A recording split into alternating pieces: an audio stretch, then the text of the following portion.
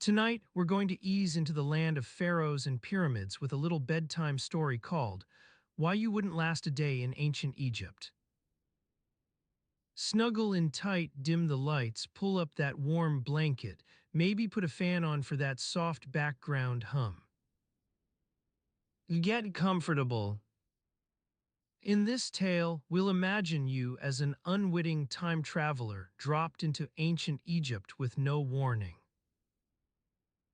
No language skills, no cultural knowledge, and no sunscreen. It's like being plunked down in the middle of Times Square without knowing where the nearest Starbucks is, but you know with more sand. We'll follow your misadventures as you try to navigate hieroglyphics, sacred rituals, and spicy food. Don't worry, it won't be all chaos. We'll take it one sleepy step at a time. So take a slow breath, close your eyes if you'd like, and let's begin our little journey through the ages together. You wake up to a sandstorm brewing outside your window, the grayish-yellow haze clinging to everything like an unwelcome relative who won't leave. Your eyes flutter open to find yourself in a small room with a low ceiling, its walls painted a soothing shade of turquoise that clashes slightly with the vibrant colors of the frescoes on the adjacent wall. The air is thick with the scent of incense and baking bread wafting from the nearby bakery. As you sit up, the wooden frame creaks beneath your weight, and the reed matting underneath shifts softly. You reach for the jug of water beside your bed and take a sip, feeling the cool liquid slide down your parched throat. The taste is bitter, but it's enough to help you shake off the lingering haze from last night's dinner. Your stomach growls in protest as you remember the meager meal. Some stale bread and a thin soup made with what seemed like an unfortunate combination of beans and questionable herbs. The sandstorm rages on outside, its gentle howling replaced by the occasional louder gust that makes your small window rattle ominously. You glance around at the familiar contours of your room, the clay oil lamp on your bedside table, the stack of papyrus scrolls against one wall, and the simple wooden chair in a corner where you like to sit and strum your lyre after dinner. Your servant Amos enters with a tray bearing 2 cups of sweet tea and a small plate piled high with still warm bread. He places it on the bedside table with a practiced flourish, his dark eyes squinting slightly as he takes in your bleary-eyed expression. "Good morning, master," he says, using the polite address reserved for those older than you. You nod at him, running a hand through your unruly hair to smooth out the tangles. The tea is just what you need, a gentle pick-me-up to get your senses aligned with the day ahead. As you sip it, Amos busies himself tidying up around the room while keeping an ear open for any sign of trouble outside. The sandstorm intensifies its muffled drumbeat against the walls and windows, but within the confines of your small space, everything feels calm and predictable, a comforting reassurance that some things in life are indeed constant. Your thoughts meander to last night's conversation with your father about the state of the Nile's flooding this year. He was concerned it might not bring enough water for their land. You recall his worried expression as you left the dinner table. You finish your tea and lean back against the bed frame, letting out a soft sigh that carries on the gentle breeze filtering through the windows. The room is quiet now except for Amos's contented humming as he polishes the brass handle of the water jug with a bit of oil and cloth. Your eyes begin to wander around the room once more, snagging on small details like the intricately carved wooden box in one corner, its lid adorned with an image of Anubis, or the collection of broken clay vessels stacked against another wall. Your gaze returns to Amos, who's now busy dusting a nearby shelf lined with dusty jars filled with unguents and spices. "You're going out today?" you ask him without looking up from your contemplation of the ceiling decorations, which depict scenes of everyday life in Thebes. An old man fishing by a tranquil lake, children chasing after goats on a sun-kissed hillside. "Yes, master," Amos replies with a nod. "I have to run some errands for mistress, buy more flour and spices from the market." The mention of your mother's household brings you back into focus. Or rather, it adds another thread to the intricate tapestry of daily tasks that make up life in ancient Egypt. As Amos exits with a quick bow, leaving the room spotless once again, you swing your legs over the side of the bed and place them firmly on the cool reed matting. Your sandals are neatly arranged beside the door, one pair for everyday wear, another slightly worn but still serviceable pair reserved for more important occasions. The sandstorm continues outside, its muffled roar a constant background hum that seems almost soothing now as you stand up and begin to make your way through the simple morning routine of ancient Egypt. Brushing your teeth with ground pumice stone, washing yourself in cool water from the nearby well, and donning fresh clothes, these tasks blend together into a familiar sequence that's both comforting and reassuring. The stillness within the room contrasts sharply with the turmoil outside. Sand particles dance through the air like tiny brown devils, swirling around windowsills trying to seep under doorways. But in your small sanctuary of a bedroom, everything feels calm, a space carved out from the chaos that lies just beyond those walls.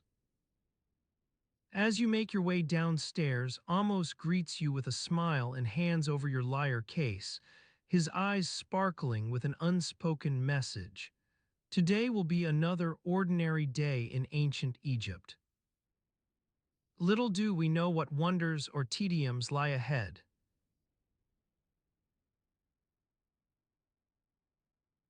As you walk through the narrow streets of ancient Thebes, the warm sun beats down on your skin, casting long shadows behind the mud brick houses. You breathe in deeply, and the scent of fresh bread wafts from a nearby bakery, mingling with the acrid smell of cooking oil and the earthy aroma of the Nile's floodplain. People hurry to and fro, their footsteps echoing off the stone walls as they go about their daily business.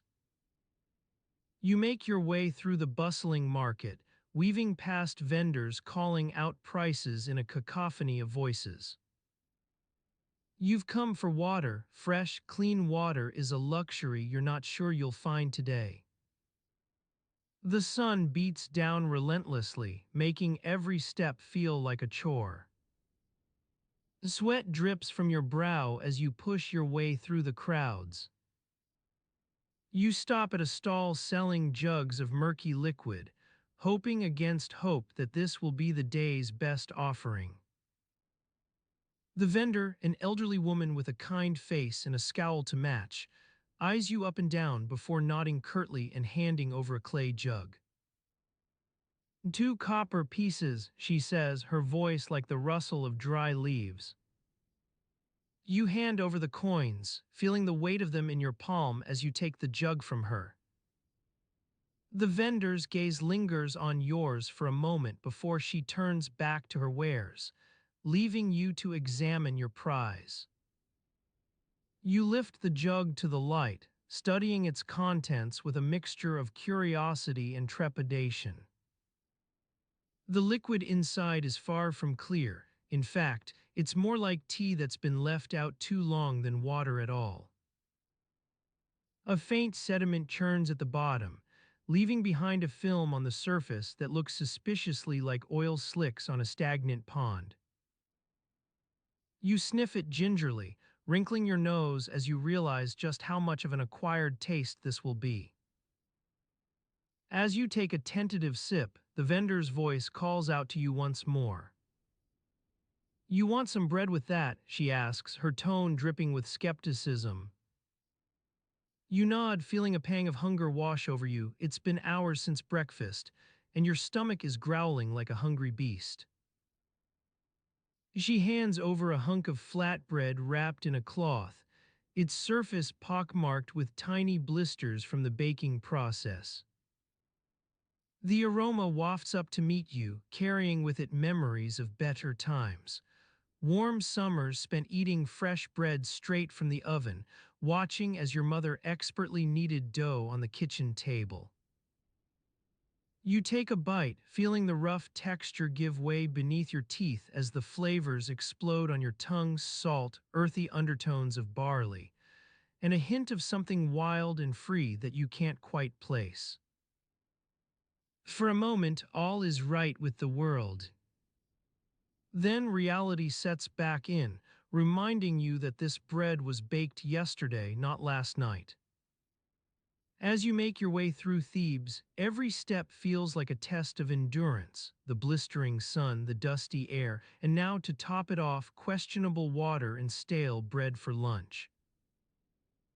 But you press on, driven by some stubborn refusal to admit defeat in this ancient game of survival. You turn a corner and suddenly find yourself facing one of Thebes' many public oases, or rather, what passes for an oasis here. A cluster of trees, their leaves battered by the dry winds that howl through these streets like lost souls. Beneath them stands a small pool of water, cloudy but seemingly fresh. A group of people huddle nearby, watching as one of their number carefully scoops up handfuls of sand and pours it into the pool's depths. You frown in confusion. What are they doing?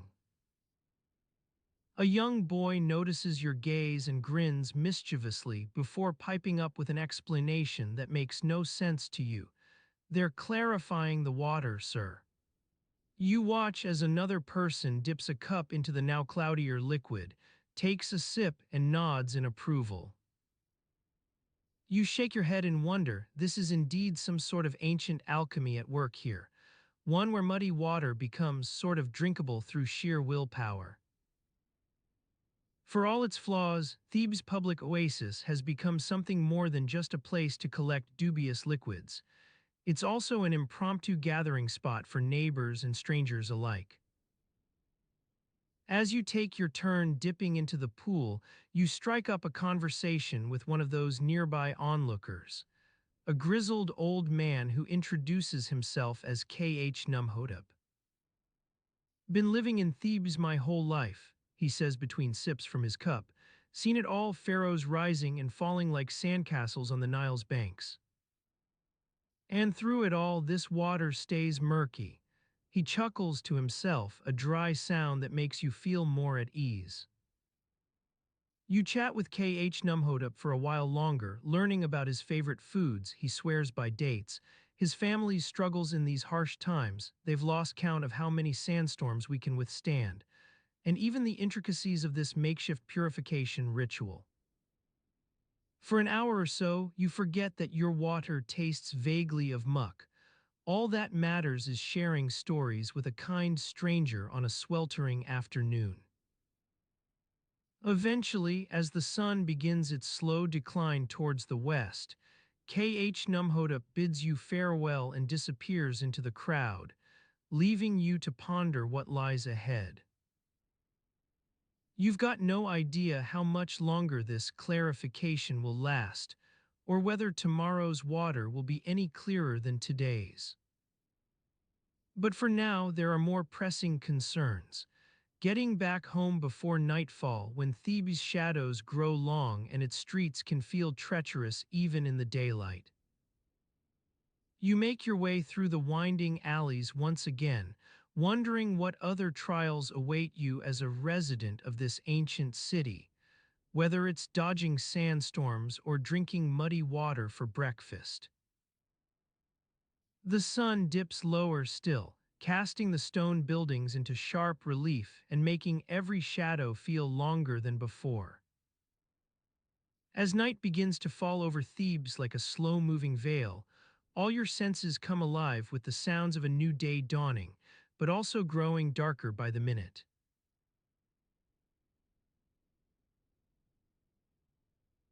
As night begins to fall over Thebes like a slow-moving veil, all your senses come alive with the sounds of a new day dawning, but also growing darker by the minute. You find yourself standing on the narrow balcony of your family's modest home in ancient Egypt, gazing out at the stars twinkling above the rooftops. A gentle breeze stirs the reeds that line the Nile's banks nearby, their slender stalks swaying softly as if conducting a nocturnal serenade. Down below, the sounds of the city begin to stir, clucking chickens, barking dogs, and murmured conversations carried on the wind. The air is alive with anticipation, like a sleepy beast slowly rousing itself from slumber. As you take in this symphony of nighttime sounds, your stomach growls softly, reminding you that it's almost time for breakfast. You've had little sleep. As usual, the constant demands of household chores and family obligations leave little room for leisure.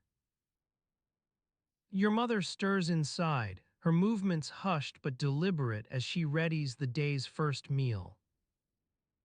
The scent of freshly baked bread wafts up from the kitchen, enticing you with its promise of warm comfort.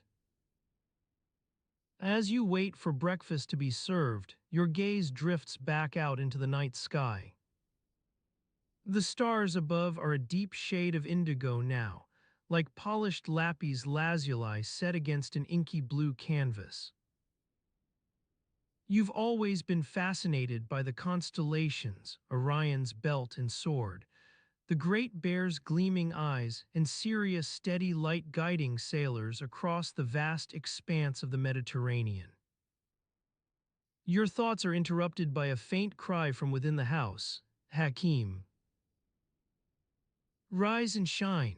Your mother calls out to you in that familiar tone, warm but firm, like a gentle hand urging an uncooperative cat towards its food bowl. You yawn, stretching your arms above your head as you reluctantly leave the balcony behind. Inside, the kitchen is already bustling with activity. The air is thick with the smells of cooking oil and baking bread, and the soft clinking of pots and pans echoes through the narrow room. Your father stands by the hearth, expertly flipping a pair of flatbreads on the hot stone griddle while your mother busies herself preparing a simple breakfast dish. Today's special fried fish from the Nile, she announces with an encouraging smile. You've had this particular dish before, but never failed to be charmed by its straightforward allure. Flaky white fish coated in a mixture of coriander and cumin, then deep fried until crispy on the outside and tender within. The morning light creeping through the windows casts long shadows across the room, illuminating dust motes dancing like tiny ballerinas above the surface of a nearby bowl. It's moments like these that remind you of life's small pleasures, the gentle dance of sunlight with dust particles, or the way your mother's hands move deftly as she arranges the breakfast dishes. As the aromas from the kitchen fill the air, your stomach growls louder in anticipation.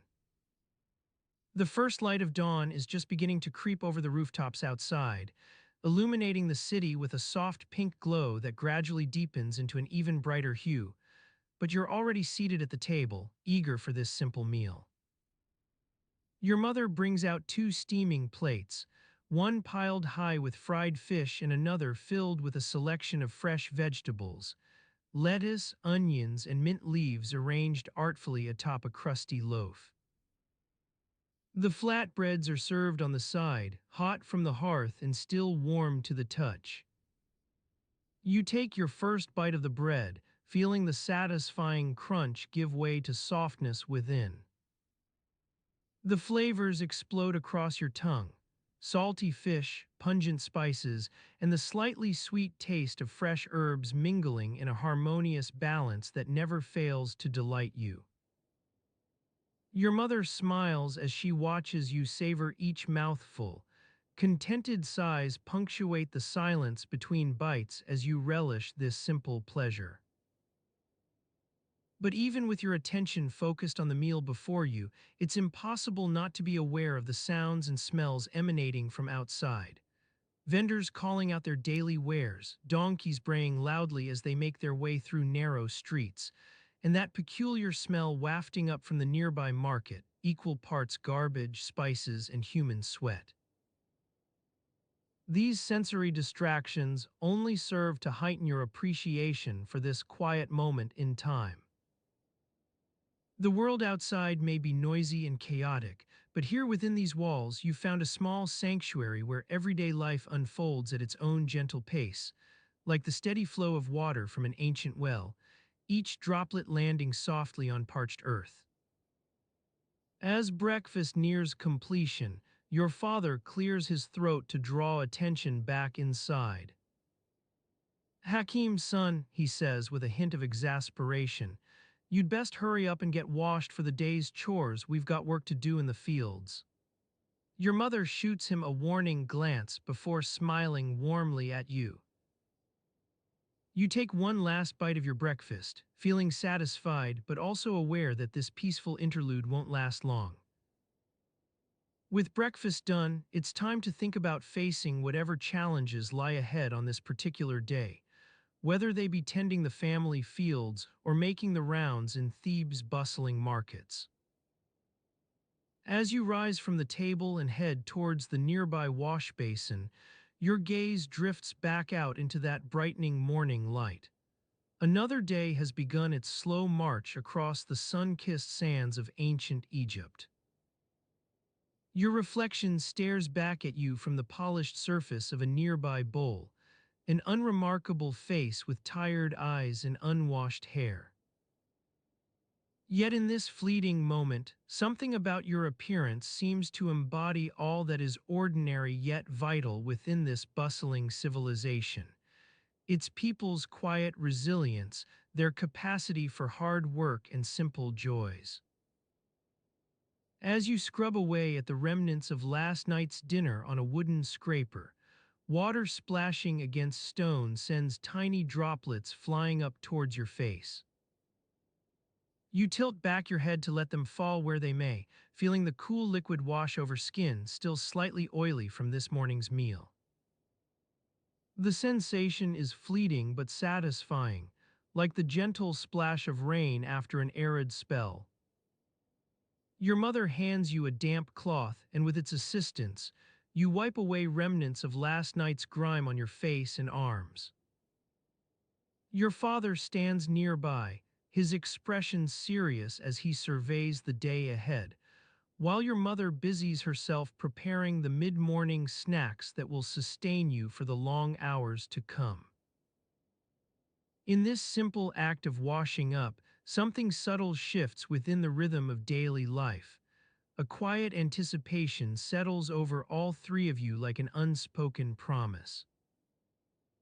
It's as if even before you've taken on any specific task or faced whatever challenges lie ahead, in that liminal space between breakfast and duty, your lives are already intertwined with those of countless others scattered throughout this sprawling metropolis.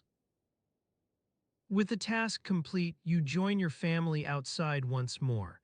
A quick nod to acknowledge each other's fatigue, the soft creaking of wooden sandals as all three of you make your way towards the door. The day ahead beckons, full of its own set of trials and rewards, but also containing within it moments both familiar and unknown. You slip on your worn leather tunic, feeling a hint of morning breeze rustle against skin still slightly damp from washing up. Your mother hands each family member a woven bag slung over their shoulder. Inside lies the day's basic provisions, water, skins, bread for lunch, and perhaps some dried fruit or figs to snack upon. As you step out into this vibrant city, sounds blend together in an ever-changing tapestry of humanity. Merchants calling out prices, children playing loudly near a nearby temple, and above all else, that eternal thrumming hum, the steady heartbeat of ancient Egypt pulsating through every aspect of daily life. As you step out into this vibrant city, sounds blend together in an ever-changing tapestry of humanity.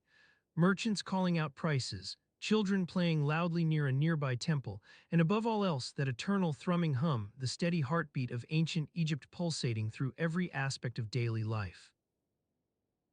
The air is alive with the scent of fresh bread wafting from ovens, the acrid tang of burning incense carrying on the breeze, and the musky smell of sweat-drenched bodies hurrying to their daily destinations.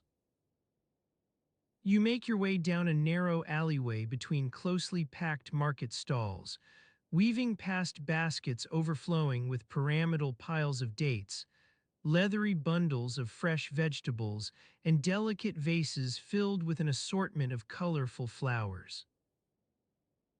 The sun beats down upon you, casting long shadows that stretch across the cobblestone street like skeletal fingers reaching out to snatch at your ankles. You've been walking for what feels like hours, but in reality, it's only a few short minutes since leaving your humble abode behind. Your stomach growls with anticipation as you navigate through the crowded streets, following the savory aroma of sizzling meats and steaming vegetables wafting from the nearby food stalls. You pause at one stall in particular, where a kindly old man greets you with a warm smile and offers you a taste of his freshly cooked delicacy, crispy fried falafel wrapped in a fluffy pita bread.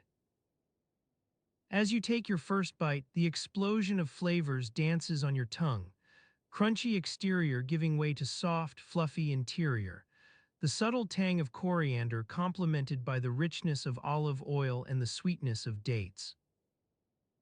Your senses come alive with each successive bite, transporting you to a world where time stands still, and all that exists is this fleeting moment, the taste, the texture, the sensation. For an instant, you forget about your daily worries, the long hours spent as a scribe in the temple, the tedious chore of recording grain measurements for the Pharaohs' storehouses, or even the pressing concern of finding a suitable marriage partner. All these mundane concerns melt away as you savor this culinary delight. However, reality soon reasserts itself. Your stomach growls once more, reminding you that it's been far too long since last evening's meal. You finish off the falafel and continue on your way, the sounds of the city growing louder with each passing moment. Merchants hawking their wares, children arguing over a ballgame near an open well, and above all else, that eternal thrumming hum. As you make your way deeper into the heart of the city, you begin to notice something peculiar. The streets narrow down further still, becoming even more congested with each new alleyway you navigate. You push through crowds of people bustling about their daily business, merchants calling out prices, artisans hammering away at their latest creations, and servants scurrying back and forth carrying baskets of fresh produce. It's here that you notice something particularly intriguing: the way in which ancient Egypt has managed to balance its own unique blend of public spaces with a sense of community. In one corner, a small group of elders huddle together in animated discussion. Nearby, a family gathers around an elderly storyteller who weaves tales of mythological creatures and legendary heroes.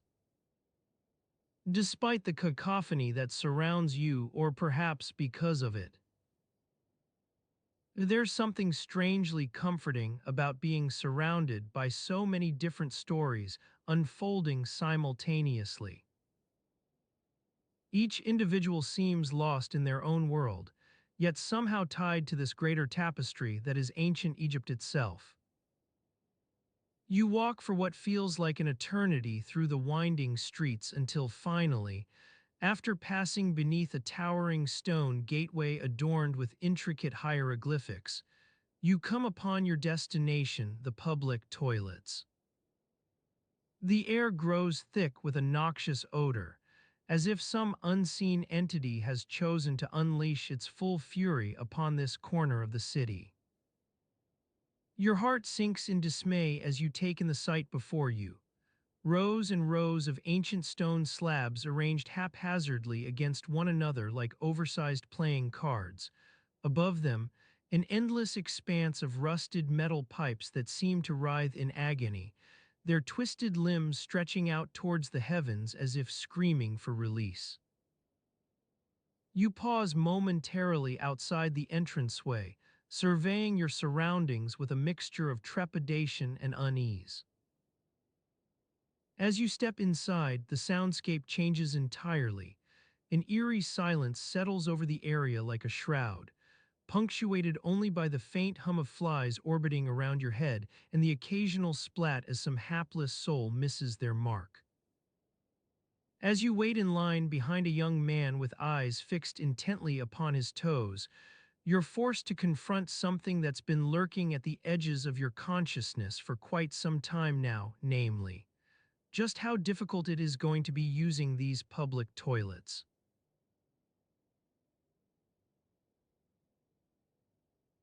You're finally relieved of your toilet duties and step out into the warm sunlight, blinking away the dimly lit gloom that clings to you like a damp shroud. The air is thick with the smells of cooking meat and fresh bread wafting from nearby stalls, but beneath those aromas lies the rich, loamy scent of the Nile itself, a reminder that you're never far from its banks here in ancient Egypt. As you make your way through the crowded streets, weaving past merchants hawking their wares and pedestrians hurrying to get somewhere else entirely, you notice people pausing at street corners or leaning against doorway posts, eyeing you with an air of curiosity.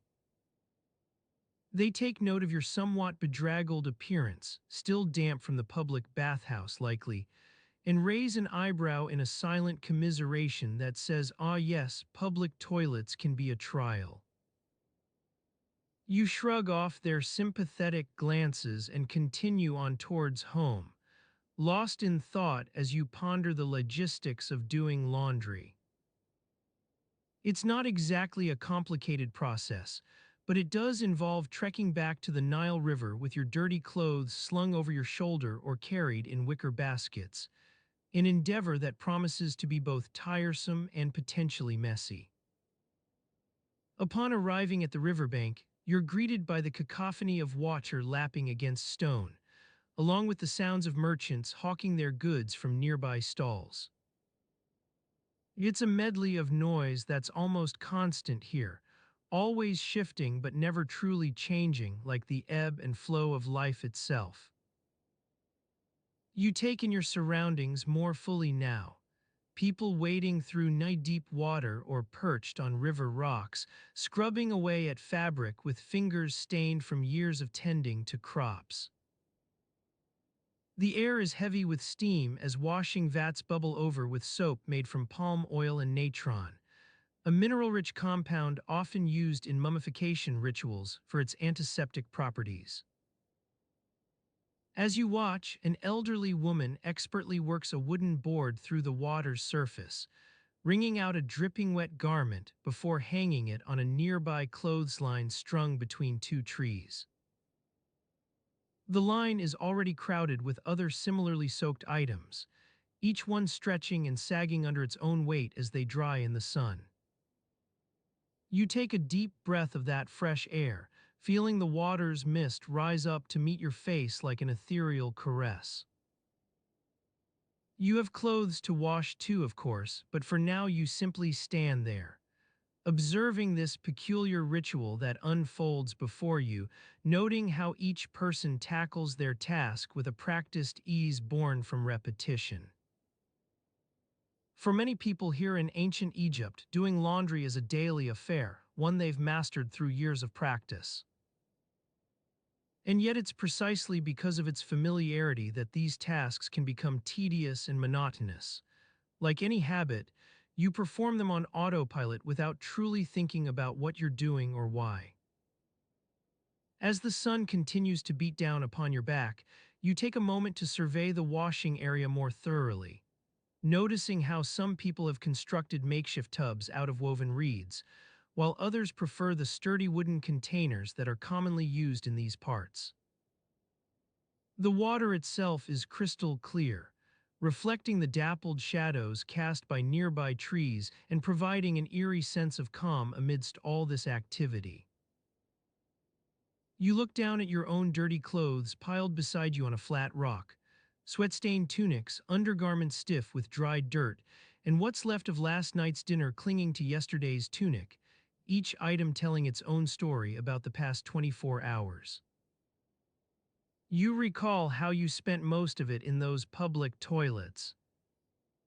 Your train of thought is interrupted by an elderly man calling out from across the river.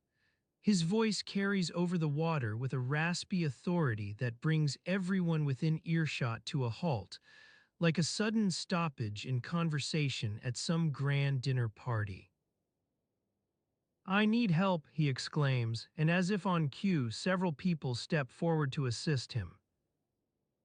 You watch this minor commotion unfold from your vantage point by the riverbank, observing how these small interruptions can momentarily hold up entire operations, causing some workers to temporarily leave their tasks behind while others jump in to lend a hand.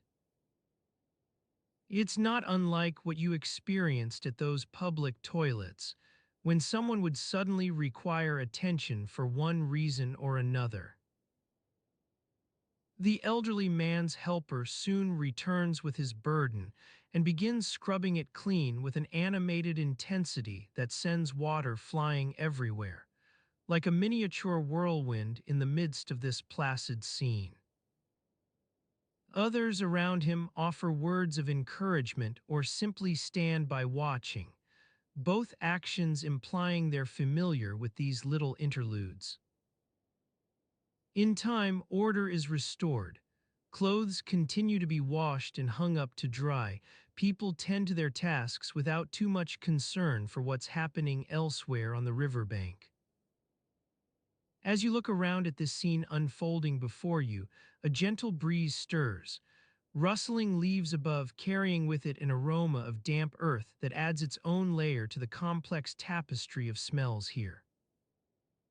With your laundry preparations finally underway, you take up where those others have left off, carefully sorting out clothes into piles for washing and wringing, making sure not to oversaturate anything too delicate or critical. As water splashes against stone nearby, sometimes causing tiny waves that ripple through the river's surface like some aquatic memory of a distant storm, your hands move steadily on, almost as if performing an ingrained ritual, each movement accompanied by its own quiet confidence. And so you work at this chore with all due care and attention to detail, though your mind may wander or perhaps even drift back towards those crowded public toilets from earlier.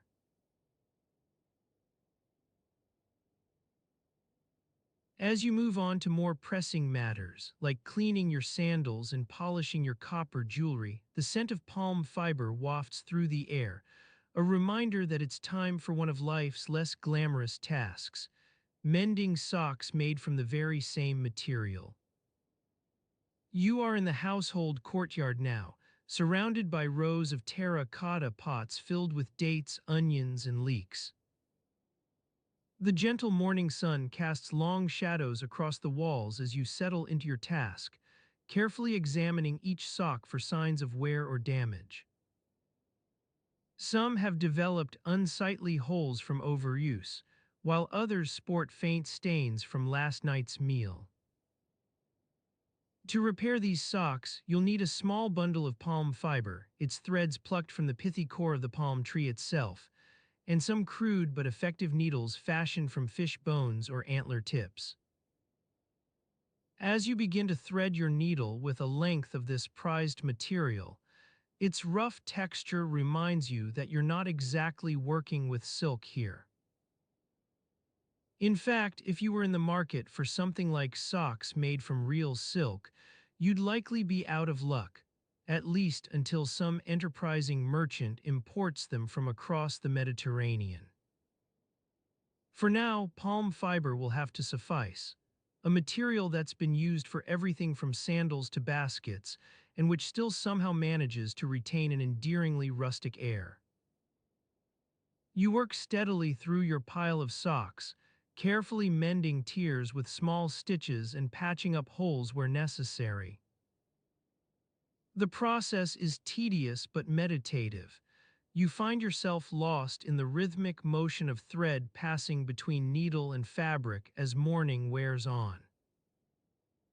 As the sun climbs higher in the sky, its rays cast an increasing amount of glare off the courtyard's polished stone floor.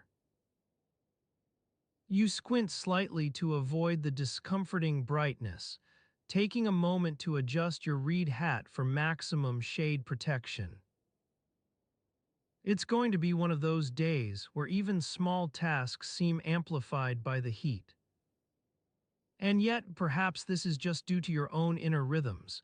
You're starting to feel more attuned to the morning's gentle pace. The soundscape around you has shifted too. What started as a medley of birdsong and distant hammering on metal now includes the periodic chime of nearby cymbals signaling another day begun for some household. You pause in your work to take a sip from your clay cup, its contents long since turned lukewarm. The taste is nothing remarkable, more like water that sat out too long, but you're parched enough not to mind the bland flavor all that much. In fact, as you swallow and continue working on those socks, you start to appreciate just how pleasant it feels to be doing something quietly productive. The household around you has begun its morning routine in earnest. Food is being prepared over an open flame while someone else takes a moment to oil their sandals with some mixture of olive oil and powdered pumice. Meanwhile, the air remains thick with the smell of cooking leeks, at least until the kitchen staff decides it's time for something new. In a nearby corner of the courtyard, a small cluster of children are engaged in what looks like an impromptu game of tag, their shrieks of laughter carrying easily on the morning breeze. Their mother calls out from where she sits with her own work, some intricate weaving project that requires her full attention, to remind them all about their duties once playtime ends. You can almost feel the gentle weight of tradition pressing down upon you. In this household, as in countless others across ancient Egypt, it's not just a matter of completing your tasks on time, but also doing so with an eye towards maintaining social harmony. A good day is one where everyone gets their work done without too much fuss, and that includes even the most mundane-seeming chores like mending socks. As you press on through this morning's activities, the sun continues its steady climb in the sky above, casting everything in a warm yet slightly bleary light. It's not quite noon just yet, but already the courtyard is starting to feel like it's been here for hours, as if time itself has slowed down enough that even simple tasks can be done with a measure of calmness.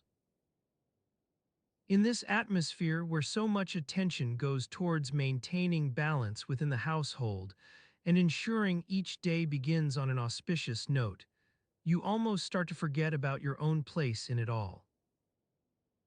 Socks made from palm fiber are, after all, simply one small part of what needs doing, a reminder that even the most ordinary-seeming lives are built upon countless tiny details. But for now, as you settle back into work on those socks, your attention is drawn towards something more immediate, like the faint scent of fresh bread wafting through the air from nearby. It's still some time before lunch will be ready, but already your stomach starts to rumble at the prospect, another small pleasure waiting patiently in the wings. The children have finished their game and are now sitting quietly near their mother, watching with varying degrees of interest as she works her loom. Their father, out early this morning for some task or other, will likely be home soon, and when he is, the household routine shifts slightly once more, a new schedule of duties to attend to. You continue mending your socks, aware that you're not just patching together threads, but also contributing in small ways to keep everything moving along smoothly. The rhythm of this morning has become almost hypnotic, each task woven into the next like so many individual strands within some intricate tapestry. It's only once the bread arrives from the bakery down the street, fresh out of the oven and steaming hot with a faint sheen on its surface, that you pause to take in another brief respite. Your stomach rumbles louder now, it really is time for lunch. For a moment or two after finishing your meal, you sit back against one of the nearby pillars, watching as some neighbor arrives bearing a load of papyrus and scrolls for sale, while others hurry about their day's business, fetching water from the well nearby or simply strolling through the courtyard with no particular destination in mind. Life has its routines, even those that seem dull at first glance hold an inherent value when seen within this larger tapestry. And as you gradually shift your attention back towards completing these mended socks, it starts to feel almost familiar, a sensation akin to slipping into well-worn sandals or settling into the same old reed hat. You know what comes next, at least for now, because routines like yours have become second nature over countless days spent in this courtyard under these very same sunbeams. And as you settle back down, thread poised ready on needle tip once more, it's almost enough to make one feel almost at home.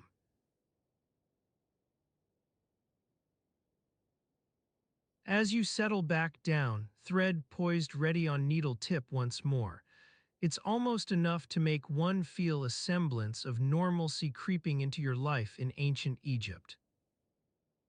The sun beats down upon the clay walls of your humble dwelling, casting long shadows that stretch and yawn like lazy beasts as they dance across the floor.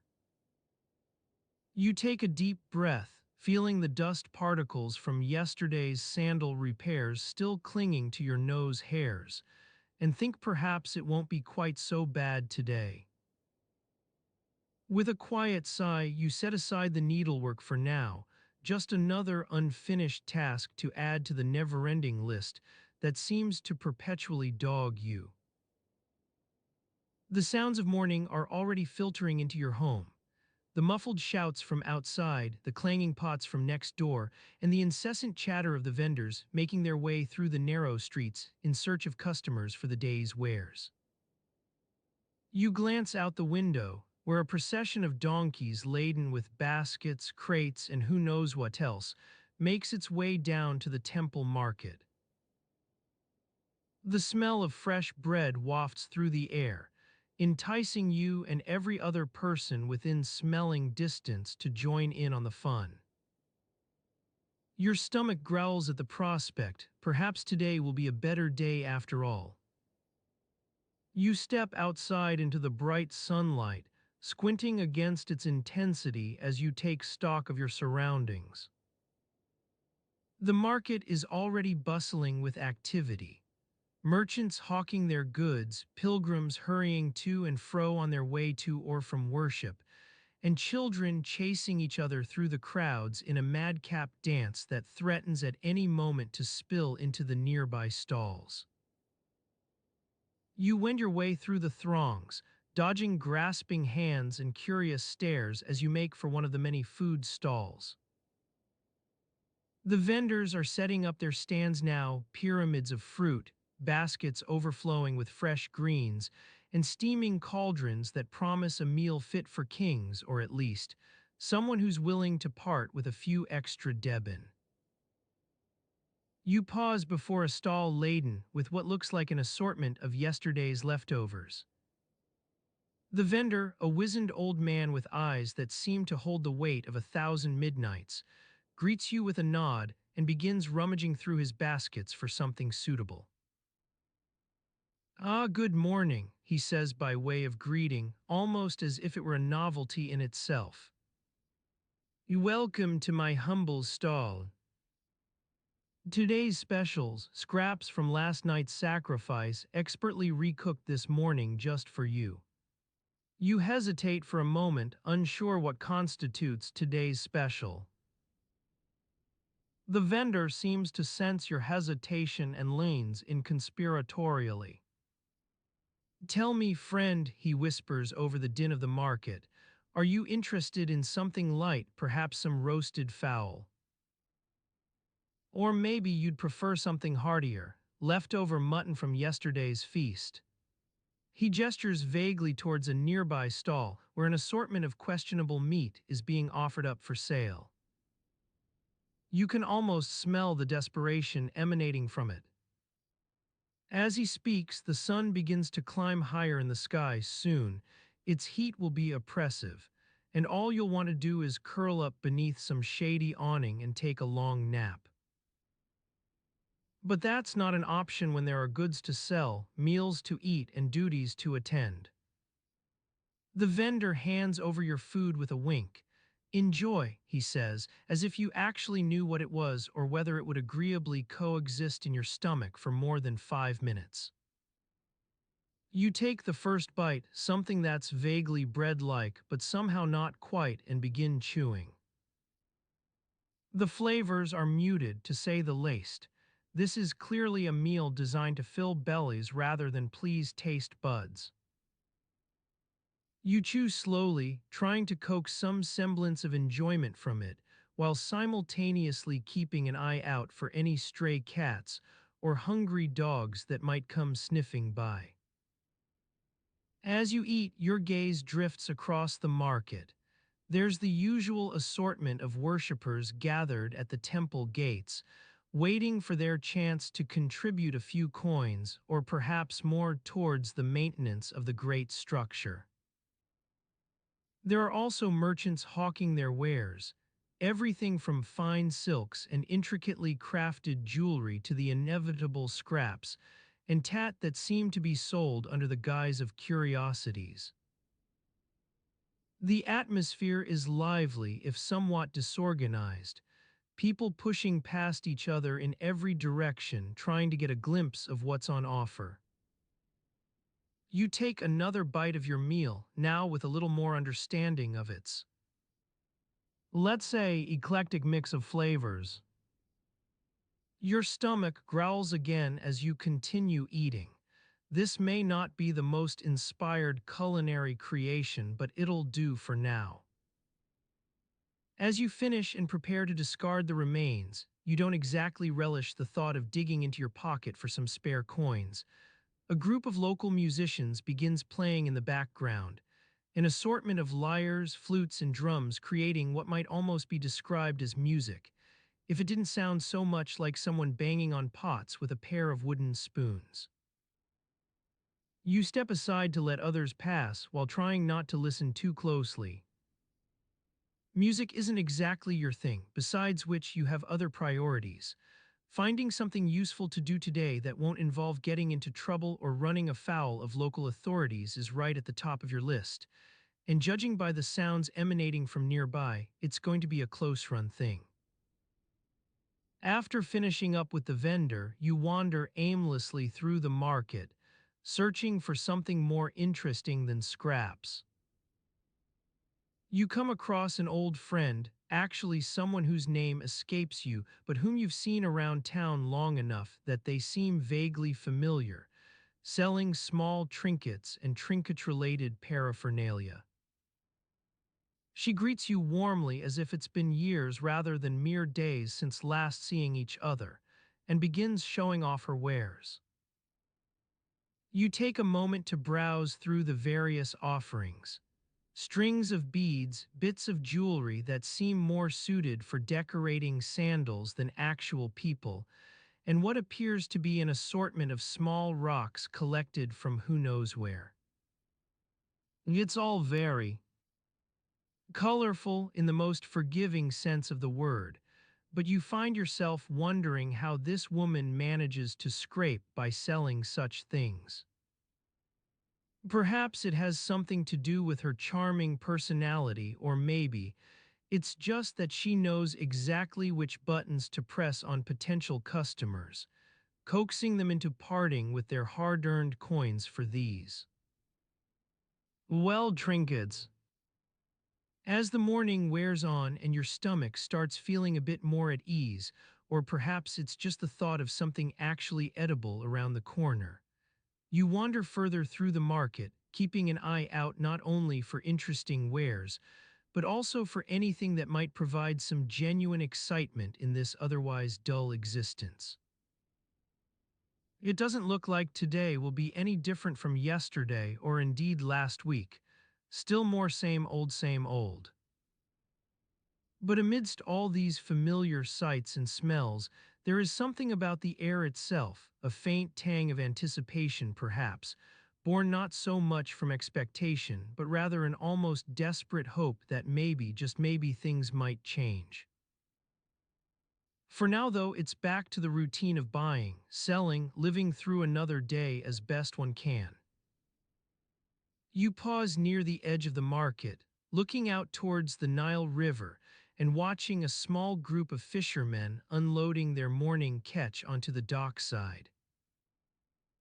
The sun beats down upon them, or rather, what passes for sun in this sweltering climate. It's more like an oppressive blanket that hangs over everything. As you gaze idly at these daily sights, you can't help but wonder if anyone else is feeling as listless and uninspired by life here. Or perhaps they're all simply better at hiding it than you are.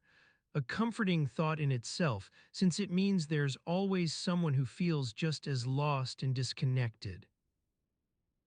The sun continues to climb higher into the sky, spreading its unrelenting heat across everything in sight.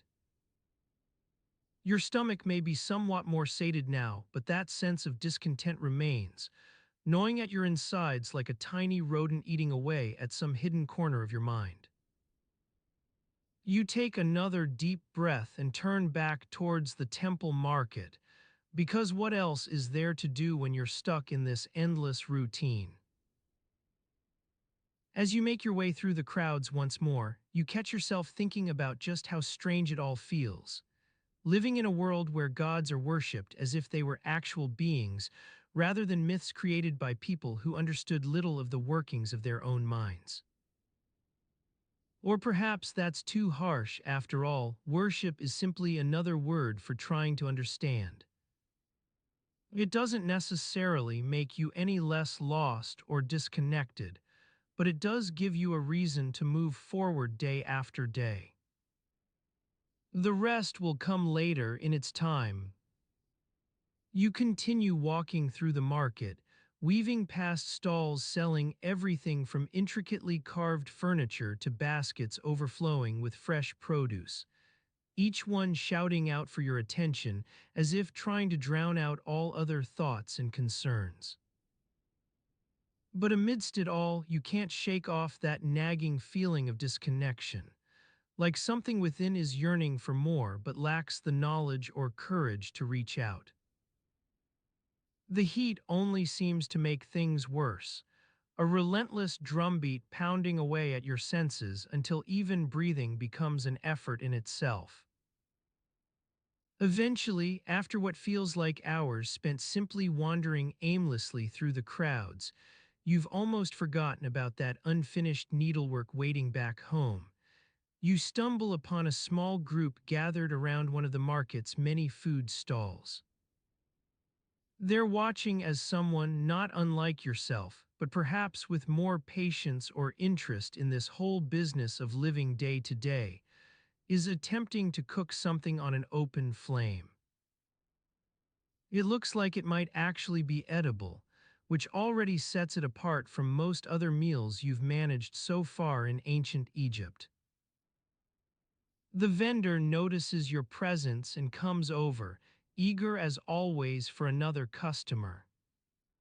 You're welcome. Try this specialty of mine, roasted fowl fresh this morning. He holds out a plate with what appears to be actual food on it, not the scraps or leftovers from last night's feast, but something genuinely made today in the hopes that someone would find it edible. Your stomach growls again, reminding you just how long it has been since your last proper meal. You consider taking another bite of whatever it was you had earlier, but somehow managed to resist the urge, a small victory perhaps.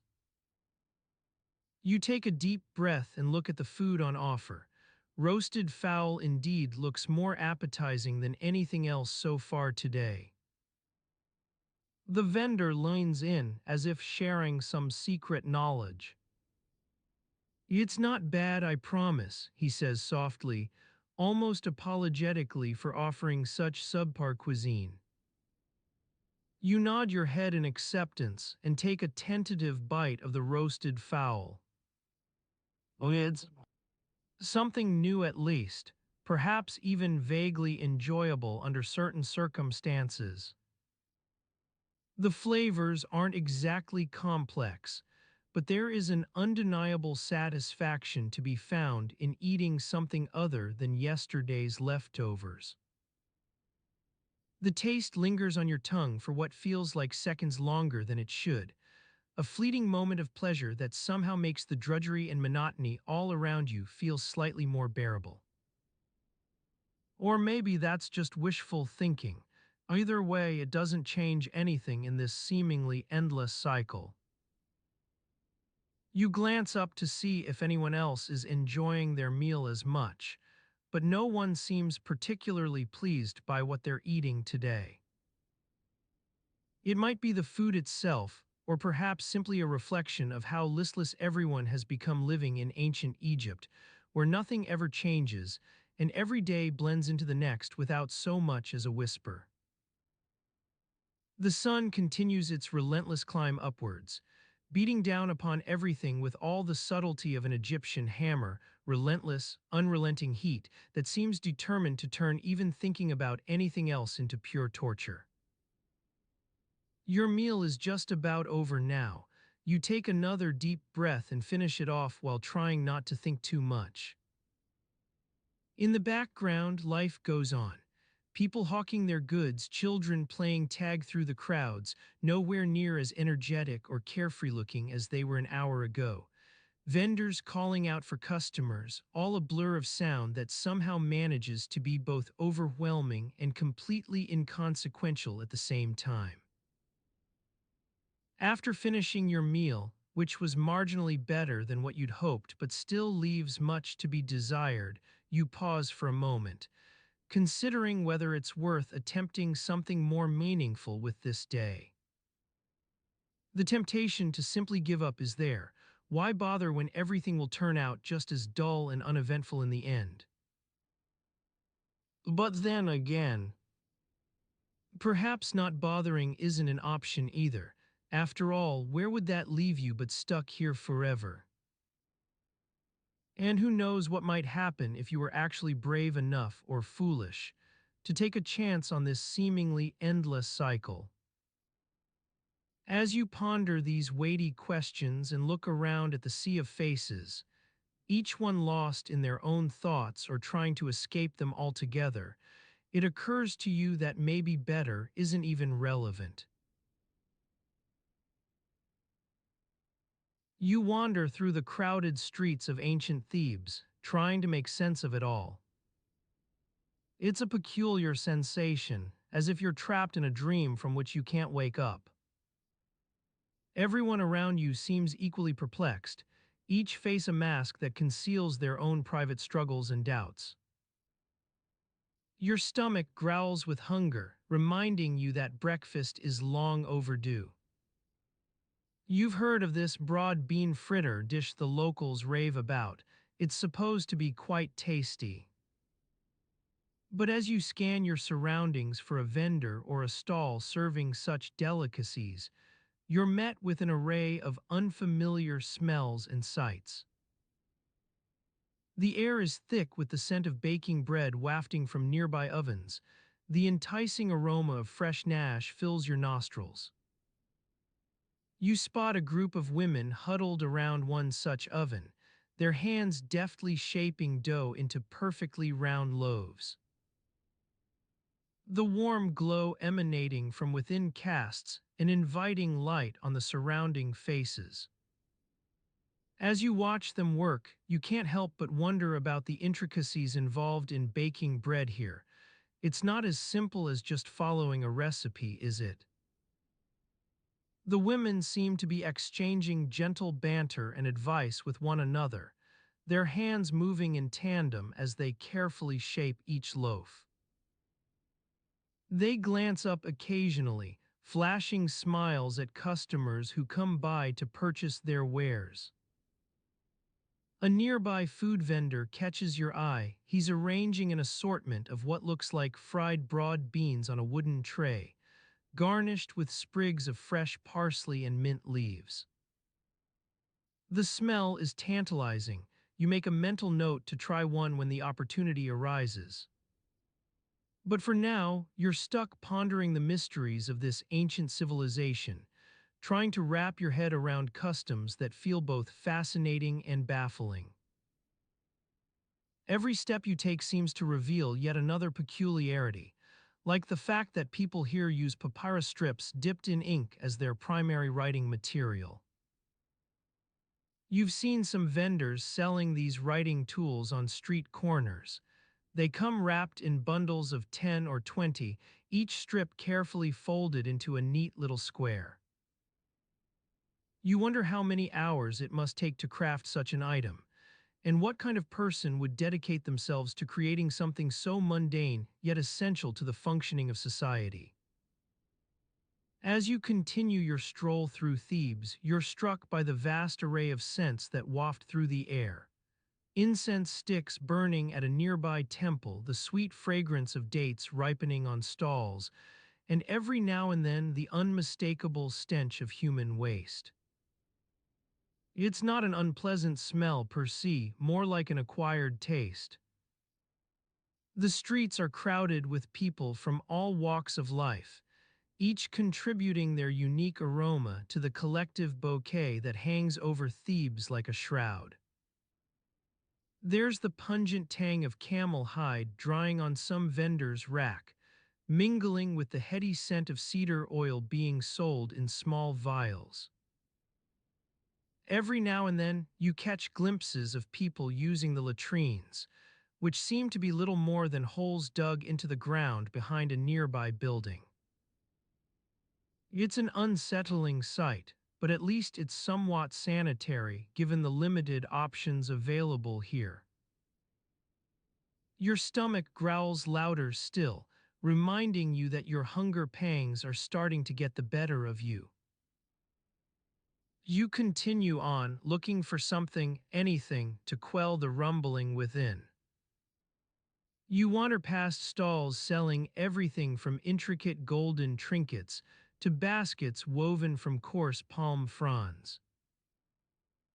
The vendors' cries echo through the air as they haggle with customers over prices and quality.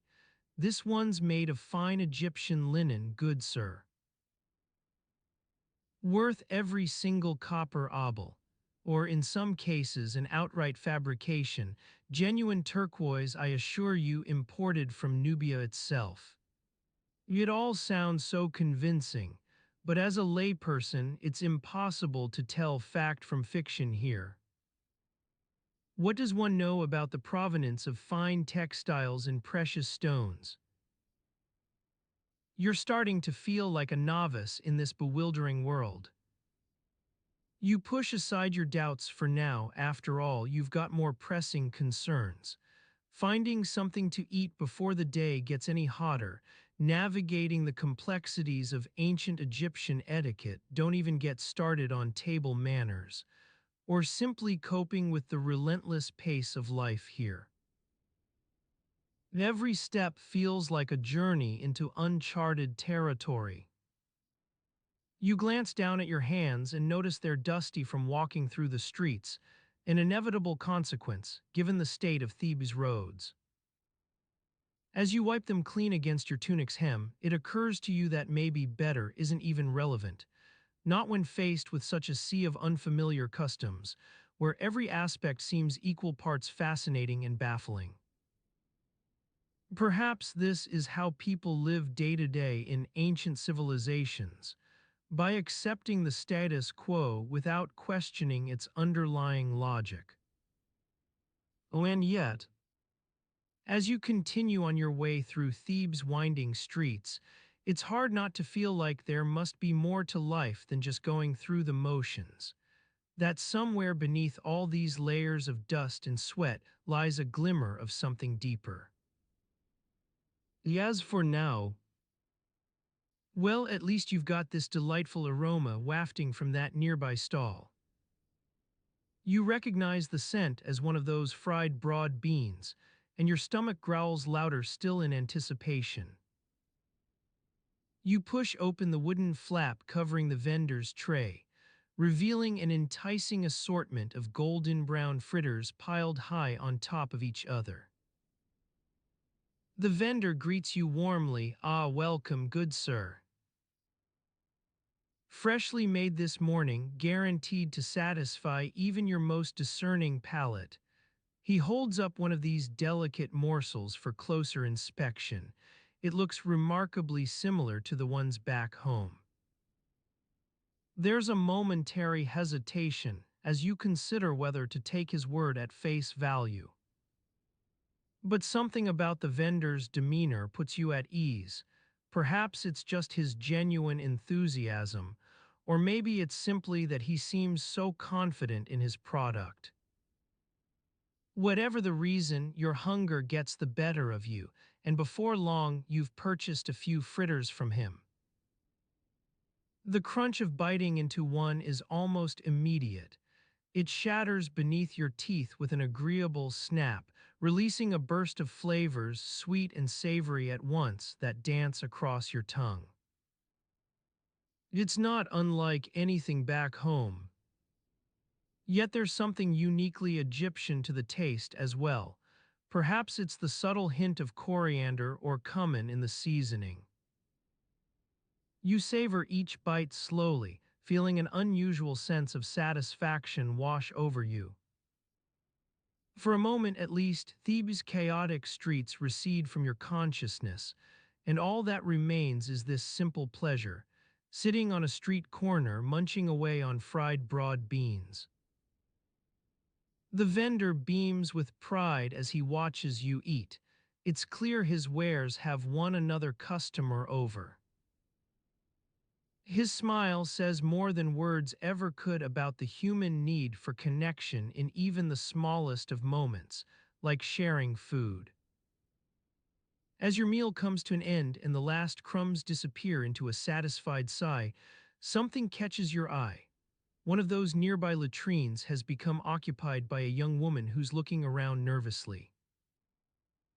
It seems you're not alone in recognizing that there aren't exactly flush toilets lining every street corner here. You glance away quickly. After all, it's none of your business how the locals handle their personal needs. But as your gaze drifts back to her, a thought occurs. At least with an empty papyrus strip and some water from that nearby well, things could be worse. It might even become second nature before long. For now, well, after all this time exploring Thebes streets without too many mishaps, save for one rather embarrassing incident involving an unripe figgy, you're beginning to appreciate the peculiarities of life here. And perhaps it's only fair that today should bring its own share of surprises.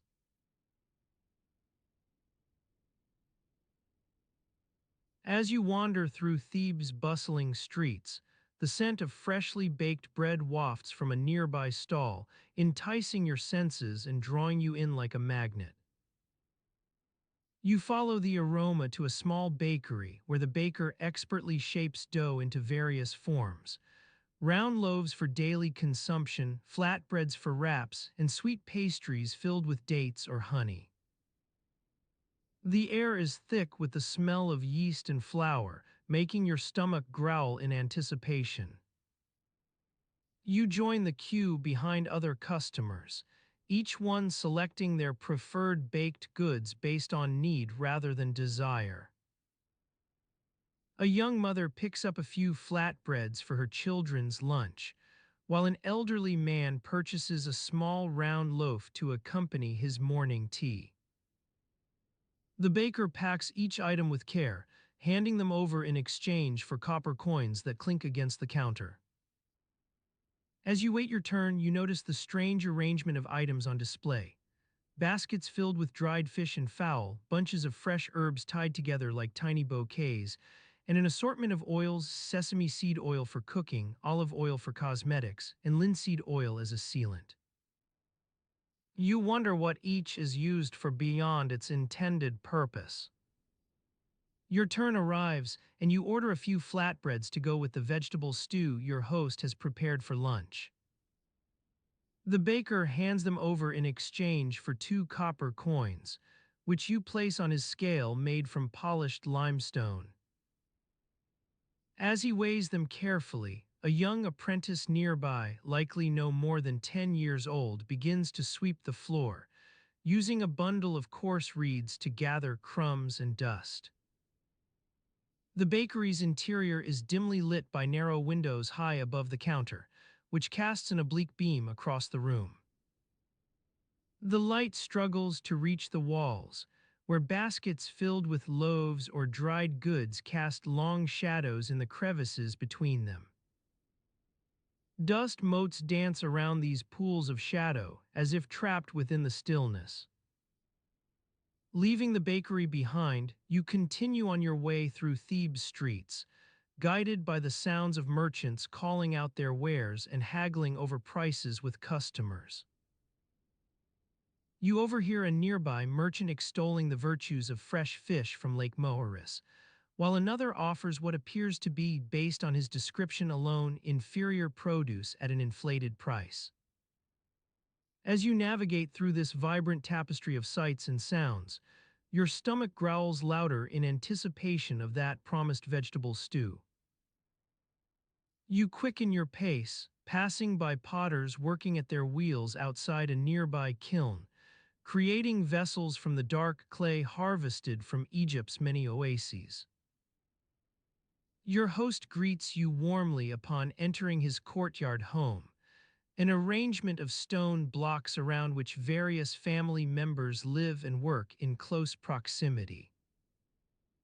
The scent of baking flatbreads lingers on your clothes as you remove them, exchanging them for a simple tunic worn during the day. The noonday sun casts long shadows across the courtyard, highlighting areas where dust accumulates, beneath furniture, along baseboards, or within hidden crevices between stones.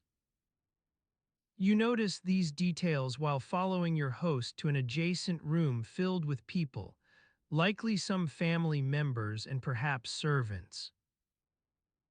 Your stomach's growls prompt your host to ask if you're hungry. He invites everyone present to join in the meal about to be served. Conversation flows as freely as water from a nearby well, though it is clear that most of those gathered here are not particularly interested in discussing anything other than their immediate needs or personal grievances. A young servant, perhaps no more than 15 years old, carries out steaming dishes filled with what looks like rich vegetable stew accompanied by an assortment of flatbreads. You recognize some items from your recent bakery visit, while others appear to be new additions to the menu. As you take a seat on one of several intricately woven reed mats surrounding the table, the young servant hands each person their portion before pouring water into clay cups for everyone's refreshment. Conversation continues at its leisurely pace as people begin eating, occasionally breaking off to address someone across the room or inquiring about an ongoing project. You sample a piece of flatbread with your stew and find it surprisingly flavorful, though you note that no one mentions anything beyond basic conversation during meals. They do not engage in lively debates nor make any bold claims. A nearby woman uses a wad of papyrus to wipe her lips clean after finishing the last morsel from her plate. The meal concludes with everyone pushing their plates away and relaxing into the quiet atmosphere now reigning over the room. Conversation turns toward family gossip or stories about recent events in Thebes, nothing that would ever make its way beyond these walls, nor anything worthy of being recorded for posterity. A faint breeze stirs through an open window above your head as you lean back against a nearby pillar, letting out contented sighs and murmurs.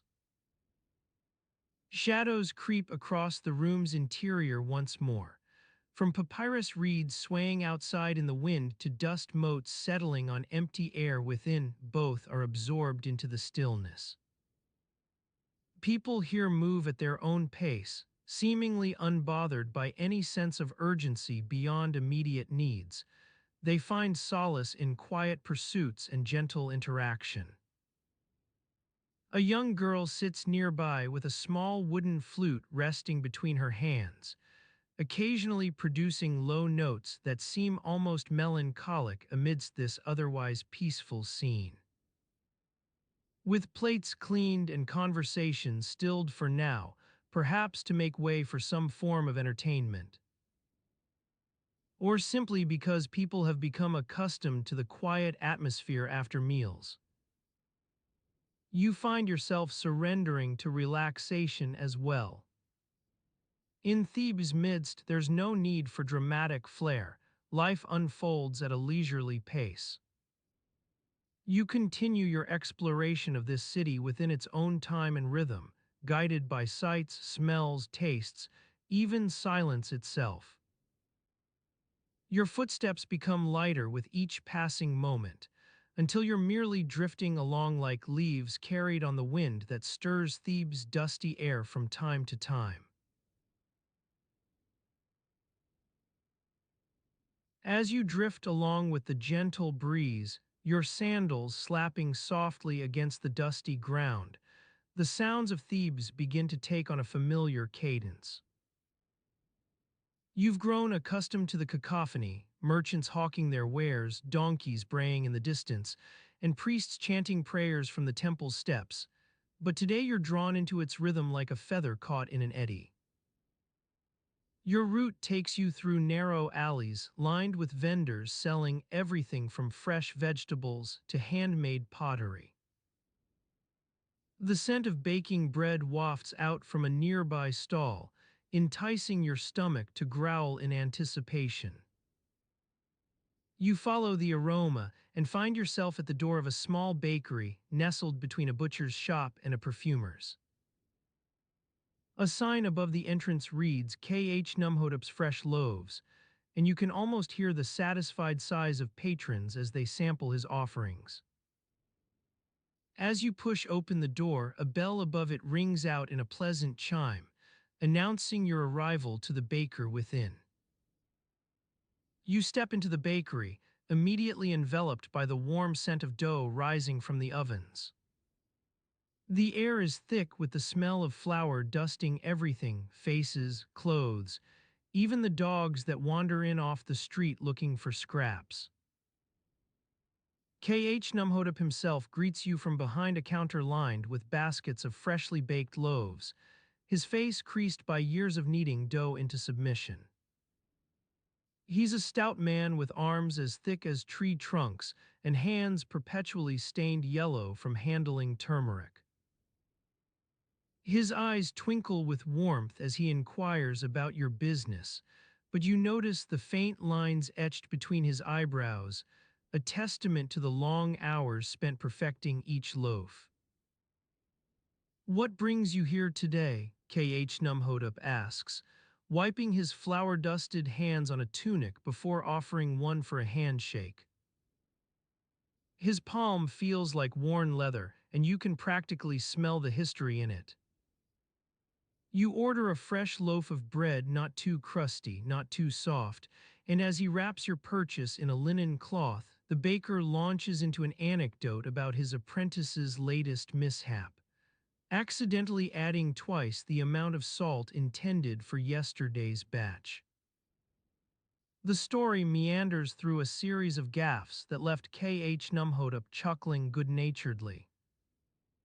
While waiting for your bread to be prepared, you take in the bakery itself, a cramped space with ovens built into one wall and wooden shelves along another, stacked high with baskets containing various types of flour. The air is heavy with dust, making it hard to see more than a few feet across the room without squinting. K.H. Numhodop leads you out back to where his assistants work on preparing dough for the day's batch. One young woman kneads a massive ball of dough with an intense focus that would be admirable if not accompanied by such evident discomfort, her face twisted in concentration, sweat glistening above her brow, and muscles bulging from beneath her tunic. The back room is less tidy than the front section, where customers rarely venture. Flour dust coats every surface, making it seem as though a fine powder snow has blanketed everything within reach. The assistant you see kneading dough steps out of your line of sight for an instant and then returns with two baskets full of fresh loaves, one neatly stacked on top the other.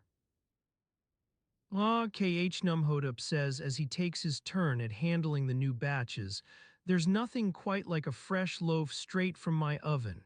He hands you the package wrapped in linen.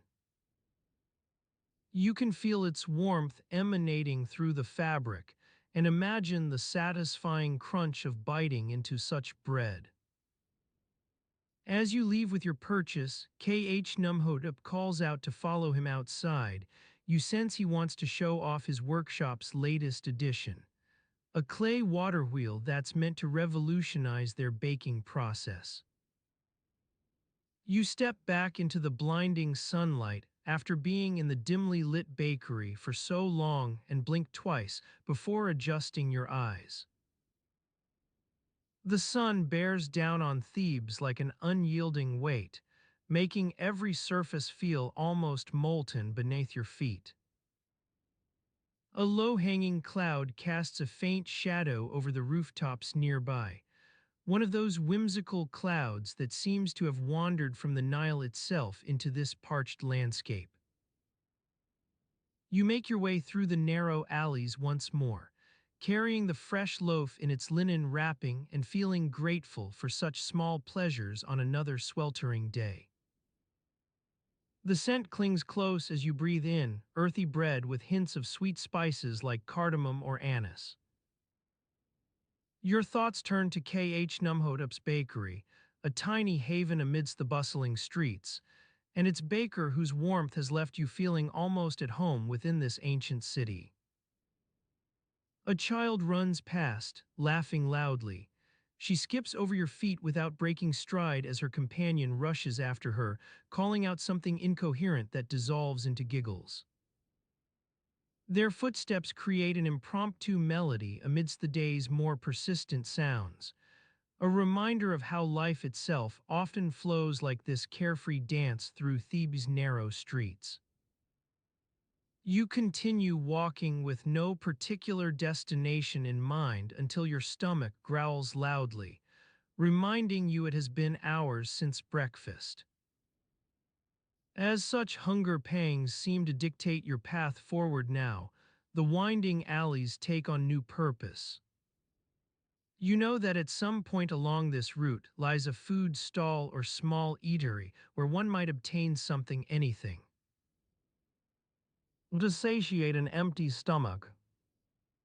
You pass by market stalls selling everything from live chickens to intricately decorated pottery.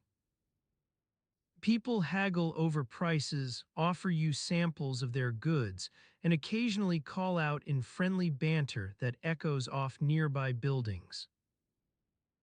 The cacophony becomes a familiar rhythm as your senses tune into it, much like adjusting the tuning pegs on an instrument. Eventually, after navigating through what feels like acres of crowded alleys, you spot a small eatery tucked between two larger market stalls, its sign reading Tamer's tempting tastes in neat hieroglyphics. The aroma wafting from this place is nothing short of intoxicating, succulent meats roasting on skewers or grilling over open flames. Your stomach growls louder still as you step inside, where Tamer greets you with a wide smile and an offer to serve the day's specials: roasted goat meat served in flatbreads or perhaps some fried fish caught fresh from the Nile. His kitchen is even more cramped than K.H. Numhodop's bakery, but feels cozy due to warm lighting provided by clay lanterns hanging above various food preparation stations. Tamer enthusiastically recommends his specialty for today: a mixture of grilled meats wrapped within thin strips of dough that have been cooked on both sides until crispy and golden. He hands you one with a flourish, the scent so enticing it practically dances across your nostrils as he urges you to take a bite, all while maintaining an air of expectation that this will be the most satisfying meal yet in your day. You do take a bite. As you take a bite of the offering, the tender flesh dissolves on your tongue, releasing a cascade of flavors that mingle with the scent of fresh herbs and spices wafting from the nearby marketplace.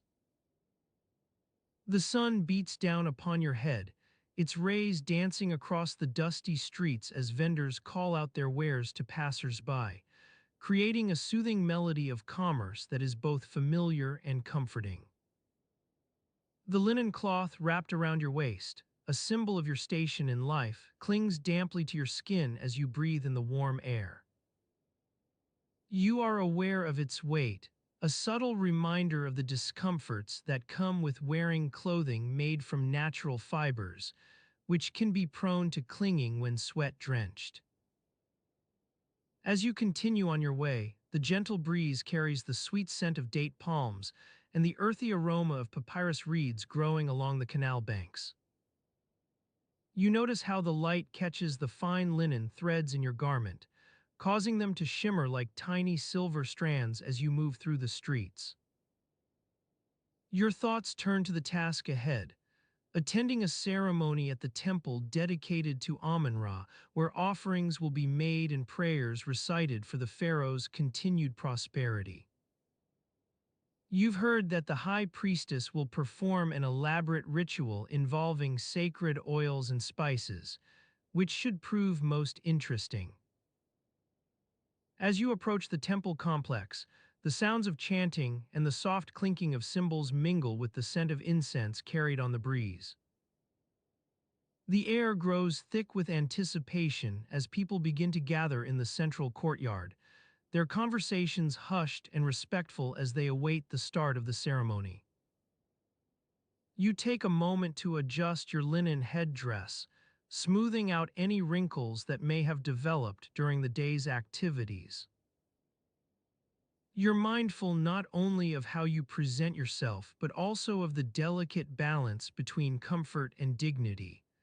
After all, as an ordinary citizen, it's essential to maintain an air of respectability while attending such events. The sun begins its descent toward the horizon, casting long shadows across the courtyard and illuminating the intricate hieroglyphs adorning the temple walls. As you make your way through the crowd, you notice how the cool breeze has brought out the fragrances from the nearby gardens, a mix of blooming flowers and fresh greenery that mingles with the scent of baking bread wafting from the kitchen within. Your stomach growls softly as you think about the meal awaiting you after the ceremony. You've heard rumors of an exceptional dish being prepared by one of the temple's cooks, a rich stew made with tender chunks of beef, carefully seasoned with imported spices and served over fragrant rice. The chanting grows louder as the high priestess begins to lead the procession into the main hall. The air is charged with expectation, not only for the ritual itself, but also for the social interactions that will follow, an opportunity for you to network, exchange stories of your day's activities, and perhaps even secure a favorable connection or two. As you take your place among the assembled crowd, the censers begin their gentle tinkle-tinkle as they pass through the hall. The air thickens with anticipation, filled with whispers and expectant murmurs as everyone waits for the high priestess to start the proceedings. You feel a subtle tug on your linen garment where it's been clinging to your skin, an irritant that refuses to be ignored. You discreetly adjust its folds, smoothing out any wrinkles while keeping one eye trained on the temple entrance, ready to follow the procession into the main hall as soon as it begins. The high priestess raises her hands in a gesture of welcome, and the chanting reaches a crescendo before dying away with an almost imperceptible whisper.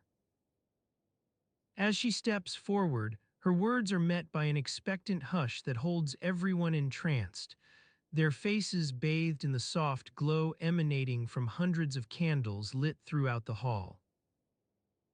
In this tranquil atmosphere, you allow yourself to become immersed in the ritual unfolding before you. The scent of incense wafts through your nostrils as you breathe deeply, feeling a sense of peace settle over you like the gentle lapping of waves on a summer shore.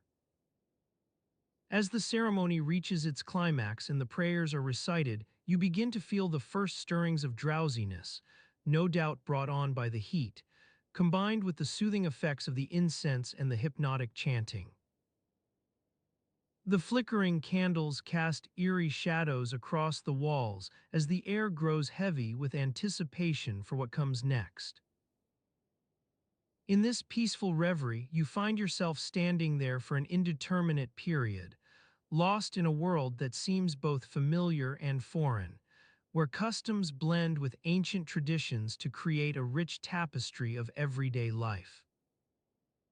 The gentle rustle of linen threads against your skin provides a calming accompaniment as the high priestess's words dissolve into silence.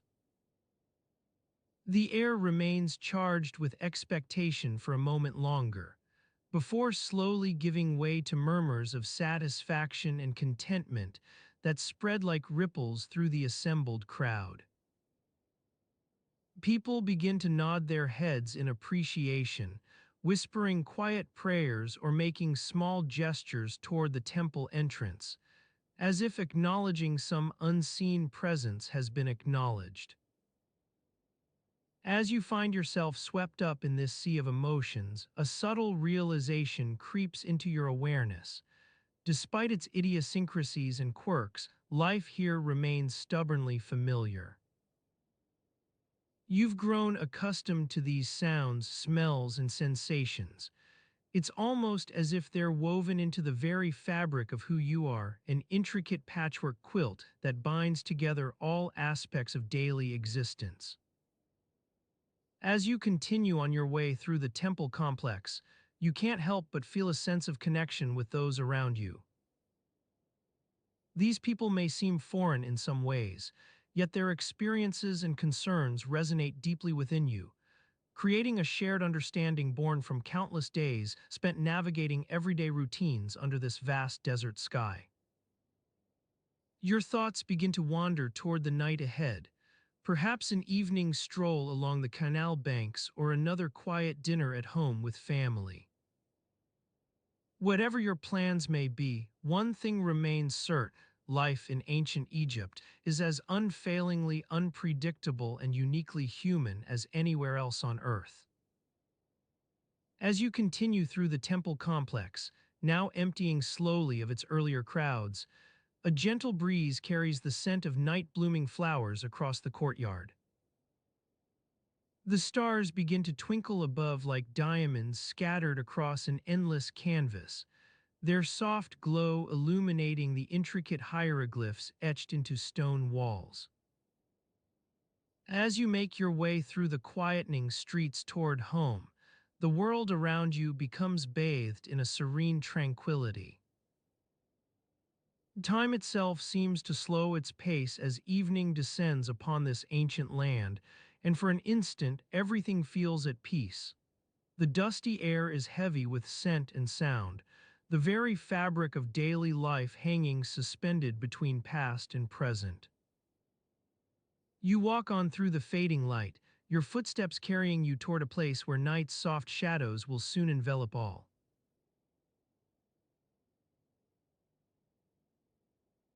As you walk on through the fading light, your footsteps carrying you toward a place where night's soft shadows will soon envelop all, the air grows thick with the scent of baking bread wafting from the nearby ovens.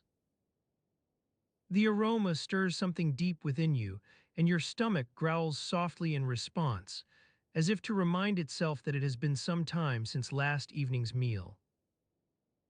You find yourself at the entrance to your home, a humble dwelling made of sun-baked mud brick, its walls bearing the scars of countless seasons. The door creaks on its hinges as you push it open, and a warm golden light spills out into the fading daylight, beckoning you inside. You step across the threshold, feeling the cool darkness envelop you like a shroud. As your eyes adjust to the dimmer interior, you notice that the room is bathed in a soft blue-gray glow, courtesy of the narrow windows high up on either side of the doorframe. The glass panes are etched with intricate patterns, allowing slivers of light to dance across the walls like tiny, fleeting spirits. You make your way through the dimly lit space, avoiding the low-hanging beams and careful not to knock over any of the oil lamps that cast their gentle, golden radiance upon the floor. The air is heavy with the scent of last night's cooking, a faint tang of onions and garlic mingling with the acrid smell of lamp oil. Your footsteps carry you past the reed matting on which your family sat for dinner just hours before, now empty except for a few crumbs scattered about like tiny brown stones. The wooden table at its center is still littered with plates and bowls, bearing the faint marks of last night's meal, the remains of roasted fish, some flatbread, perhaps a fragment of fruit. As you move toward your sleeping area, the soft murmur of voices carries to you from deeper within the house, your family members stirring into wakefulness, beginning their evening routines. The air is filled with the quiet sounds of people going about their daily lives, a gentle clearing of throats, a low chuckle here and there. You enter your sleeping chamber, a small space tucked away in one corner of the larger room, its door hidden from view by a tattered curtain made of coarse linen. The air inside is stale, heavy with the scent of dust and yesterday's sweat. A single oil lamp casts an eerie glow upon the walls, making shadows dance like dark specters on the ceiling.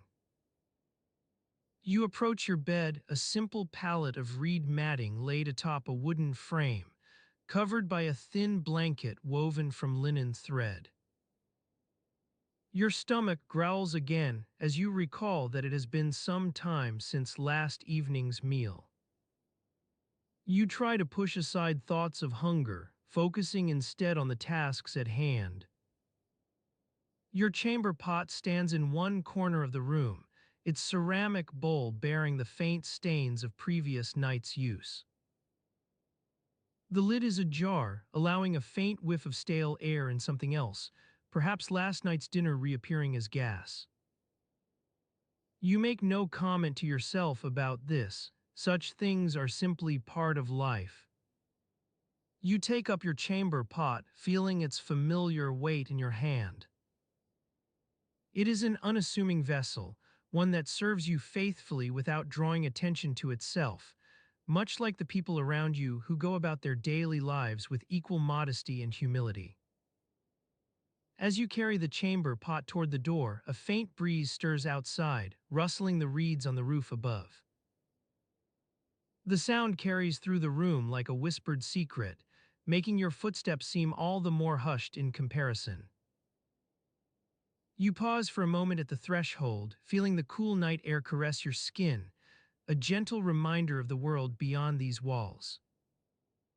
You step outside into the gathering darkness, careful not to slip on the worn stone pavement beneath your feet. The wind carries a faint scent of distant papyrus fields and perhaps something else, the tang of a nearby garden. Your nose wrinkles in concentration as you attempt to identify the source of this aroma. The night air is filled with sounds, crickets chirping, dogs barking in the distance, the occasional hoot of an owl. You take a deep breath, feeling the coolness fill your lungs. It's almost like being outside during those rare summer evenings, when the wind stirs up dust devils on the outskirts of town. With your chamber pot safely tucked away beneath some nearby reeds, you begin to make your way back toward your sleeping area. As you walk, the stars above start to twinkle in the darkening sky, a celestial show that seems almost as familiar as the routines of daily life. Your footsteps carry on through the quiet room, past the family members who are now fully awake and beginning their evening rituals. They glance at you with sleepy eyes, nodding softly in greeting before returning to their tasks, one busying herself with last night's cooking, another rummaging through a basket for some forgotten item.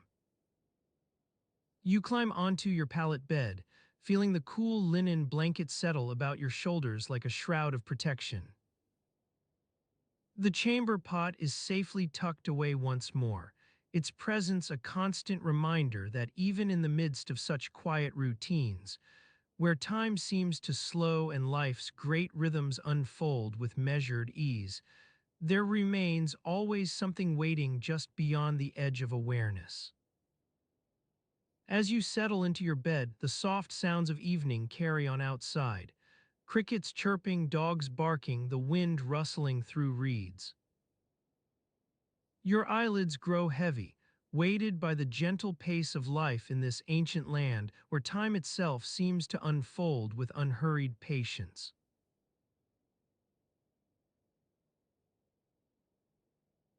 As your eyelids grow heavy, weighted by the gentle pace of life in this ancient land where time itself seems to unfold with unhurried patience, you find yourself standing amidst a cluster of mud brick huts, their walls adorned with faded frescoes that depict scenes from everyday life.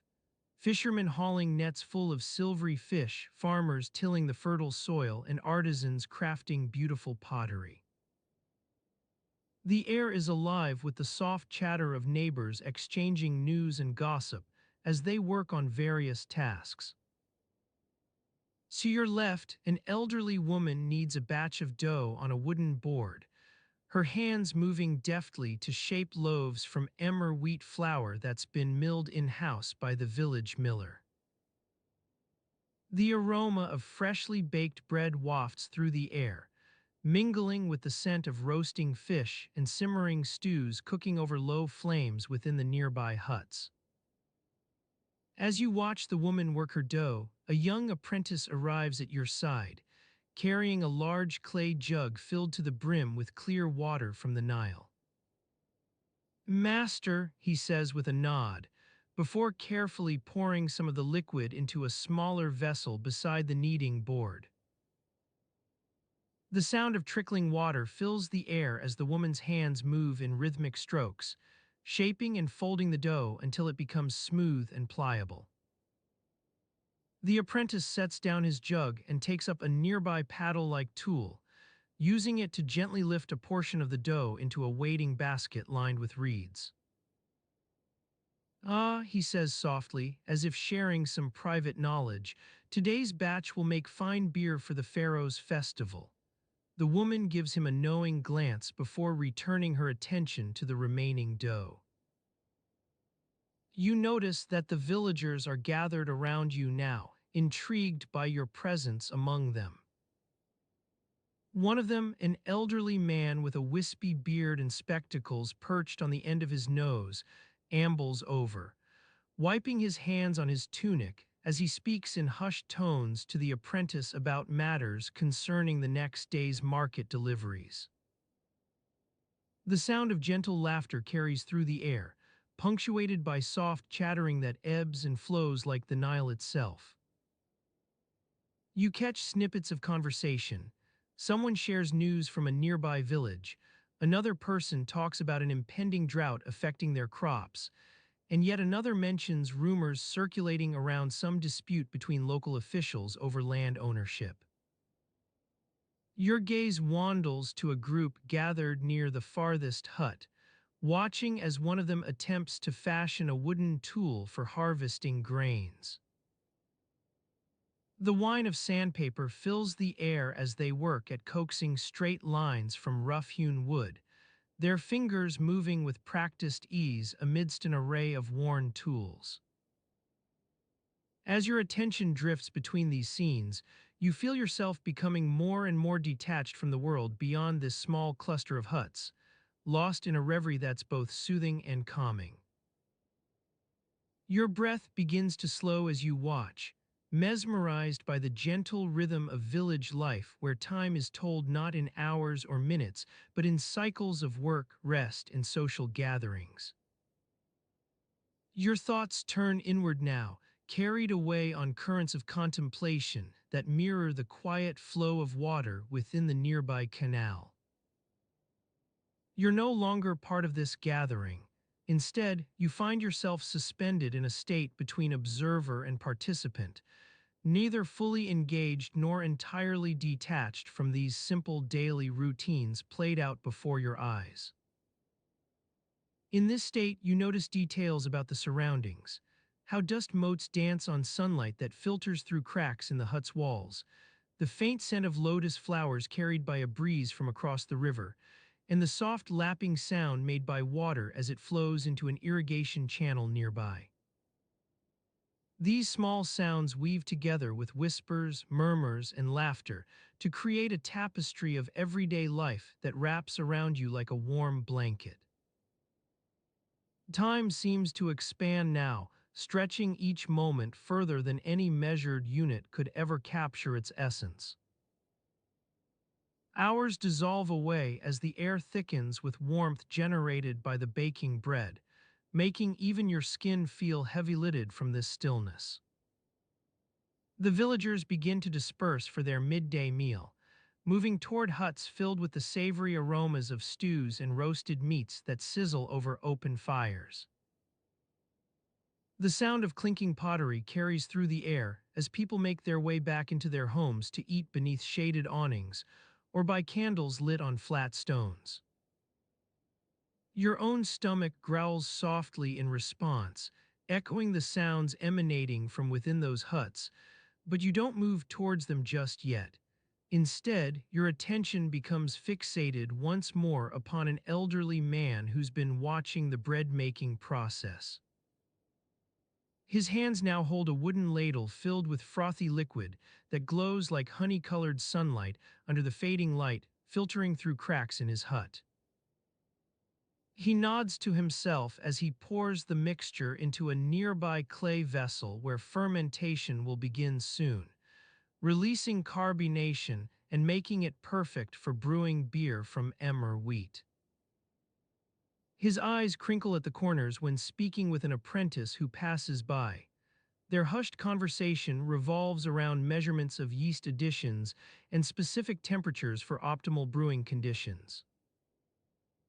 Your gaze lingers on that scene as your eyelids grow even heavier, weighed down now not only by the gentle pace of village life, but also by this quiet fascination you feel for something so simple, an artisan crafting beer to serve at a grand festival honoring ancient pharaohs long past. As your gaze lingers on that scene, you begin to feel the weight of a long day's work settling into your shoulders, like a gentle blanket wrapping itself around your tired form.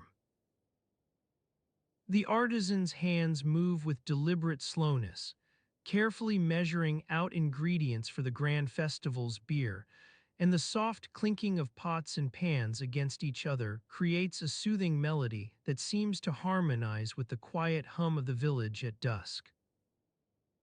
The air is heavy with the scent of baking bread wafting from the nearby ovens, mingling with the earthy smell of freshly turned soil.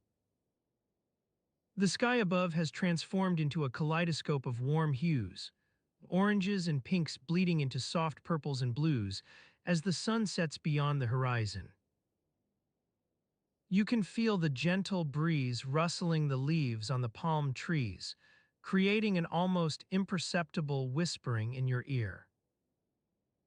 Your attention is drawn to the village square where people are gathering for their evening meal. The sounds of laughter and conversation mingle with the clinking of dishes being brought out from beneath wooden lids, each one filled with a steaming assortment of roasted vegetables, fragrant grains, and tender chunks of meat. You find yourself feeling peckish despite having eaten earlier in the day. You push through the crowd to join your family at their table, careful not to bump into anyone as you make your way past the bustling throng of villagers eating together. Your stomach growls softly as you take a seat beside them, and one of your children, who has been quiet until now, pipes up with a query about dinner. Mother, when will we eat?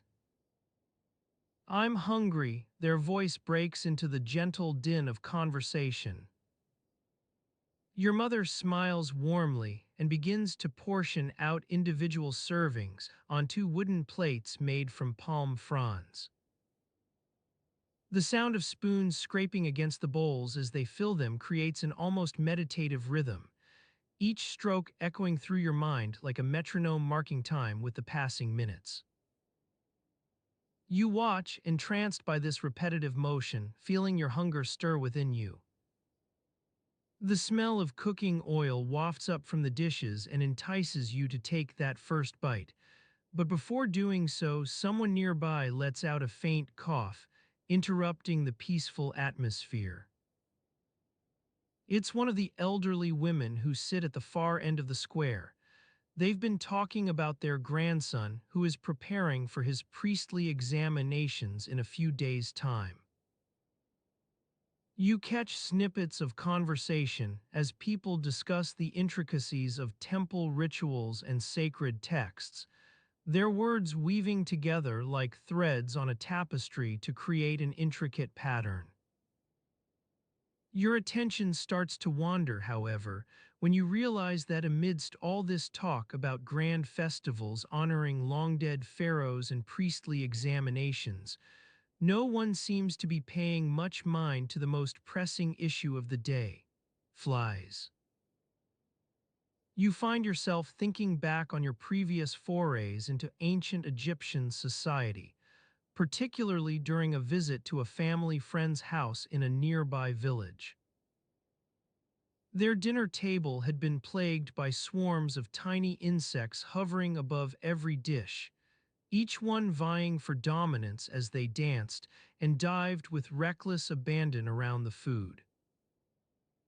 It seemed that no matter how hard people tried to keep them at bay using torches or scented herbs, those pesky flies always managed to find a way in. The memory is so vivid now that you can almost smell the acrid scent of smoke from those makeshift repellents and taste the slight bitterness on your tongue. But as much as these recollections make you chuckle with amusement at their quaint efforts, they also bring back the nagging concern about flies, which still seems to be a very pressing issue in ancient Egyptian society. Your parents are now busy engaging each other in conversation while making sure everyone is eating and enjoying themselves. Your siblings argue playfully over whose turn it is to have more of the roasted vegetables on their plate, creating an atmosphere that's both lively and chaotic at the same time. Meanwhile, you take a moment to look around, feeling grateful for this peaceful scene unfolding before your eyes, even if those annoying flies do manage to make themselves known. Their buzzing grows louder as they begin to circle above the dinner tables in search of their next meal. But amidst all these distractions, there's one thing that catches your eye. At a nearby table sits an elderly man with wisps of gray hair falling across his forehead. He watches you intently for what feels like several moments before turning back to his companions and speaking softly into the conversation. Something about his expression seems out of place in this otherwise light-hearted atmosphere, almost melancholic. You follow your gaze as it trails off towards him, sensing that perhaps he's been lost in thought for a while now, considering some deeper issue at hand. His eyes seem to hold a quiet sadness within them. An air of nostalgia clings like the scent of worn leather on old shoes. Whatever his story is or what burden weighs upon his mind right now, you can only imagine it would be something difficult to share with others. The thought lingers, suspended in midair as you continue eating and observing those around you. Outside, night begins its slow creep across the village sky, bringing a softer light that emphasizes shadows more than ever before. It makes everything seem even more intimate, though perhaps also a little more melancholic. Your family's conversation is interrupted by another elderly woman who stands up to begin reciting an ancient poem from memory, her voice rising above all else in the square as she speaks about love and loss under star-studded skies. The words themselves are both beautiful and moving, their rhythms weaving together like a subtle melody that flows gently into your mind. As you listen, you notice how people seem to fall quieter now, not because they're bored or disinterested, but simply because this moment is so precious it deserves reverence. Time stands still in these quiet pauses between words. Even the wind seems to hesitate for an instant before resuming its gentle whispering through the palm trees. The poem comes to a close, leaving behind a hush that feels almost palpable, as if no one knows quite what to say after hearing something so poignant expressed aloud. The darkness gathers in around you like a shroud of quiet contemplation, and for an instant all activity ceases. People pause from eating or talking. As the silence deepens, it brings with it a sense that even ancient Egypt's bustling village life can be slowed down to a point where nothing else seems important except this moment. It's one of those rare instances when the stillness is almost overwhelming, yet comforting in its very presence. In your mind, you see yourself standing there amidst all these people, feeling their shared joy at the simple pleasures like eating together and watching stars above, understanding that life has a multitude of facets, some of them joyful, others more somber.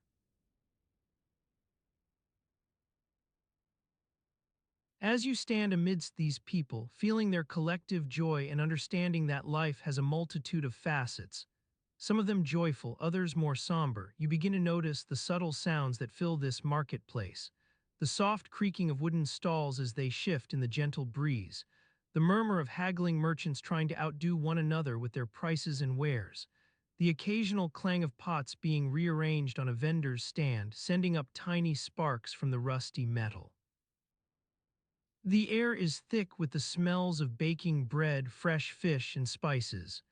Frankincense wafts through the crowds like a ghostly presence, its sweet aroma mingling with the pungent tang of onions and garlic. You breathe in deeply, feeling your senses come alive as you take it all in, but not without noticing that your nostrils flare ever so slightly at the overpowering scents.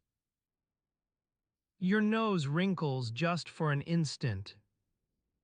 You notice too how people move through this space. Some are hurrying to get somewhere, their footsteps light on the dusty ground. Others stroll along with a more leisurely pace, pausing now and then to admire some trinket or chat with a fellow shopper. You watch as they weave in and out of one another's paths, exchanging pleasantries and nods, all while trying not to get too close. There's an unspoken understanding here that personal space is still respected. Your gaze drifts over the stalls themselves. Row upon row of colorful fabrics, each one a riot of pattern and hue, baskets overflowing with fresh produce, pyramids of gleaming pottery. You see merchants expertly arranging their goods to catch the eye, making sure every item is perfectly aligned, only to have some passing customer send it all askew by brushing against it in haste. You wander through this vibrant tapestry, taking in everything at a pace that's almost hypnotic. You pause before each stall, letting your eyes drink in the sights and sounds, listening as the vendors regale passers-by with tales of their wares or simply stand there in silence, waiting for someone to make an offer. Time stretches out like putty between these moments, giving you a chance to feel fully immersed in this ancient marketplace. As dusk begins to fall, casting long shadows across the stalls and turning the air a deep shade of indigo, people start making their way home, but not before one last stop at the bakery or another stall. The sun has dipped below the horizon now, leaving behind only a few wispy strands of cloud that cling to the sky like scraps of torn fabric. You find yourself walking alongside an elderly woman who's carrying a large basket on her head. Its wicker slats creak and groan with each step she takes, sending up tiny clouds of dust from the dry earth. She pauses occasionally to chat with fellow vendors or exchange pleasantries with passers-by, always maintaining that air of quiet dignity. As you walk alongside her, you take in more details, how her face creases into fine lines as she smiles at someone, how her dark hair is streaked with threads of silver and gray like the wisps on a well-loved rug. You notice too how carefully she navigates through the crowds, not simply avoiding collisions, but also mindful of every step to save energy for tomorrow's work. Eventually, you reach your own home, one of those simple mud brick dwellings that dots this vast expanse of desert landscape like tiny islands on a sea. Inside, it's quiet and still, except for the soft hum of someone in the next room, perhaps your host or another family member. You're not quite sure.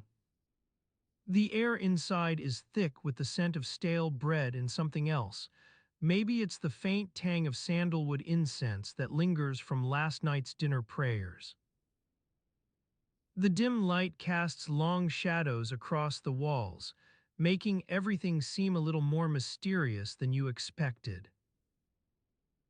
You settle into your spot on the floor, propping yourself up against one wall as the others in this small household go about their evening routines. Someone is boiling water for tea. Another person is quietly sweeping the floor with a woven broom. As night falls outside and stars begin to twinkle like diamonds scattered across the velvet sky above. Your eyes grow heavy now, weighed down by the warmth of this quiet space, but before you give in fully to sleep's gentle grasp, one last thought slips into your mind about how different it is from what you're used to. The sand that seeps into every crevice, the constant din and commotion outside your door, even the food they eat here, a staple of lentils or chickpeas over flatbread. As this realization settles in, you feel yourself becoming one with this ancient world, its sounds, smells, tastes, even its tiny irritations. But most especially that sand, which at first seemed so alien and foreign, now feels oddly familiar. You're aware that it's been there all along, hidden beneath the surface of your thoughts. Your breathing slows further as you settle into this meditative state, letting go of preconceptions, embracing these little absurdities with an almost wistful sense of understanding, like recognizing a friend from afar who's always been slightly different than anyone else.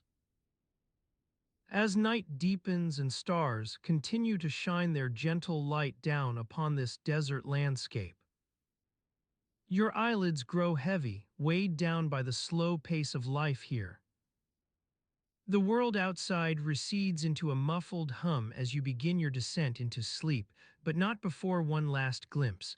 The sand that lines every nook, the people moving through it all with quiet purpose. And then nothing more than darkness itself, until tomorrow's sun rises once again over this vast expanse of dunes.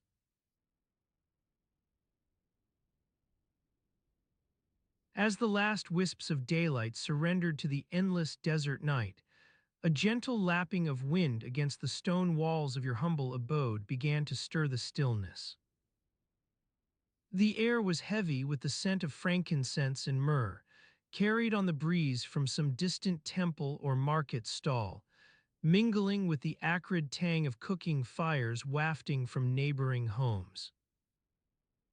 You lay there wrapped in a thin linen sheet, feeling the soft give of the reed mat beneath you.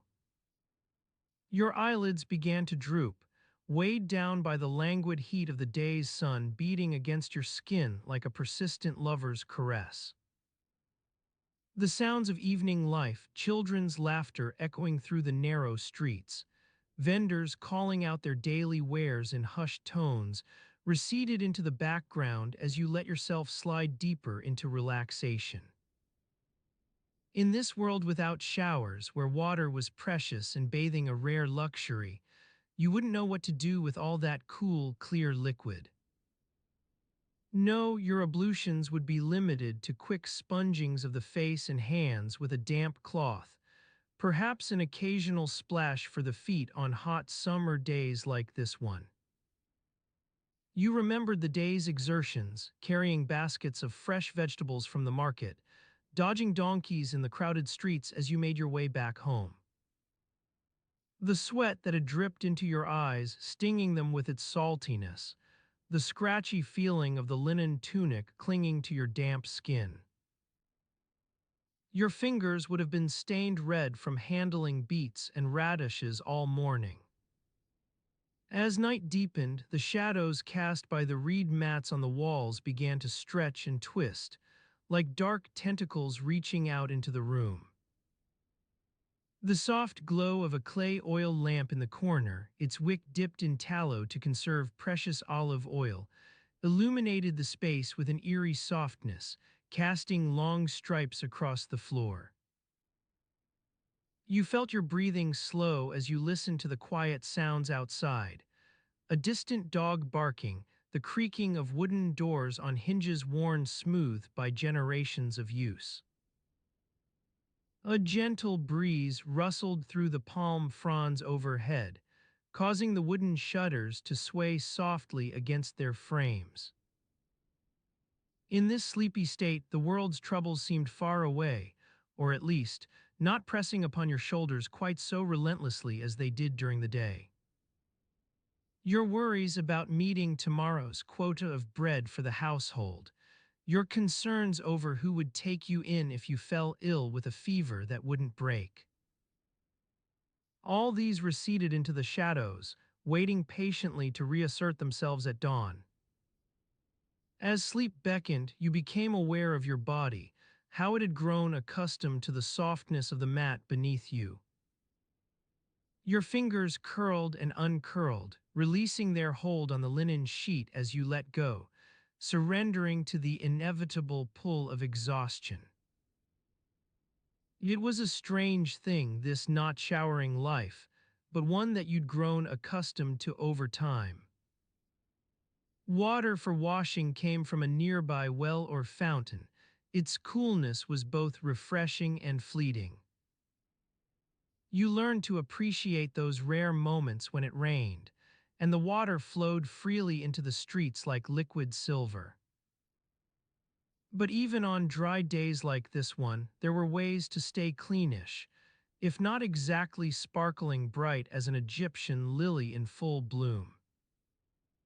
A sponge or cloth might be used to wipe down your face and hands after a long day's work, perhaps a gentle splash of water for the feet when the sun beat down relentlessly. Your thoughts drifted back to this morning, standing on the stone pavement outside your home, feeling the gritty texture of sand between your toes, though they'd quickly retreated into sandals as you began your daily rounds. The sense of the market still lingered in your nostrils. Ripe dates and fresh bread, cardamom pods crushed beneath someone's heel, the musky tang of leather hides laid out for sale. As you stood there scanning the stalls for this morning's essentials, flour, vegetables, a few coins to set aside for tomorrow, you noticed an elderly woman nearby, washing her hands in a small basin. The water was murky, but she scrubbed at it with a vigor that suggested desperation, as if she'd been waiting all day for this fleeting chance to clean herself. You remembered the look of her face, creased and lined from years of hard work under the desert sun, eyes narrowed against its glare, yet still managing to hold an air of quiet determination. It was a small moment, easily overlooked in the chaos of daily life, but one that stayed with you long after you'd purchased your goods and continued on your way. The wind picked up outside, rustling through the shutters once more as it carried the distant sound of drums beating out their evening rhythm from some nearby temple. The beat was low and hypnotic, weaving a spell around you, drawing you deeper into sleep's dark folds like an Egyptian reed mat wrapped snugly around your weary form. As night deepened further still, the air grew cooler. Shadows cast by the oil lamp began to stretch out across the room in long, sinuous curves. Your eyelids grew heavier with each passing moment, until it seemed they'd become anchors weighing you down into the depths of sleep itself, a place where dreams waited patiently like desert mirages on the horizon. And so you slipped beneath the surface, carried away by the soft lapping of the wind against your stone walls, lost in an ocean of darkness that would slowly begin to lighten with tomorrow's dawn.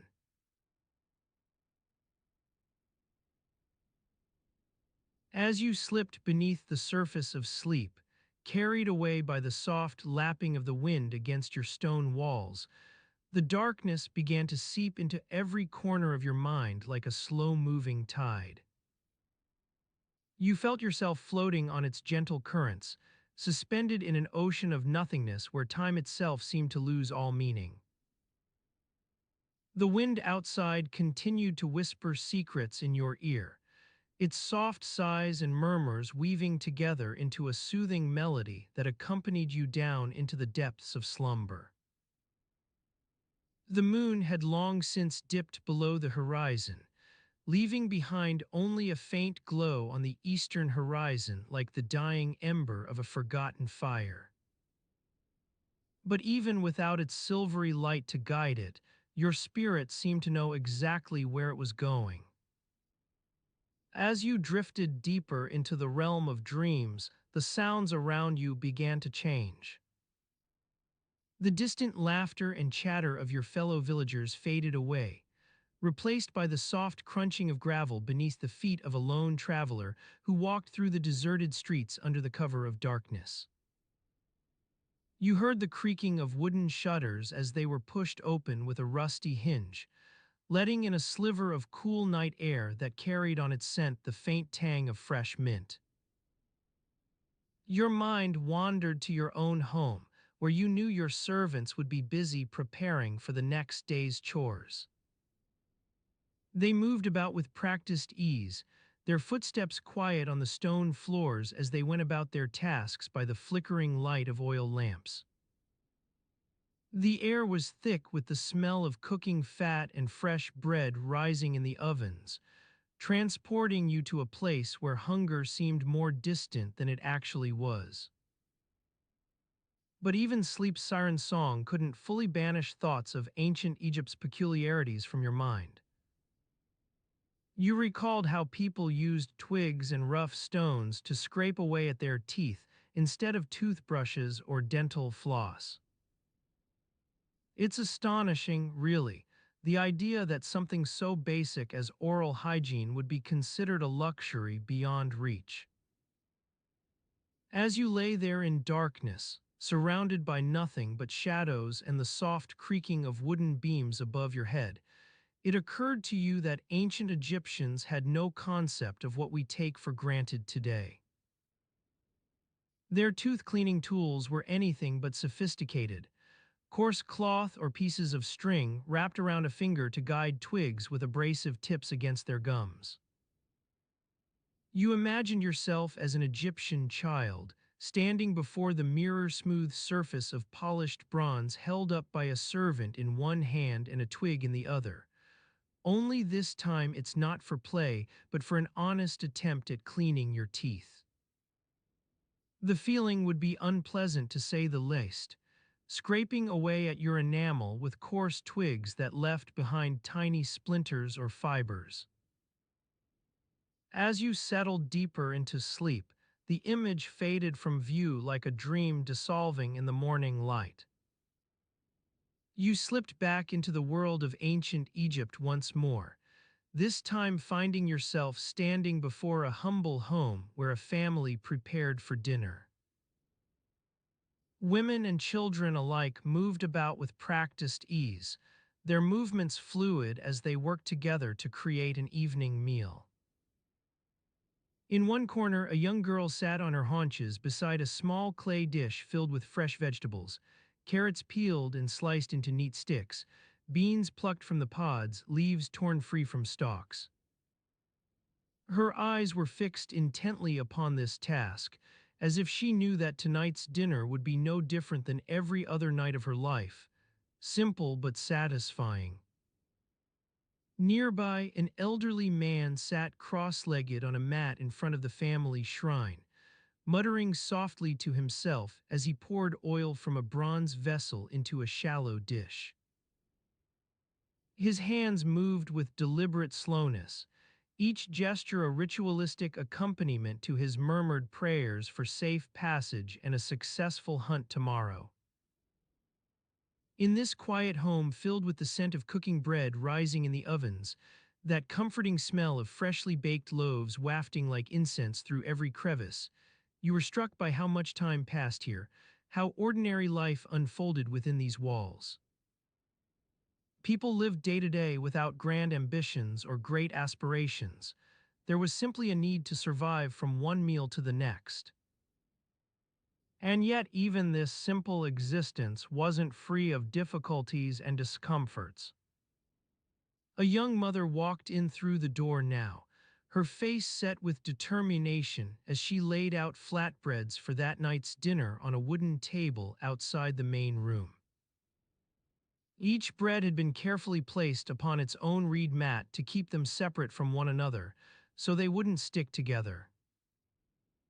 You followed her gaze across the threshold into the larger space beyond, where you saw that their home was divided into clear zones, an area for food preparation near the hearth, a spot designated for sleeping above which hung a delicate netting of palm leaves to catch any dust or debris from above.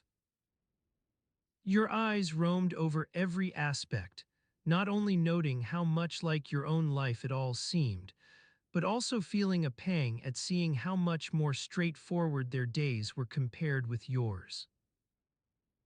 It's true that you wouldn't last long here. The very notion of tooth-cleaning tools being an afterthought would be disorienting to say the least. But what struck you was not just this peculiarity. It was how little time people seemed to have for anything beyond eating and sleeping, their daily lives lived without any grand expectations. And as your mind began to slip further away into slumber's dark realm, carried along by the creaking wooden shutters outside that groaned softly under the force of a gentle breeze, you realized it wasn't just ancient Egypt that had its share of quirks and inconveniences. We too have our own set of peculiarities, all hidden from view like the soft glow on the eastern horizon. Your ears picked up a sound now, a faint rustling noise coming from above. You lifted your head slightly to listen, and it dawned on you that this was simply the wind blowing through gaps in the wooden beams, making its way down into every corner of your home with the quiet persistence of an unseen companion. You settled back against the stone pillow once more, feeling the gentle pressure where your cheek rested upon its cool surface. As sleep drew near, enveloping everything around you like a blanket that softens and muffles all noise, it was this realization that remained. Life in ancient Egypt may have been far removed from our own, but even today we live among our own peculiarities, only with more awareness of what we take for granted. The darkness grew deeper now. Shadows on the walls seemed to grow longer as if they too wanted to rest. It's said that in this quiet hour when all the world outside is asleep and still, you can hear whispers carried on wind currents through cities long gone, ancient voices speaking secrets only revealed to those willing to listen. You listened for a moment or two, your ears straining against the silence like they were trying to pick up some distant melody. But there was nothing more than the quiet sound of the wooden shutters creaking softly outside, their movement almost imperceptible in the stillness. Your breathing slowed and deepened as you slipped further away from wakefulness, carried by currents that neither knew nor cared where they were taking you. As your breathing slowed and deepened, carried by currents that neither knew nor cared where they were taking you, the dim light of day began to seep into the narrow streets of ancient Thebes. It was a time when even the city's sounds seemed subdued, as if the very air itself had grown heavy with the weight of another sweltering summer's day. The wind stirred the reeds that lined the Nile, their delicate stalks whisper swaying in an almost imperceptible dance. You lay there suspended between wakefulness and slumber, your mind a maelstrom of half-remembered dreams and distant memories. The city outside seemed to be holding its breath, waiting for the day's rituals to begin anew. In the distance, the mournful bleat of a donkey pierced the air, followed by the soft murmur of pedestrians making their way through the narrow alleys. As you drifted deeper into reverie, your thoughts turned to the tunic that clung stubbornly to your back, the one you'd worn for days on end without washing. The fabric had grown stiff and scratchy against your skin, a constant reminder of the drudgery that awaited you in the coming hours. Your stomach growled with anticipation as you recalled the meager breakfast you'd shared with your family, flatbread, onions, and perhaps, if fortune smiled upon them, a scrap or two of dried meat. The air inside was thick with the scent of cooking oil and charred bread wafting from the nearby bakeries. The smell clung to everything like a damp shroud, making you feel even more lethargic than before. Your eyes grew heavy as you tried to recall the last time your tunic had seen the light of day, or rather soap and water. As you lay there lost in thought, the sounds outside began to take on a rhythmic quality, the gentle clanging of pots from the nearby market stalls, the soft chatter of women haggling over prices for spices and grains, and the distant thud-thud-thud of sandals striking stone as people made their way about their daily business. It was all so familiar, yet somehow in this suspended state between wakefulness and sleep, it seemed both far away and intimately close at hand. The sun climbed higher in the sky, casting long shadows across the city's rooftops like skeletal fingers reaching out to snatch at the light. You felt its warmth seep into your bones, but it did little to rouse you from this languid state. Instead, it seemed to lull you deeper, drawing you further down into a world of half-forgotten memories and dusty smells. As the day awakened around you, so too did the city's sounds, the clang clang clang of hammers on metal, the gentle bleating of sheep being led to market, and from somewhere in the distance, the mournful wail of a flute player attempting to coax life into a tired instrument.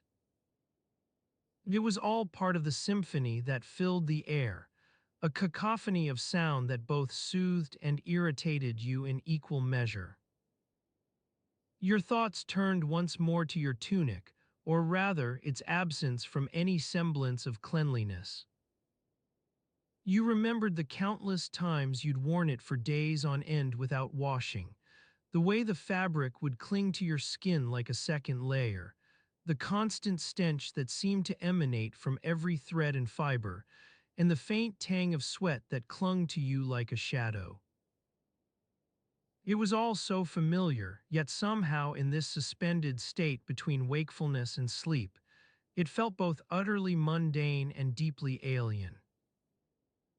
As you continued to drift along on the currents of reverie, your mind began to turn over memories of the countless times you'd worn that tunic without washing. The way its stiff folds would chafe against your skin, the constant rustle as you moved through crowds, and worst of all, the inescapable stench that clung to it like a bad omen. It was a smell so pungent, so overpowering, that even now, lost in the midst of this drowsy haze, it seemed to linger on your skin like an unpleasant stain. The sun continued its slow climb across the sky, casting long shadows and illuminating dusty corners that had lain hidden for days. As you drifted deeper into reverie, the city's sounds began to recede, the clanging pots, the haggling women, even the mournful bleat of the donkey all growing fainter as the day awakened around you. Your thoughts turned, in a half-hearted attempt at rousing yourself from this languid state, to the tasks ahead. The tunic would need washing or at least some semblance of cleaning, perhaps a quick splash with water, maybe, if fortune smiled upon them, even a chance to scrub it clean on one of those rare days when soap and hot water seemed almost limitless. The world outside was slowly coming alive as the sun climbed higher in the sky.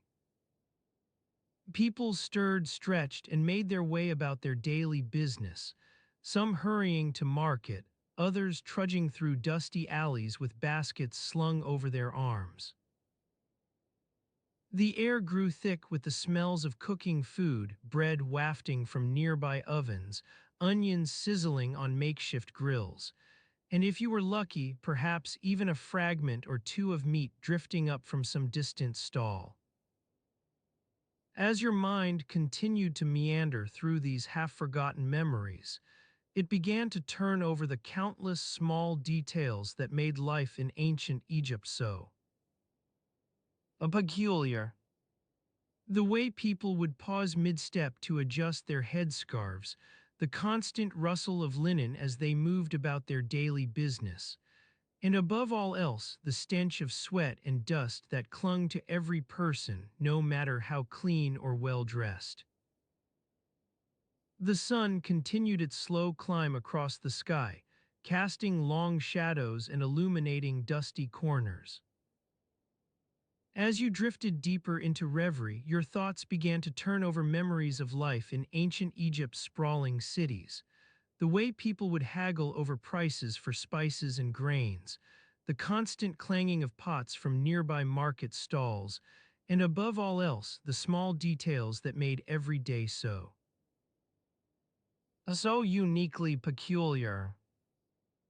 As you lay there, suspended between wakefulness and slumber, your mind began to turn over memories of your own daily routine.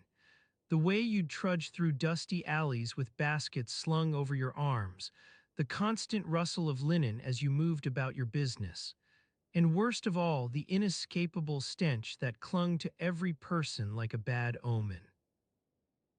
The world outside continued its slow awakening, filling the air with a cacophony of sound, hammers on metal, bleating sheep, and from somewhere in the distance, even a faint wail of music attempting to coax life into tired instruments. It was all so familiar, yet somehow lost in this drowsy haze. It felt both utterly mundane and deeply alien. As your thoughts continued their meandering turn through memories past and present, you found yourself wondering, what would the day hold? Would there be time for a quick wash of that tunic? Perhaps even a chance to scrub it clean on one of those rare days when soap and hot water seemed almost limitless. The sun climbed higher in the sky, casting long shadows across rooftops like skeletal fingers reaching out to snatch at the light. You felt its warmth seep into your bones, but as before, it did little to rouse you from this languid state. Instead, it seemed to lull you deeper still, drawing you further down into a world of half-forgotten memories and dusty smells. As you drifted along on these currents of reverie, the city's sounds began to fade once more. The clanging pots, haggling women, even that mournful donkey bleat all growing fainter as the day awakened around you. The air grew thick with new scents, bread wafting from nearby ovens, onions sizzling on makeshift grills, and your stomach growled in anticipation of whatever meager meal lay ahead. Your mind continued its turn through memories past and present, half-heartedly attempting to rouse itself from this drowsy haze. And as it did so, you found yourself wondering, what would the day hold? Would there be time for a quick wash of that tunic? Perhaps even a chance to scrub it clean on one of those rare days when soap and hot water seemed almost limitless. The world outside continued its slow awakening, filling the air with an ever-growing cacophony of sound. As you lay there lost in this suspended state between wakefulness and sleep, the city's sounds swirled around you like a maelstrom, hammers on metal, bleating sheep, even that faint wail of music attempting to coax life into tired instruments. And so, as the sun continued its slow climb across the sky, casting long shadows and illuminating dusty corners, your mind remained suspended, lost in this drowsy haze, pondering memories past and present with all the fervor of a half-asleep cat.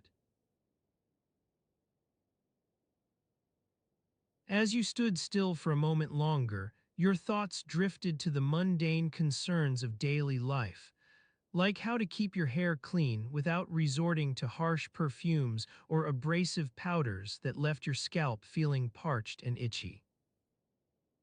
The task may have seemed trivial in hindsight, but during its time, the maintenance of personal hygiene was an exercise in trial and error.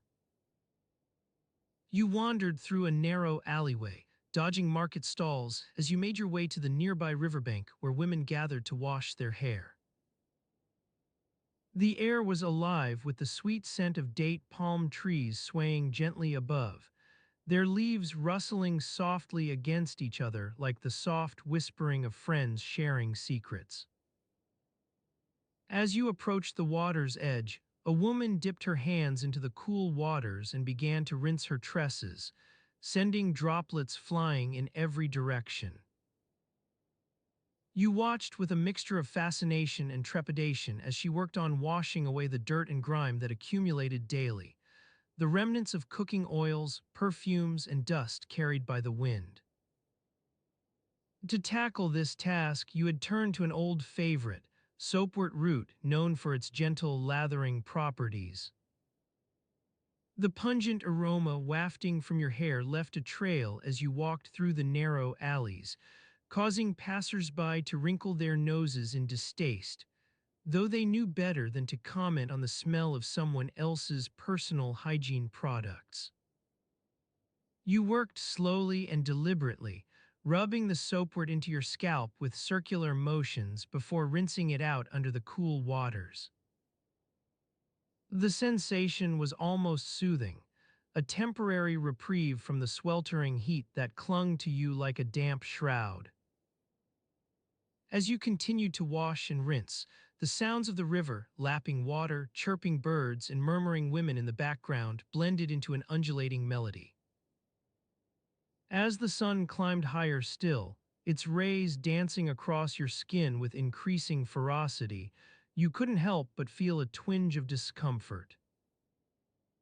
The air seemed to thicken around you, heavy with heat that made every movement feel like wading through quicksand. Sweat trickled down your face, mingling with the water droplets on your hair. You turned away from the riverbank and began the slow trek back into town, leaving behind the gentle breeze rustling through the palm trees for a more oppressive atmosphere, one thickened by the smells of cooking meats wafting from nearby homes. Your stomach growled in response to these savory aromas, but you pushed on with your mission. Your destination was an old woman's hut nestled between two larger buildings. She was known for her concoctions and remedies using natural ingredients like soapwort root, rose petals, and cedar ash, each carefully selected for their individual properties and combined according to the needs of the client. You found yourself at her doorstep after a series of twists and turns through narrow alleys and crooked market stalls. The door creaked open with an old wooden swing, revealing a dim interior filled with an array of vessels containing various concoctions in varying stages of preparation, from bubbling cauldrons to neatly arranged rows of jars. The air inside was heavy with the scent of herbs and spices, their earthy undertones mingling with something faintly acrid. You breathed it in cautiously, allowing yourself a moment to adjust before speaking to her, who stood at her workbench, hands covered in fine white powder as she stirred some unknown mixture with a long wooden spoon. "Good day," you said, trying not to disturb the quiet of this space. She looked up from her task and nodded slightly. "Ah, yes. You must be here about your hair." You found yourself walking toward her through a narrow aisle between rows of shelves filled with an assortment of jars containing various natural ingredients, their contents often unidentifiable without careful examination. The old woman gestured for you to sit at the workbench beside her, where she proceeded to prepare another concoction while they talked. The mixture of cedar ash and rose petals was a special blend designed for maintaining hair cleanliness in hot climates like this one. She handed it over with precise instructions on how to use it, an almost apologetic note creeping into her voice as she mentioned the potential mess associated with its application. You made your way back home, carrying two clay vessels filled with various concoctions and a handful of fine powders for cleaning your hair. As you navigated through the winding alleys, the scent of soapwort root began to mingle with that of cedar ash, an unusual yet somewhat pleasant combination that left you pondering its unique properties. With each step forward, memories blended into new ones, images from days past merging seamlessly with thoughts on how best to tackle this day's challenges. The air seemed to thicken around you once more as the sun continued its slow climb across the sky, shadows growing longer and darker in their pursuit of daylight.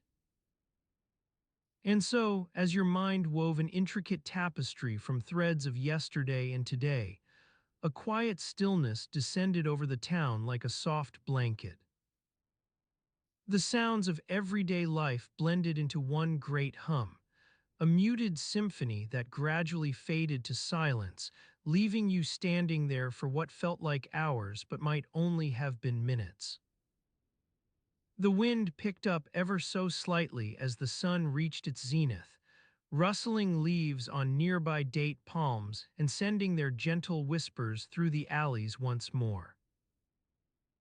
A faint breeze danced across your skin, providing an almost imperceptible reprieve from the sweltering heat, a tiny respite that hinted at cooler evenings to come. Your thoughts continued to meander as you pondered memories past and present, with all the fervor of a half-asleep cat chasing shadows around its own dreams. The world outside receded into the background, becoming indistinct yet still audible in the gentle hum of everyday life, leaving your mind suspended like a leaf on water. In this state, it was difficult to separate what had happened from what might happen next. Memories and anticipation blended together, forming an endless tapestry where each moment flowed seamlessly into the last without warning or fanfare. No clear distinction between past and present save, for the memories that lingered long after events themselves faded away like morning dew under a rising sun. The air seemed to grow heavier with every passing moment as shadows stretched across homes and market stalls alike. It was almost imperceptible, this gradual descent into twilight's hush, yet an unmistakable quiet settled over all, one punctuated by the muffled sounds of daily life slowly winding down like the ticking clock in a silent temple. You stood still for what felt like hours more, lost in a world where memories swirled together with anticipation, and everyday concerns became the only anchor to reality. Your thoughts continued their meandering journey through time, weaving an intricate fabric from recollections past, present, and all that might come next, leaving behind a trail of forgotten moments as the sun dipped ever so gradually below the horizon. And in this state of suspended animation, you found yourself drawn into a realm beyond memory and expectation, one governed solely by the rhythm of everyday life unfolding like an endless pageant beneath a star-studded sky.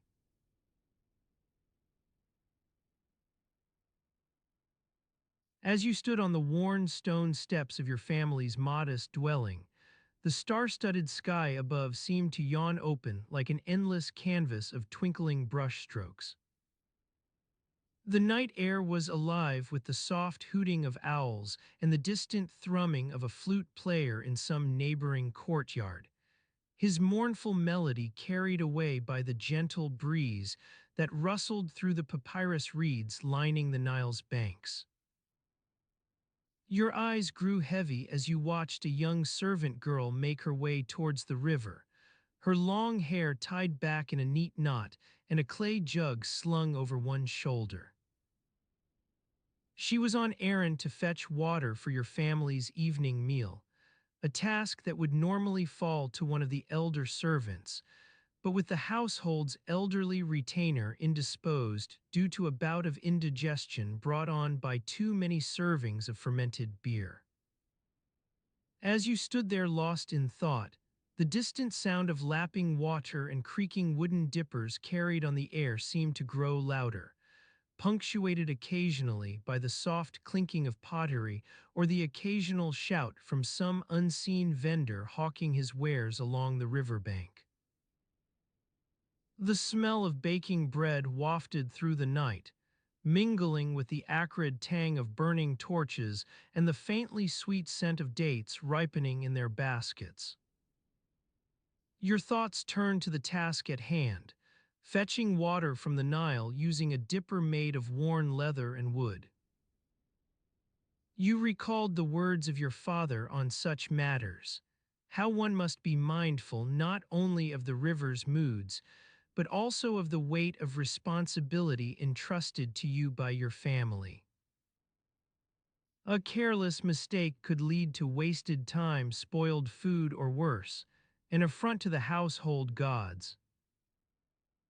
You took a deep breath, and with it, some of the lassitude born of watching others work seemed to lift from your shoulders.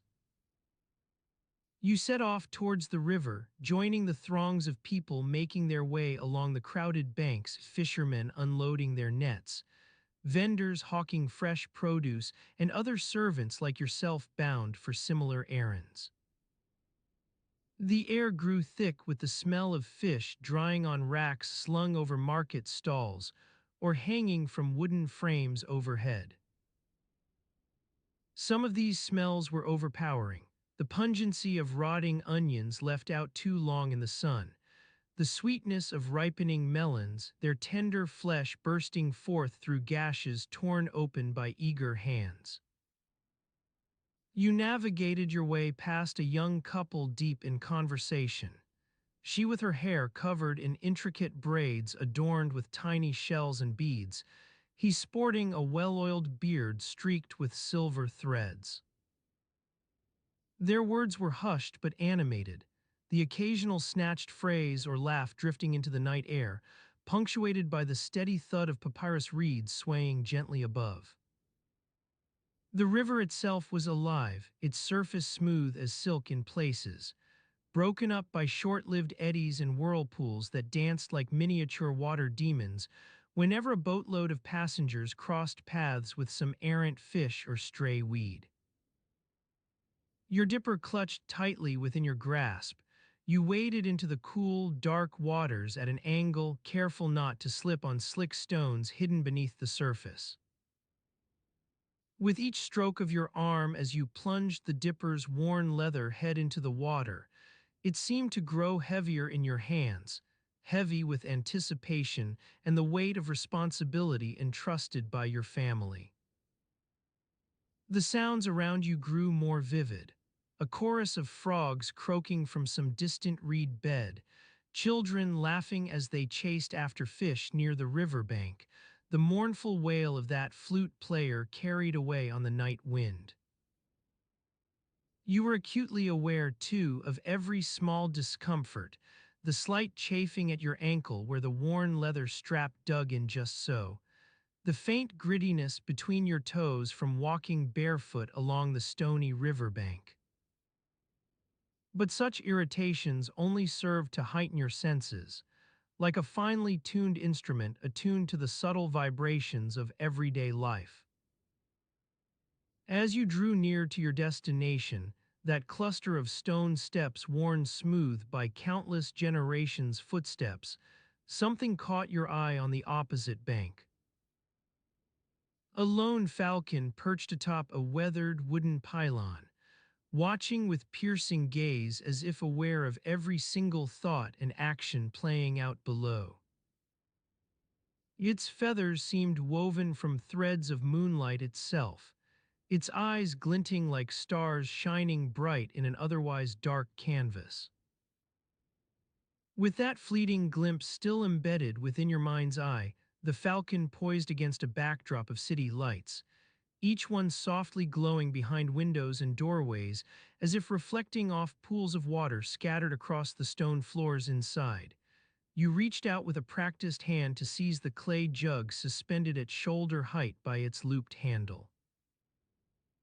Your arm, steady now from countless repetitions, drew back in preparation for the next dip.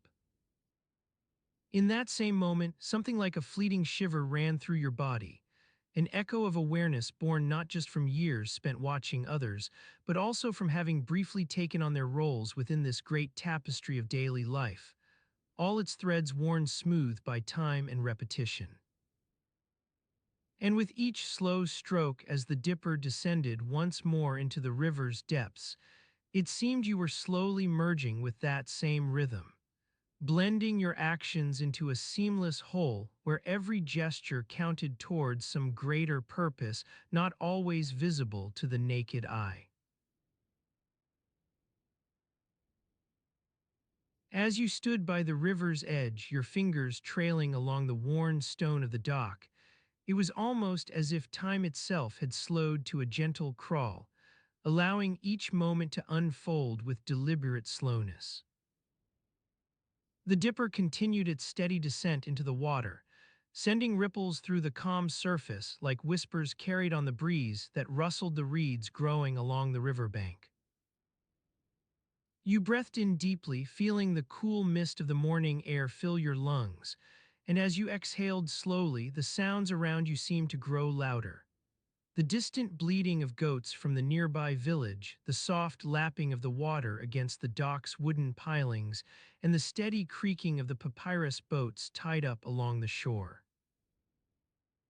The sun beat down upon your skin with a warm intensity, its rays filtering through the reeds to create dappled patterns on the sand below. You raised a hand to shield your eyes from the glare, feeling the gentle breeze ruffle the hairs at the nape of your neck as you gazed out across the water. The river's surface reflected the vibrant colors of the desert landscape like a mirror. Shades of ochre and umber mingled with the deep blues and greens of the lapis lazuli that lined the horizon. As you stood there, lost in the tranquil scene unfolding before your eyes, your thoughts began to wander back to the mundane tasks awaiting you. The sun was already high overhead, casting long shadows across the dock as the morning's chores beckoned like a siren's call. Your stomach growled softly, reminding you that it had been some time since breakfast. And besides, there were still errands to run in town, perhaps a visit to the market stalls to pick up fresh produce for your family's dinner. You made your way through the quiet streets of Thebes, weaving between pedestrians hurrying about their daily business. Merchants called out from their stalls, touting the virtues of their wares, fresh dates from Nubia or the finest linens, made from the softest flax. You nodded politely as you passed by, but your attention was drawn to a nearby food vendor who was busily arranging his offerings on a wooden tray. The scent of warm bread wafted through the air, enticing you with its savory aroma. You slowed your pace, pausing beside the stall to examine the wares on display. There were rows of flatbreads arranged in neat stacks, alongside baskets of juicy dates and plump olives. But it was the prices that caught your eye, scribbled in hasty hieroglyphs upon a wooden board propped against the vendor's stand. Bread by weight, 1 deben per loaf, or dates, 3 shekels for 5. You frowned, trying to recall if you had paid the same price last week. Just then, an elderly woman passed by on her donkey cart, a look of stern disapproval etched upon her face. She was one of the local market inspectors, notorious for enforcing even the smallest infractions against the city's ordinances. You felt a twinge of unease as she approached your stall, and you knew that with this price discrepancy, it wouldn't take much to attract her attention. You began to browse more carefully among the stalls, taking in the various prices on display, vegetables by bunch or spices per gram. Some were reasonable enough, others seemed exorbitant.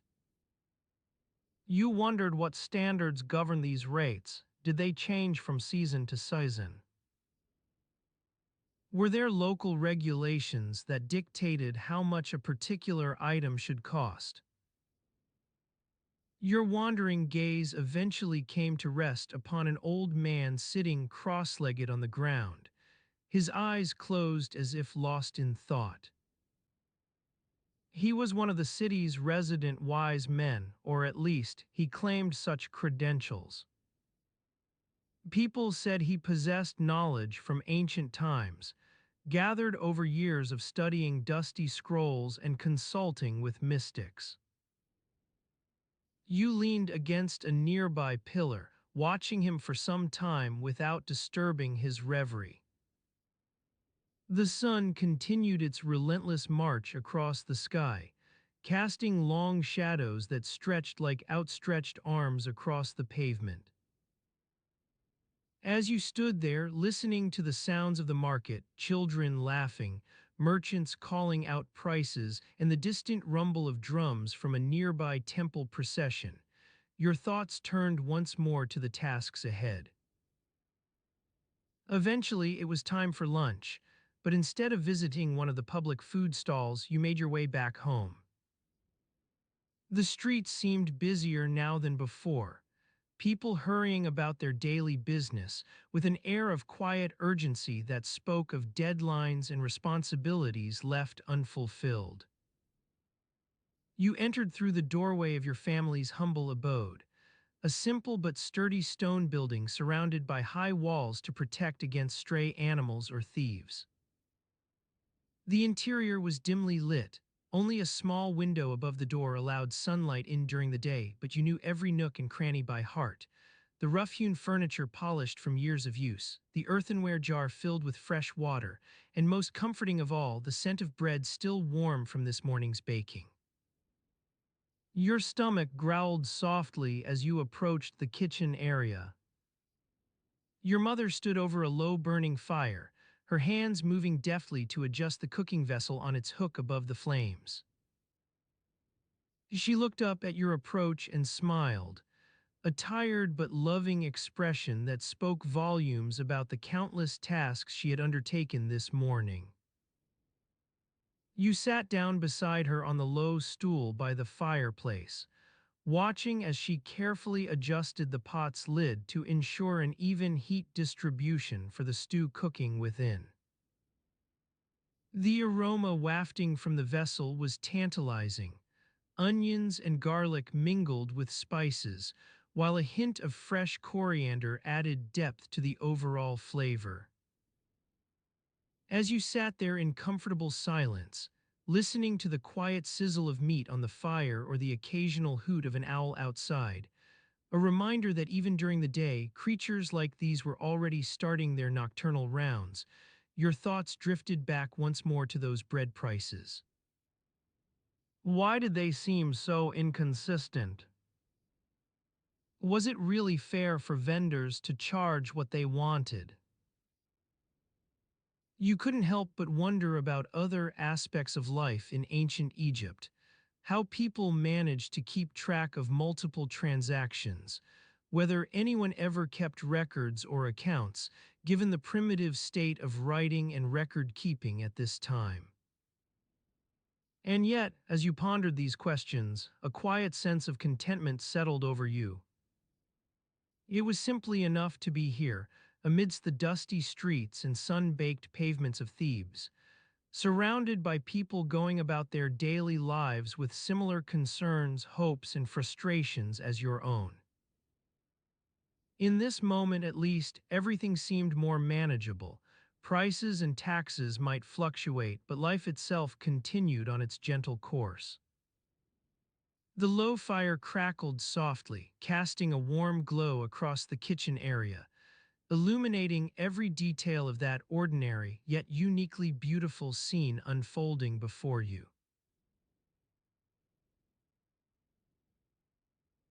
The low fire crackled softly, casting a warm glow across the kitchen area, illuminating every detail of that ordinary yet uniquely beautiful scene unfolding before you. The scent of freshly baked bread wafted through the air, mingling with the pungent aroma of dates and olives from yesterday's dinner leftovers. You sat on a low stool beside your mother, watching as she expertly wrapped a bundle of fresh vegetables in palm leaves for tomorrow's market. The sounds of the household were quiet, save for the occasional creaking of wooden beams overhead, a reminder that even ancient mud-brick houses have their own set of groans and complaints. The air was thick with the promise of a gentle breeze outside, rustling through the date palms like a lullaby sung by an invisible chorus. As you sat there, you felt the soft cushion beneath your backside begin to sag slightly, a testament to its well-worn state from years of use. Your mother's hands moved deftly as she tied a length of twine around the vegetable bundle, securing it with a practiced knot that seemed almost too small for such an accomplished task. Your gaze drifted out the doorway and into the early morning light, where you spotted one of your siblings in the distance, their dark hair a blur against the rapidly brightening sky. They were already up, tending to the family's animals as they prepared them for another day on the Nile Delta's lush pastures. The faint scent of damp earth rose from the ground outside, a reminder that even in this dry land of sand and stone, there existed moments when the water table was accessible. Your mother handed you one of the palm leaves to hold, demonstrating how she would expertly weave it into a sturdy container for carrying produce to market. The leaf's smooth texture fit comfortably against your fingertips as you began to mimic her actions, carefully folding and tucking the edges in place with a satisfying crunch that echoed through the still morning air. As you worked, the household soundscape expanded. Clinking pots from the kitchen area gave way to low murmurs of conversation from the sleeping quarters above. The gentle creaking of wooden beams overhead continued its steady rhythm, punctuated occasionally by an unseen cock crowing outside in some distant field. Your mother smiled as she watched you work, her eyes crinkling at the corners from years of squinting into desert sunlight. She leaned over to straighten a particularly stubborn fold on your palm leaf container and whispered something into your ear, perhaps words of encouragement or maybe just an observation about how even with practice, some things still manage to elude perfection. Her voice was low and soothing, carried away by the gentle breeze outside as it rustled through the date palms above. The sounds blurred together in a pleasant haze. Creaking wooden beams, clinking pots, muffled conversations, all providing an unobtrusive background for your quiet morning thoughts to meander along. With each passing moment, the world seemed to awaken more slowly around you, like a sleepy cat extending its claws from a curled position on a windowsill. Morning sun poured through the doorway in warm bars of light that cast no shadows. Every object within view was bathed in this soft radiance, as if it had just emerged fresh and unblemished, ripe for examination. Your mother stepped aside to let you continue with your task, perhaps sensing an innate pride or curiosity driving these actions. You were completely absorbed now, twisting the palm leaves into submission, coaxing them toward a form that might eventually hold more than just decorative purposes. Each crease, fold, and twist brought forth tiny sighs of accomplishment, as if each thread was being lovingly coaxed toward some predetermined shape.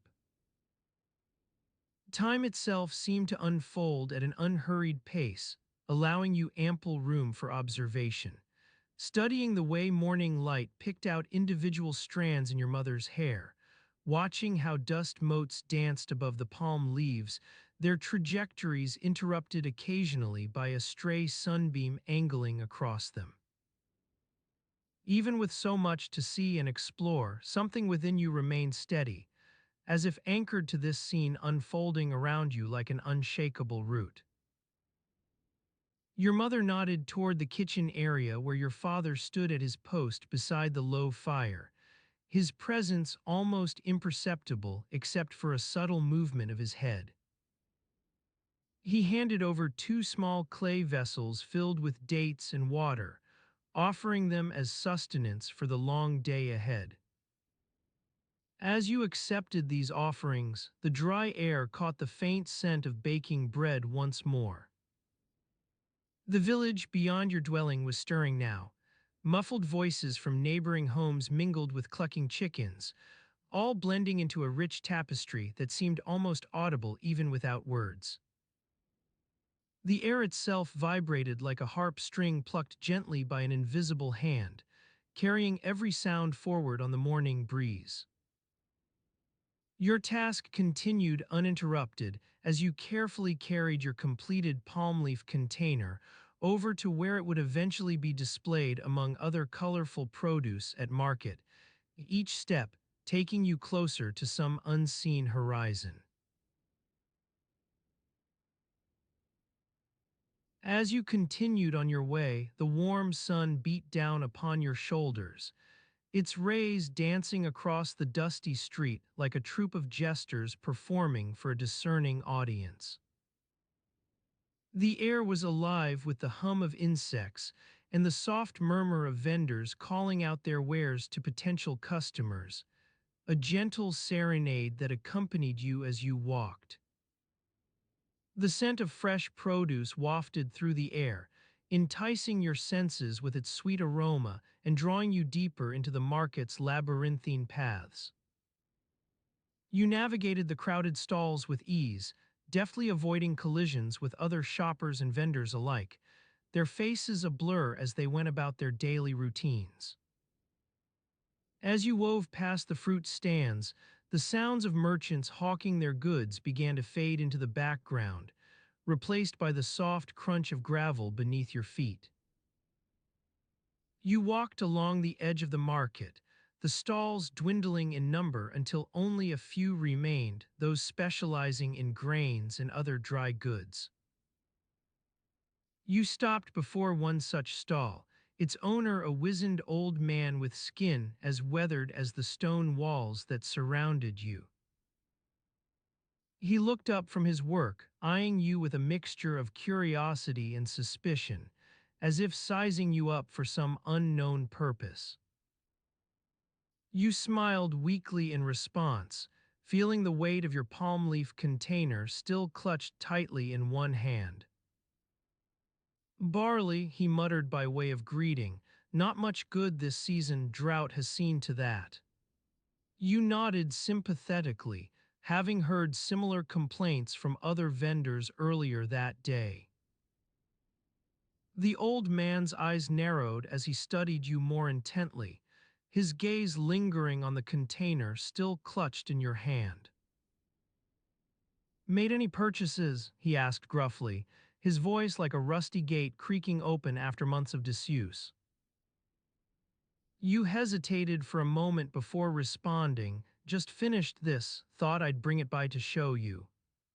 The old man's expression softened slightly at the sight of your handiwork. He nodded in approval, running a gnarled finger over the container's intricate patterns. "Good work," he said gruffly, his voice tinged with genuine admiration. You smiled again, feeling a small sense of pride at having pleased someone, however briefly, on this sweltering afternoon. The old man returned to his work, busily measuring out small quantities of grain into various baskets and sacks.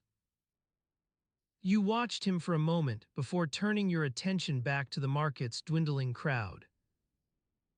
The sun beat down upon you with increasing ferocity now, its rays glinting off the dry earth like a scattering of diamonds across a velvet cloth. You raised a hand to shield your eyes from the glare, feeling the sweat trickle down your forehead in tiny rivulets, each one a reminder that even on these tranquil afternoons, life remained stubbornly inconvenient. As you continued on your way, you found yourself at the edge of the market once more, this time facing a narrow alleyway that led off into the unknown. The air within was cooler than outside, its darkness a welcome respite from the sun's relentless pounding. You took a deep breath, feeling the shadows envelop you like a damp shroud. You began to walk down the alley, your footsteps echoing off the stone walls as you navigated the narrow passage. The sounds of the market receded into the distance, replaced by an eerie silence that hung in the air heavy with dust and the faint scent of decay. Your eyes adjusted slowly to the dim light within the alley, its shadows like dark fingers reaching out to snare unwary travelers. You walked on, your footsteps quiet now as you picked up speed, following a meandering path that led deeper into the heart of the city, ever further from the market's vibrant chaos and closer to the stillness that lay beyond. As you turned a corner, the alley opened up onto a broad thoroughfare, its stone pavement worn smooth by generations of feet. You blinked in response to the sudden burst of light, feeling the bright colors of the surrounding buildings sear your eyes like an open flame. The air was alive with activity now, vendors and shoppers alike hurrying to complete their daily tasks before the sun dipped below the horizon. You slowed your pace as you wove through the crowds, taking care not to bump into anyone or anything along the way. Your palms grew warm from holding onto the container so tightly, its weight a comforting reminder of your task's steady progress. You continued on in this manner for some time, lost among the throngs of people rushing about their daily business. Eventually, you came upon a small square surrounded by several large buildings, each one bearing an intricately carved stone facade that glistened with age and neglect. The air within was heavy with dust, its silence almost palpable after the market's cacophony, a stillness broken only by the soft rustle of leaves in nearby trees. You navigated this square slowly, taking care to avoid colliding with other pedestrians or vendors alike. Your eyes wandered across the surrounding buildings' intricately carved facades, their surfaces etched with hieroglyphics and ornate designs that seemed almost otherworldly, like fragments from some forgotten dream. Your path eventually led you past a small shrine dedicated to one of the city's numerous gods, its stone walls bearing intricate carvings depicting various scenes from everyday life.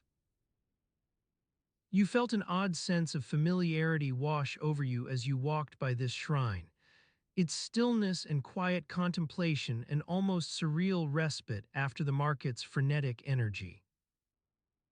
You continued on for a short while longer, lost in thought as much as anything else, your footsteps carrying you further into the heart of the city. Your thoughts drifted with each step, their meandering paths taking you far from the present moment and deep into memories both fond and forgotten. Eventually, after an eternity spent wandering aimlessly through ancient streets, you found yourself back at the edge of the market once more, its vibrant colors a jarring reminder that even in this tranquil atmosphere, life remained stubbornly inconvenient. You smiled wryly to yourself as you began making your way towards home, feeling the weight of your palm leaf container still clutched tightly in one hand. The sun was beginning its slow descent into the horizon now, casting long shadows across the market stalls and alleys alike, their darkness a welcome respite from the day's relentless heat. You walked on, lost among the crowds as they too began to disperse for the evening, each step taking you closer to some unseen horizon where life would resume in all its messy complexity. As night drew near, casting long shadows across the city's ancient stones, the sounds of everyday life continued unabated, a gentle hum that accompanied your footsteps like an old friend, familiar and comforting. You navigated these streets slowly now, feeling the weight of exhaustion grow with each passing step. Your thoughts began to wander in time with the evening breeze, its gentle caress carrying you along on a tide of tranquility as deep as it was soothing. The city's sounds grew softer still, their melodies intertwining like tender fingers around your heart, calming and reassuring even amidst all life's small frustrations and annoyances.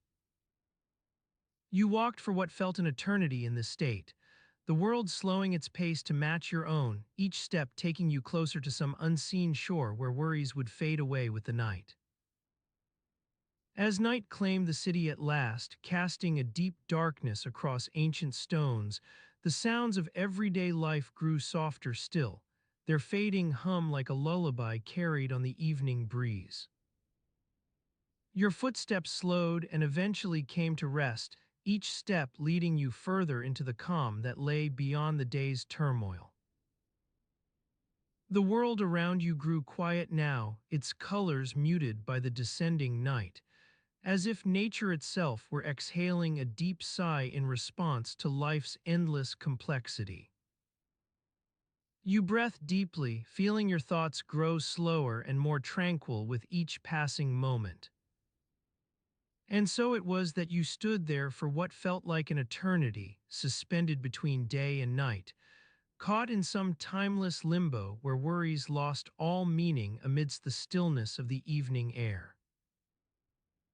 Your palm leaf container hung limp from one hand as if weighed down by the day's forgotten troubles, each step leading you further into a world grown quiet, with anticipation for the unknown hours ahead. As the darkness deepened and night claimed its due, casting long shadows across ancient stones, your footsteps came to rest at last amidst this tranquil sea of silence. And in that moment, lost among life's small frustrations and petty annoyances, something strange occurred. You felt a sense of peace settle over you like a soft blanket on a winter's night. In the stillness, surrounded by shadows cast long across ancient stones, your thoughts grew calm, their gentle hum mingling with the evening breeze as it whispered secrets in a language known only to the heart. Your palm leaf container hung forgotten from one hand now, its task complete for another day at least, and you stood there lost among life's small complexities, suspended between day and night. Your breathing slowed further still, each inhalation like a soft sigh carrying with it all the troubles left behind amidst this tranquil sea of silence. Your footsteps grew heavy as if weighed down by some unseen force, its gentle pressure guiding you ever deeper into a world grown quiet for the night ahead.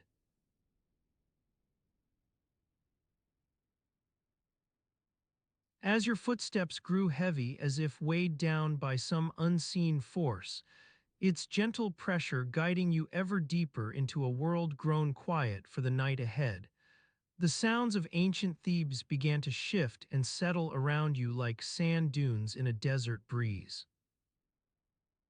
The air, still warm from the day's heat, vibrated with the low hum of donkeys braying in distant courtyards, their voices rising and falling like a lullaby on the wind.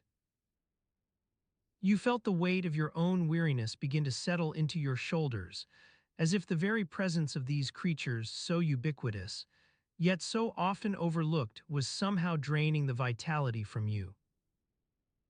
You walked through streets narrow and winding, lined with houses that seemed to lean in, their wooden facades weathered to a soft silvery gray. The air clung to you like a damp shawl, heavy with the scent of baking bread and roasting meats carried on the gentle breeze. Your stomach growled softly at the reminder of your own empty belly, but even the promise of food couldn't shake the sense of listlessness that had been building within you since dawn. As night began to fall, the city seemed to surrender itself to a stillness so profound it was almost palpable. The wind stilled, and with it the rustling of palm fronds, the creaking of wooden beams, and even the distant braying of donkeys. All these sounds that had woven together in a constant tapestry during the day now fell silent, as if waiting for some unseen cue to begin again. You navigated through the darkness, guided by the faint glow of oil lamps set into niches above doorways. The soft light danced across your face like fireflies on a summer evening, casting shadows that made you feel as though you were walking in and out of the very walls themselves. Your eyes grew accustomed to the dim illumination, but even so it seemed as though every step revealed some new surprise. A spider's web stretching between two door handles, its gossamer strands glowing like silver in the faint light, or a cat prowling silently through the shadows, its eyes shining like lanterns in the dark. The city at night was a place of shifting perspectives and uncertain boundaries. As you walked, it seemed as though every wall, every doorway, and even the very buildings themselves were in constant flux, sometimes looming large above you, other times shrinking back into the darkness as if trying to escape some unseen presence that lurked just out of sight. Your ears picked up on a faint rustling from within one of these houses. It was a soft sound, almost imperceptible at first, but growing louder with each passing moment until it resolved itself into the gentle clinking of pottery and the murmur of conversation carried through an open window. You felt a pang of curiosity. Who could be stirring so late? And what were they doing that required such urgent attention to their pots and pans? You leaned in closer, trying not to startle whoever was inside by making too much noise as you peered into the house. The light spilling from within cast an eerie glow on your face, but it also illuminated a scene of quiet domesticity.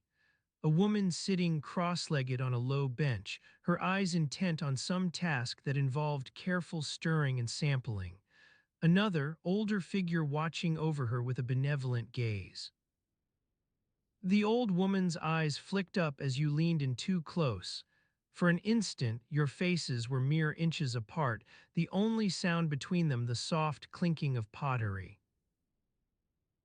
Then she nodded almost imperceptibly towards the window, and you felt a shiver run down your spine as you realized that they had been watching you just as intently.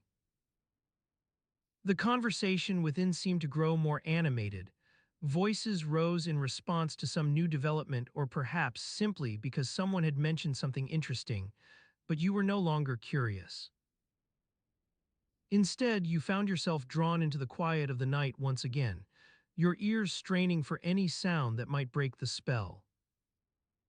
And then it came, a low rumble, almost imperceptible at first but growing louder with each passing moment, until it resolved itself into the unmistakable braying of donkeys.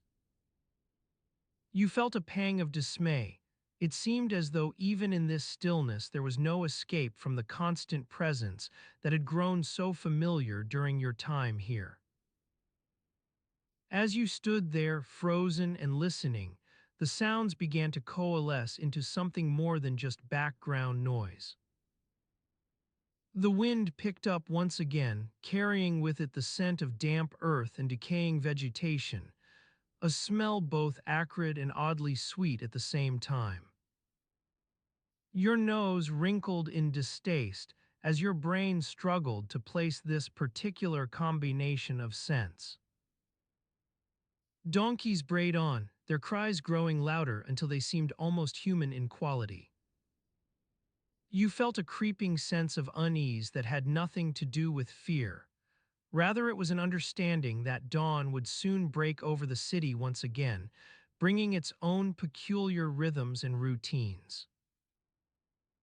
And you knew, as you stood there frozen under the darkened sky, that even now, deep within those courtyards where donkeys brayed all day long, life continued on in a never-ending cycle of sound and smell. Your footsteps grew heavy with an almost physical weight. It was as though some part of your being had grown attuned to this world's rhythms, to the point where its stillness became a palpable presence that you could feel weighing upon you. The wind stilled once more, but even in silence there remained the faintest echo of sound. A donkey's soft whinny carried on the breeze like a ghostly whisper reminding all who listened that even now, and for as long as anyone might care to listen, these creatures continued their ceaseless braying. As you stood frozen under this silent night sky, your mind began to wander towards thoughts of home, or rather what passed for home in this strange world. You recalled the cramped quarters shared with fellow laborers, each trying to sleep while the sounds from outside created an almost constant background din that made it impossible to truly rest. You wondered if anyone else noticed these tiny details, the way light spilled through narrow doorways and cast intricate patterns on walls, or how shadows stretched out like dark fingers across the floor as night deepened. Perhaps in this world where life was lived so close to nature's raw rhythms, people grew accustomed to its sounds, but you couldn't shake off a nagging sense that something about these particular noises didn't feel quite right. Your footsteps grew heavier still, weighed down by some unseen force whose gentle pressure guided you ever deeper into the quiet of this sleeping world. The donkeys continued their low murmur in distant courtyards. It seemed almost as though they knew that with each passing moment night gave way to dawn once again. As you walked along the Nile's tranquil bank, the donkey's gentle chatter faded into the background, and the only sound that filled the air was the soft lapping of water against the shore. The sun had begun to rise above the horizon, casting a warm glow over the scene before you. You breathed in deeply, feeling the cool morning breeze carry the scent of lotus flowers and the faint hint of decay from the river's depths. As you strolled along the riverbank, your thoughts turned to the pet goose that lived on your family's estate nearby. His name was Kem, a majestic creature with shimmering gray feathers and a mischievous glint in his eye. You had named him after one of the pharaohs, but Kem seemed more inclined towards causing trouble than ruling over Egypt. You continued along the path, the sound of the water growing louder as you approached the small pond where Kem resided. The sun was shining down on the pool's surface, creating a dazzling display of light and shadow that danced across the ripples. As you drew closer, you spotted Kem paddling around in circles, his wings flapping wildly as he tried to catch the occasional fish swimming beneath the surface. You sat down on the stone bench overlooking the pond, watching Kem with a mixture of amusement and frustration. He was such an unruly creature, always getting into mischief or causing chaos wherever he went. But despite his antics, there was something endearing about him, perhaps because he reminded you so much of yourself as a child. As you sat in silence, listening to the water's gentle lapping against the shore and watching Kem swim around the pond, your thoughts turned to the responsibilities that came with caring for such an animal. You knew it wasn't just a matter of feeding him or providing shelter. There was so much more to consider when taking care of a creature like Kem. You remembered the countless times you'd spent hours combing through his feathers, searching for any signs of lice or other pests that might be plaguing him.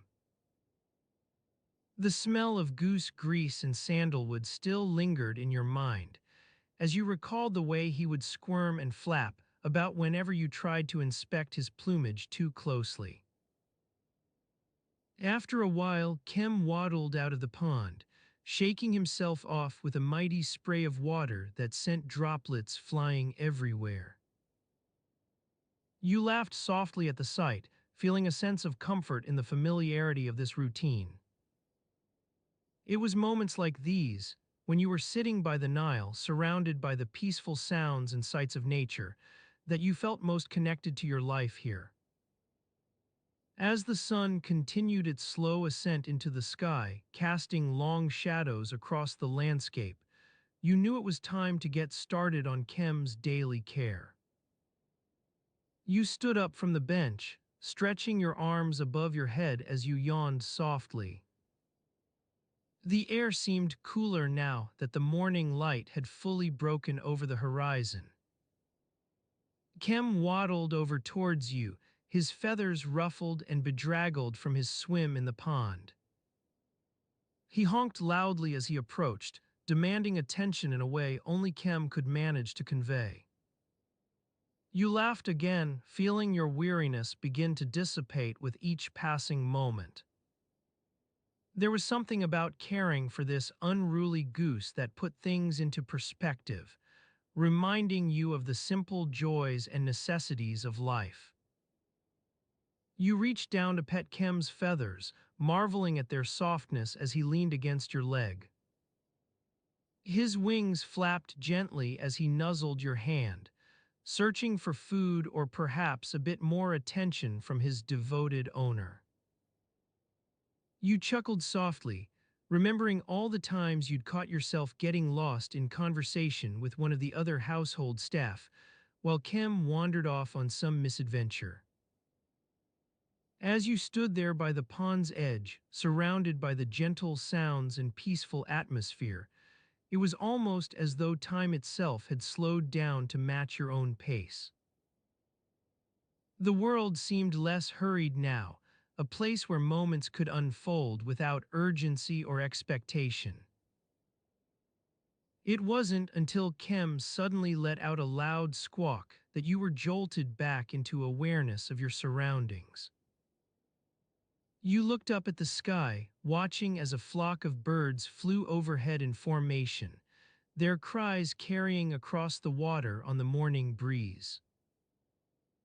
The sun was climbing higher now, its rays casting long shadows across the landscape like nature's own artistic brushstrokes. You felt a sense of calm wash over you as you breathed in deeply once more. The air carried the scent of fresh bread wafting from your family's kitchen, mingling with the smell of lotus flowers and the distant tang of river water.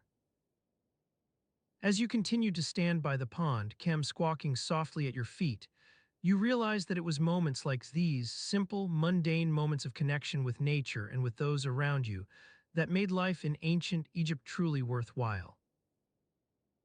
The world seemed so much larger now than just a collection of grand buildings or mighty monuments. It was full of quiet sounds, subtle textures, and gentle rhythms waiting to be discovered at every turn. As the morning wore on, casting its golden light across the landscape like an artist's palette, you knew that today would be no different from any other day in this timeless world.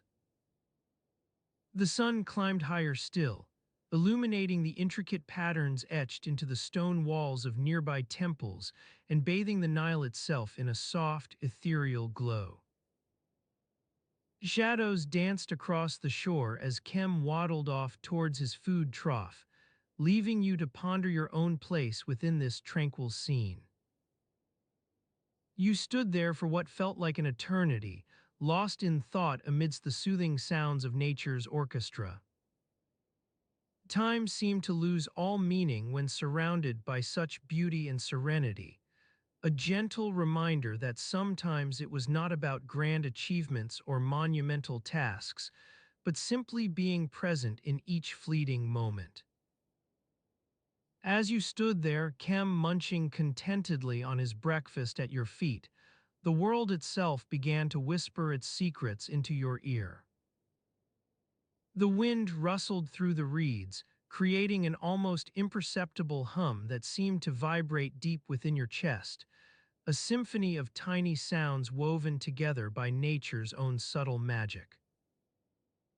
The morning light continued to grow brighter as you stood there lost in contemplation, watching Kem wander off towards his favorite spot beneath the willow tree. It was moments like these, when all sense of urgency and expectation faded away, that made life so much simpler yet infinitely richer.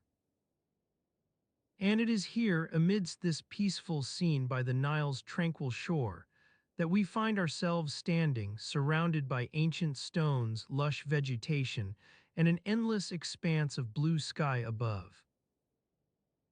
As Kem disappears from view beneath the willow tree's spreading branches, you are left alone with your thoughts, lost in the gentle rhythms of a world that has stood for millennia.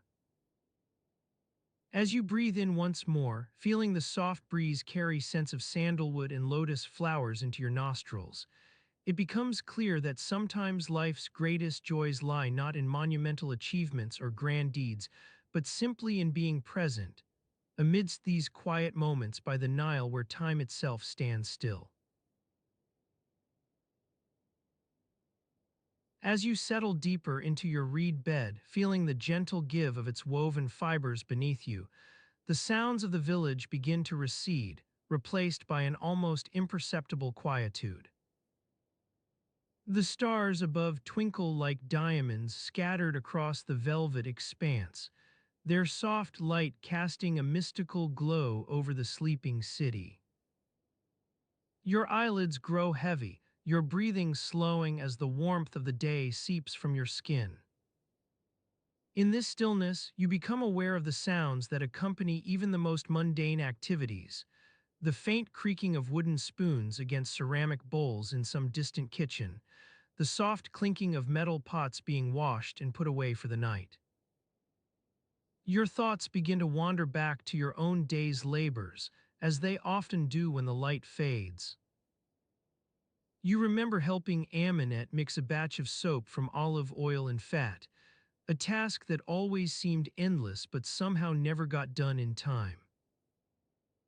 The smell of sizzling onions and fresh bread wafts through your mind, mingling with the pungency of animal fats and the acrid tang of lye. You recall standing over the clay basin, watching as Aminette carefully measured out equal parts olive oil and rendered fat from a recently slaughtered goat. Her hands moved with a practiced ease that belied her occasional complaints about the tedium of it all. Why must we make soap so often? Can't we just buy some like everyone else? She'd lament, only to be met by your own dry reply. Because our skin is as dry as the desert sand and this soap is worth every drop. As you stood there, kneading the mixture with a wooden spoon until it reached the perfect consistency, not too thick, not too thin, Aminette chatted about everything from her latest gossip. The temple's new high priestess had given birth to twins, to your own dubious skills as a soap maker. "You're so clumsy with those hands," she teased good-naturedly, nudging you with an elbow. "I'm surprised we don't have any leftover lye in the mix." The memory of that moment, Aminette's warm smile, and the scent of cooking oil wafting through your hair as you worked together, brings a sense of contentment to settle over you like a blanket. In this quiet, sleepy state, time begins to lose its meaning. Hours pass, or perhaps mere minutes, it matters not. The stars above continue their slow dance across the sky, casting shadows on the walls that seem to grow longer and darker with each passing moment. As your eyelids droop further still, you feel yourself slipping into a dreamless sleep. No visions of great pyramids rising from the desert sands or mighty pharaohs riding into battle.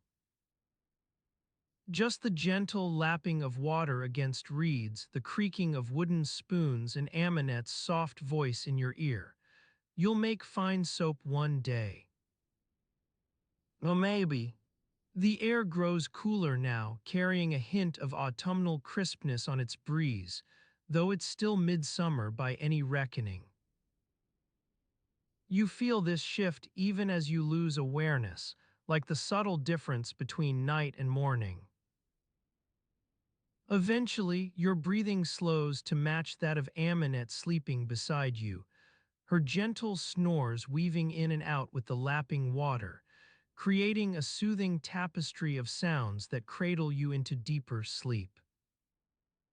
You sink further still, enveloped by this quiet world where soap making is an endless task, but also somehow not so bad. Your thoughts dissolve like ripples on a pond's surface as your eyelids grow too heavy to hold open. Perhaps, if the gods are kind in your dreams, you'll be standing over that clay basin once more. Or perhaps wandering through market stalls, sniffing out rare spices and oils for Aminette's next batch of soap. Or maybe just sitting on a reed bed like this one, watching as stars wheel above. Whatever form it takes, sleep beckons with its irresistible promise, An escape from the endless tasks that fill each day, making bread rise in a hot oven, haggling over prices for goods at market, or in your case, trying to mix just enough lye into olive oil without burning off all the good bits. In this peaceful reverie, time loses its hold on you. You're free to drift with the current of dreams as it carries you away from reeds and clay basins.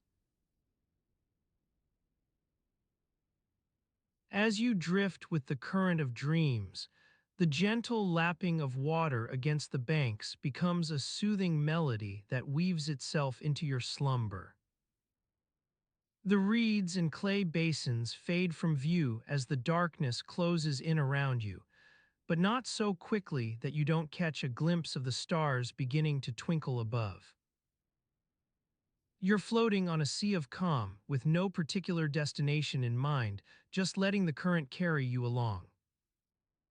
Your thoughts are hazy and disconnected, like wisps of fog that cling to the edges of your consciousness.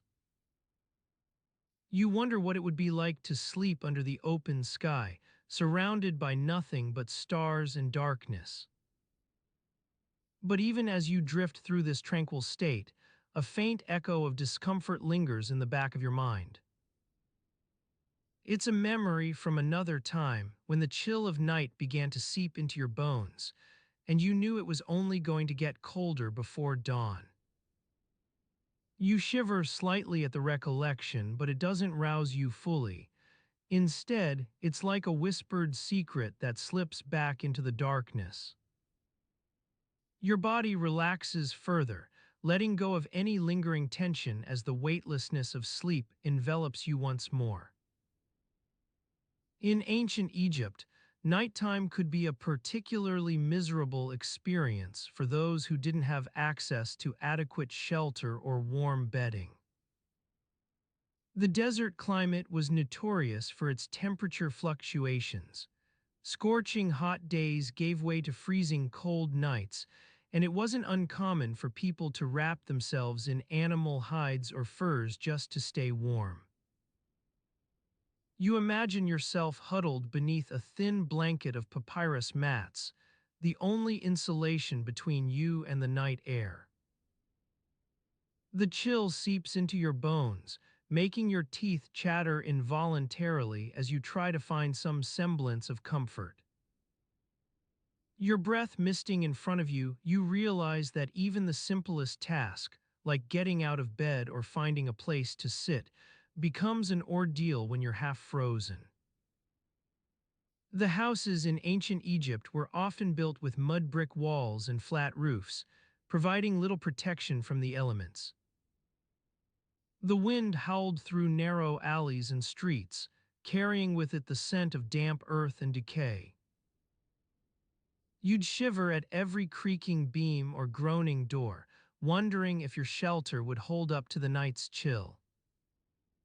You're not alone in this discomfort.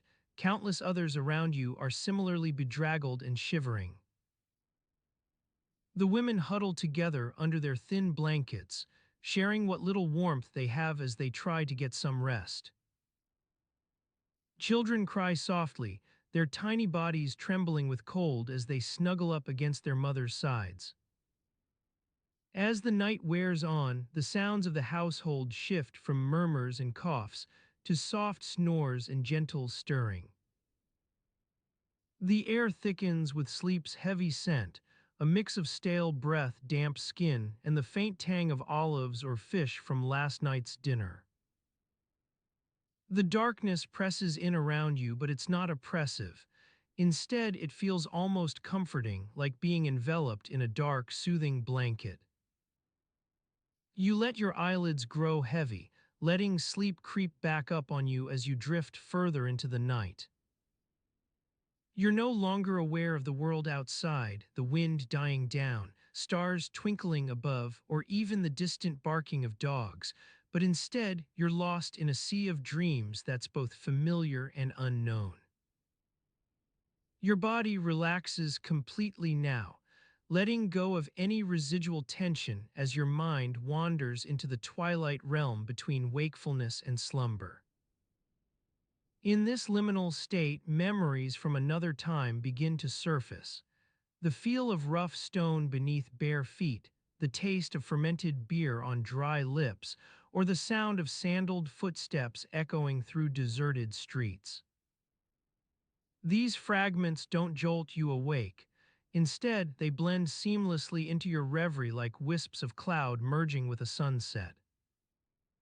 As you continue to drift, you become aware that even in ancient Egypt's harsh climate, people found ways to cope, often makeshift and sometimes cruelly efficient.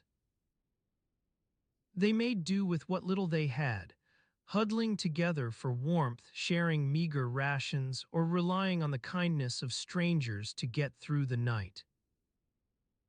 Their struggles are nothing compared to your current state of relaxation.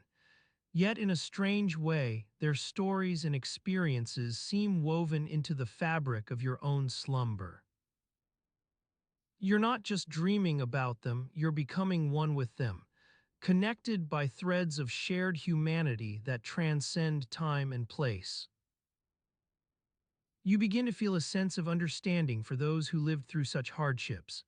The countless generations before us who endured cold nights in thin blankets or animal hides, their determination to survive despite all odds. It's an empathy born from within, not from any great effort on your part, but simply because you've let go and allowed yourself to become a part of this timeless narrative. As you settle deeper into the softness of sleep, memories begin to fade like wisps of fog burning off in the morning sun. Your body relaxes further still, letting go of even the slightest hint of tension as your mind slips back under the surface. You're no longer aware of yourself or anything around you. Instead, you're just a tiny part of this vast tapestry, an intricate weave of stories and experiences that stretches across time like an endless expanse. And so you drift, carried away on currents of sleep, leaving behind only whispers of your presence as the darkness closes in once more.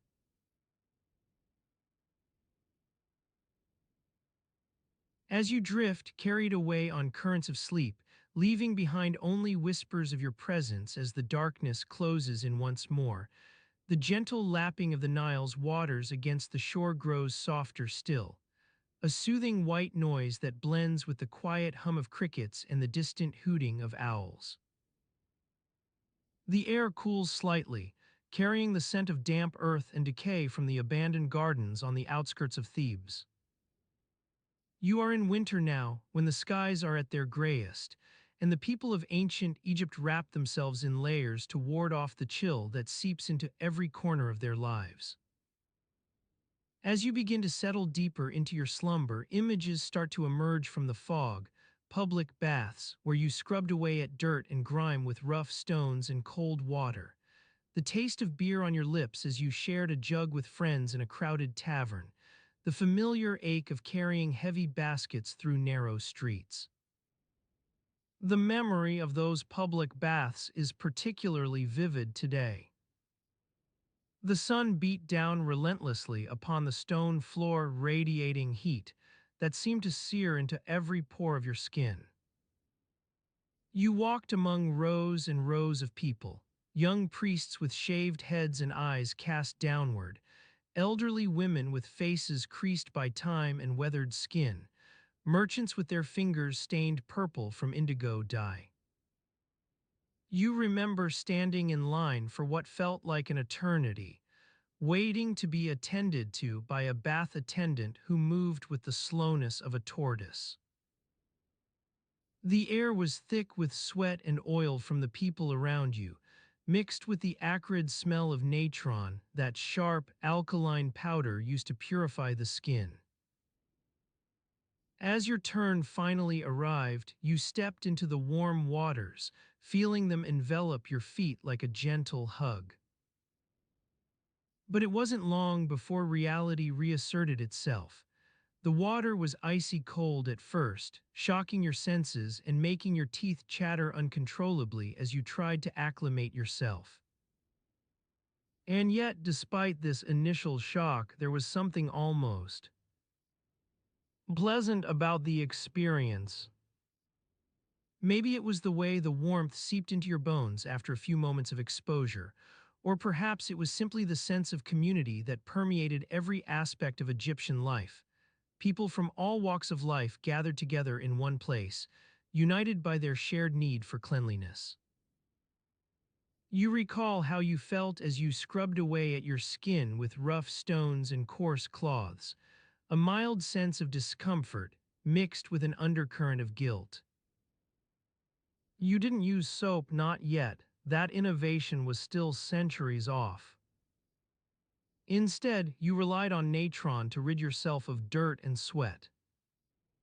As you continue to reminisce about those baths, your mind starts to wander back to the mundane routines of daily life.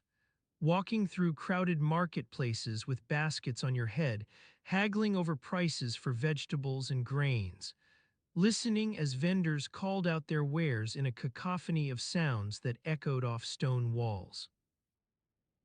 There's something soothing about these memories. Perhaps it's because they're so ordinary, so woven into the fabric of daily life.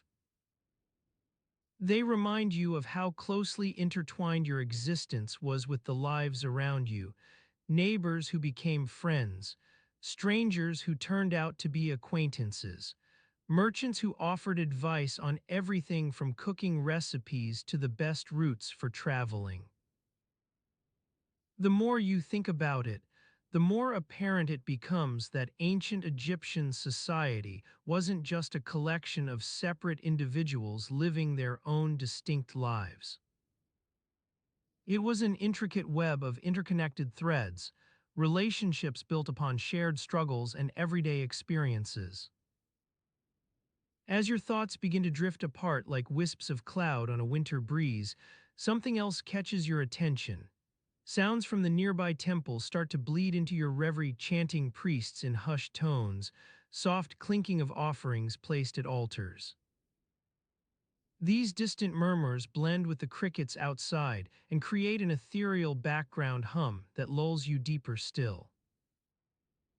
Your mind starts to explore other winter memories now, walking through gardens overgrown with frost-kissed flowers, listening as petals dropped quietly onto frozen ground, huddling around fireplaces on chilly evenings, watching sparks dance upwards towards smoke-filled skies. Each image is like a ripple in the water. It carries you forward into new thoughts and feelings without disrupting your peaceful state. For now, though, let's stay with those public baths, where people came together to rid themselves of dirt and grime, their shared presence creating an atmosphere both communal and calming. You can almost smell the natron again, feel its biting dryness as you scrubbed away at stubborn stains. Hear the sound of running water echoing off stone walls.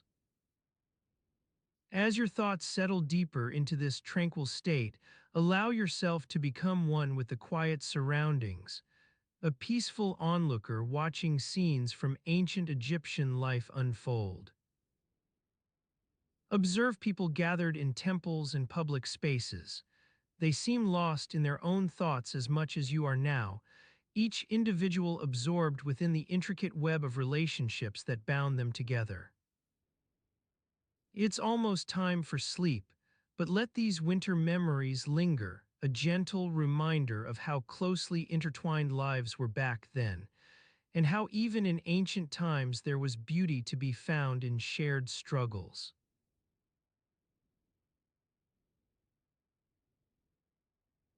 As you drift off to sleep, let your mind wander back to a day much like any other in ancient Egypt, a time of simple routines and everyday struggles that would test even the most patient among us.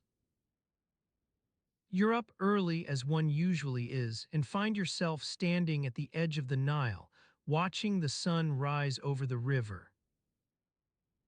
The air is crisp, with just a hint of dew-kissed coolness that will soon give way to the sweltering heat of the day ahead. You breathe in deeply, feeling the moisture on your skin as you take in the sights and sounds of another ordinary morning. As you walk back to your home, you notice the baker's shop is already open for business. The enticing aroma of freshly baked bread wafts out into the street, mingling with the scent of roasting meats from the nearby butcher. Your stomach growls in anticipation as you make a mental note to stop by the bakery on your way back from your daily chores. But first, there are tasks to attend to, household duties that will keep you busy for the next few hours at least. You begin with the morning ablutions, washing face and hands, then donning a simple but clean tunic to start the day off right. The water is cool from last night's collection in the clay jars outside, and it feels good against your skin as you splash some on your face. As you dry yourself off with the coarse linen towel that's been passed down through generations of women in your family, you notice the small wooden box on a nearby shelf. Inside lies yesterday's remnants, scraps of dried meat, stale bread, and what little else might have been salvaged from last night's dinner. You carefully sort out any edible items into smaller portions for future meals, setting aside only the most spoiled or moldy bits to be fed to the family chickens. The morning light is growing stronger now, illuminating every nook and cranny of your simple dwelling, a single-roomed mud brick hut with reeds woven into its walls for added stability. You take a moment to appreciate how much work went into building this little home. From gathering materials on site to laying the foundation stones, it's been years in the making. Now on to more pressing matters. Today's schedule of errands and chores is already mapped out in your mind. With a small sack slung over one shoulder, you set off towards the nearby market square. This early, there aren't many people about yet, just a scattering of vendors beginning to lay out their wares for the day. As you stroll through the stalls, exchanging greetings and pleasantries with familiar faces, your thoughts turn back to that bakery, which will inevitably be at its busiest later on in the morning. A steady supply of fresh bread is crucial not only for sustenance, but also as a vital trade item. Flour is one of the most sought-after commodities across ancient Egypt. Speaking of flour, yes, it's almost time for your daily visit to the local miller, who just so happens to be located near the bakery. You've got some grain sacks that need unloading and processing, an essential part of your family's bread-making routine. Your mind wanders ahead to the potential problems you might encounter at the mill. A delay in service, perhaps, or worse yet, news from the nearby village about crop failures affecting flour production. It doesn't take long for these nagging thoughts to fade away as you arrive at the bakery itself, warm sunlight streaming through its windows now, casting an inviting glow over rows of perfectly baked loaves. You breathe a sigh of relief, knowing your own bread supply will remain steady today. But it's not until you step inside that reality hits. There's been some sort of mishap. A harried-looking baker is frantically gesturing towards the storehouse behind him, while his usually calm assistant stands nearby with an expression almost, but not quite, apologetic. The atmosphere in here feels electrically charged, like a storm cloud gathering just beyond the horizon. You notice how different this scene plays out compared to your usual visits. Usually, you exchange warm smiles and banter as they prepare for the morning rush. Now, though, every face seems tense with worry. Questions begin swirling through your mind. Was it an equipment failure or perhaps some other problem? As a customer, there's little you can do but wait patiently for news from within. Before long, it becomes clear that this isn't just any ordinary day after all. The baker has indeed run out of flour, and with no fresh shipment scheduled to arrive until tomorrow at earliest.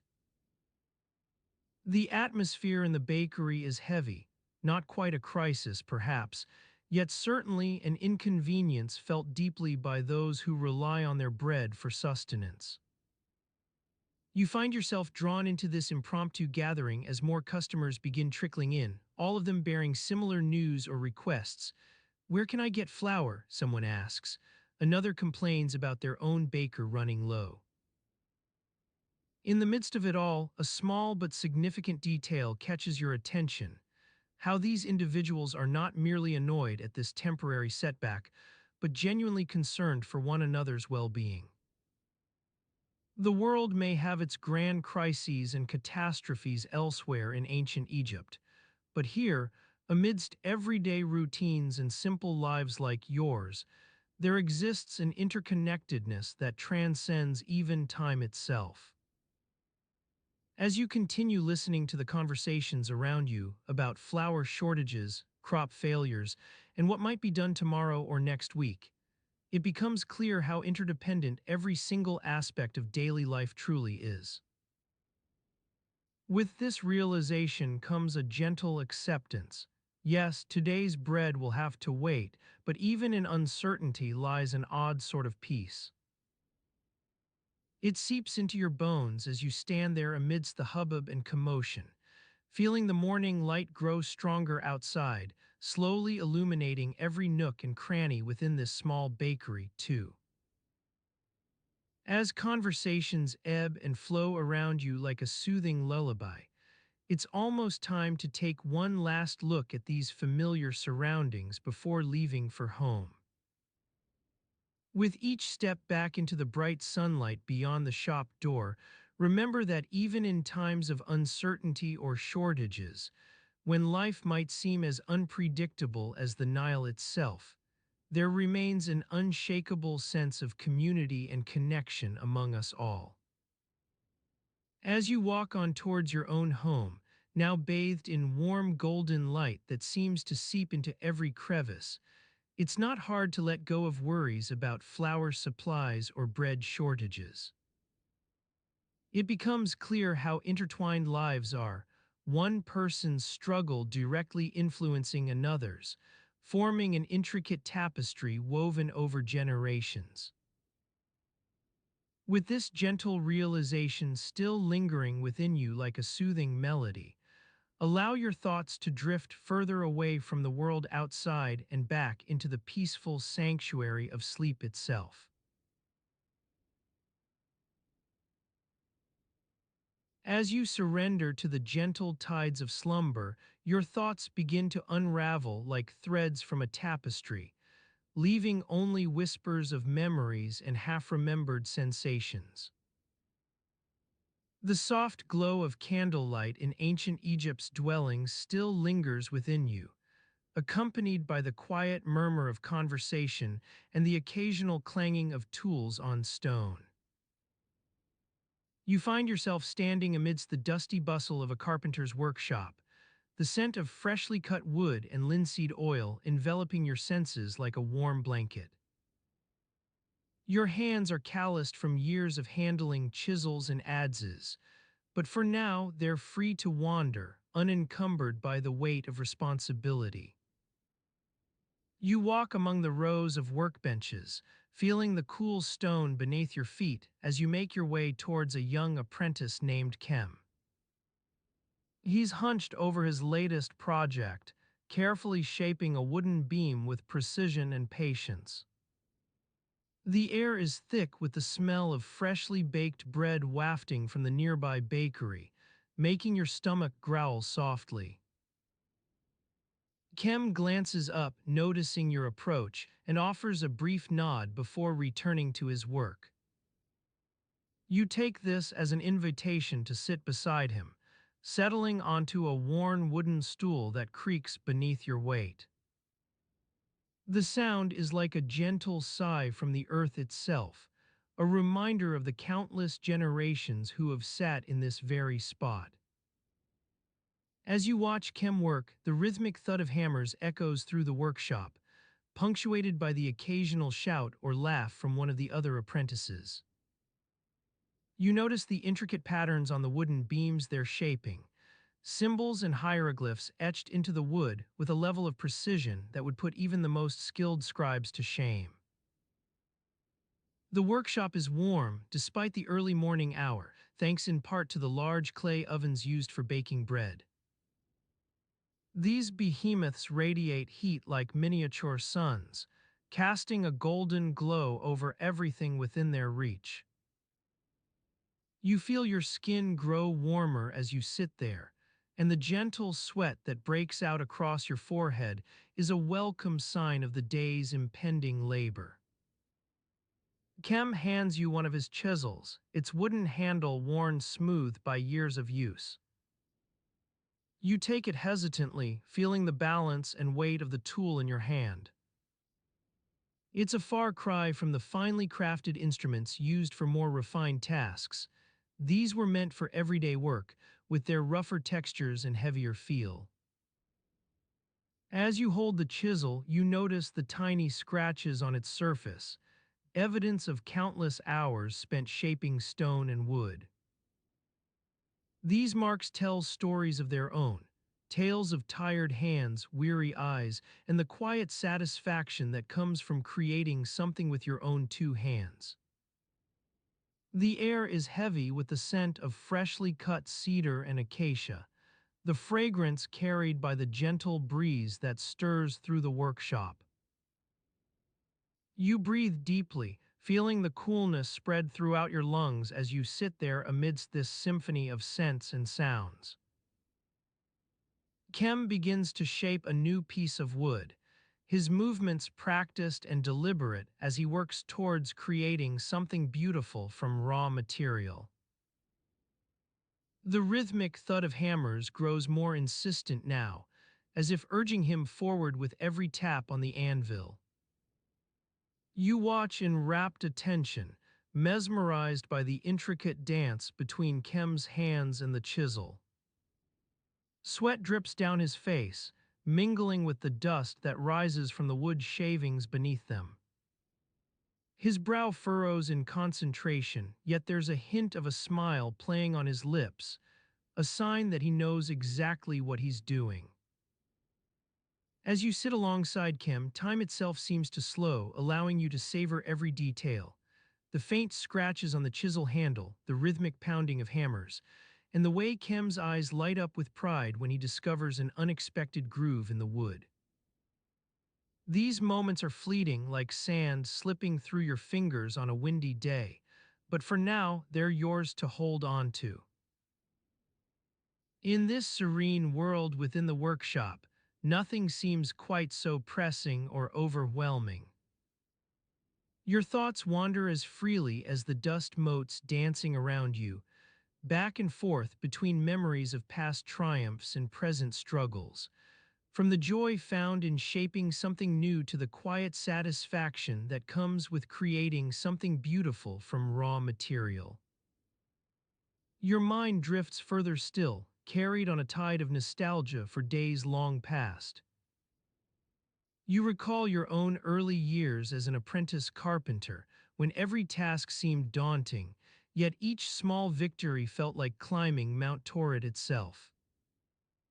And though memories can be like grains in the sandglass of time, shifting and changing with each passing moment, you remember this one particular sensation, the feeling of being part of a larger community. In ancient Egypt's workshops, life was about more than just individual achievement. It was about shared moments and communal struggles. The air vibrated with stories, told through whispered conversations over steaming cups of beer or as they worked side by side on wooden beams. These recollections stir now within you, quiet whispers carried away on the breeze like autumn leaves. Time has a way of passing, even in these tranquil surroundings, where every step feels deliberate and measured. The air begins to change, carrying hints of morning's arrival, Perhaps it's the faintest whisper of dew or the soft murmur of birds starting their day-long songs from the palm groves nearby. As you sit amidst this warm atmosphere of creation and community, your eyelids grow heavy once more. Your thoughts become increasingly disconnected from the world outside. Memories start to blur into new ones. Sounds fade away only to reappear as distant echoes, and sensations blend together in an ever-changing tapestry. Kem's workshop fades slowly from view, like a sunset that refuses to be extinguished by nightfall. Its warm light lingers on your retina long after you close your eyes.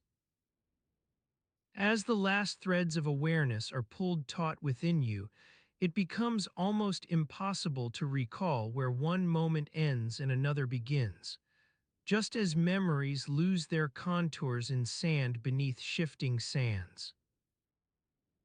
Sleep beckons once more, promising a realm free from worry or hardship, if only for a short time. Your breath grows shallow, becoming part of the rhythm that governs your dreams, slow, steady, and full of promise.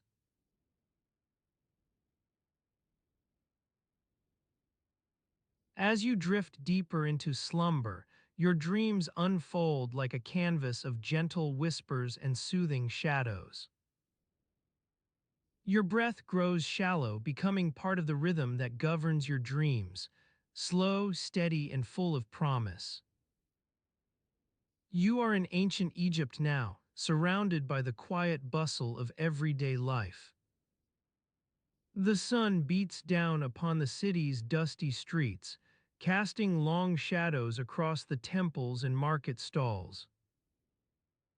You wander through this world, taking in the sights and sounds of a civilization that was once so vibrant, yet would soon be lost to the sands of time.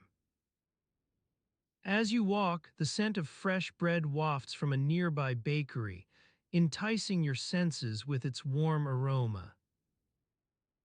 The baker's hands move deftly, shaping dough into loaves that will soon fill bellies throughout the city. You watch as he expertly flips a particularly stubborn chunk of dough onto a hot stone, where it begins to bubble and crackle in response. You approach the baker, your footsteps quiet on the cool stone pavement. He looks up at you with a mixture of curiosity and amusement, his hand still moving swiftly as he shapes another loaf.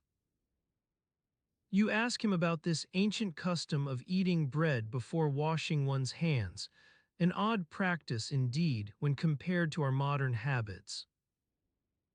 He chuckles good-naturedly, wiping the sweat from his brow with a linen cloth. You see, my friend, he says, washing your hands is not as important as ensuring you have eaten something clean and safe. In this heat, bread can become stale quickly. It's better to eat it first when it's still warm and fresh. He gestures to the nearby well, where a group of women are busy washing dishes in its cool waters. You nod thoughtfully, taking in his words as you gaze out at the ancient world. The air is filled with the scent of blooming flowers, lotus, acacia, and myrrh, which perfume the city's streets and homes. You breathe deeply, letting their fragrance fill your lungs, as a gentle breeze stirs the dust that rises from the cobblestones.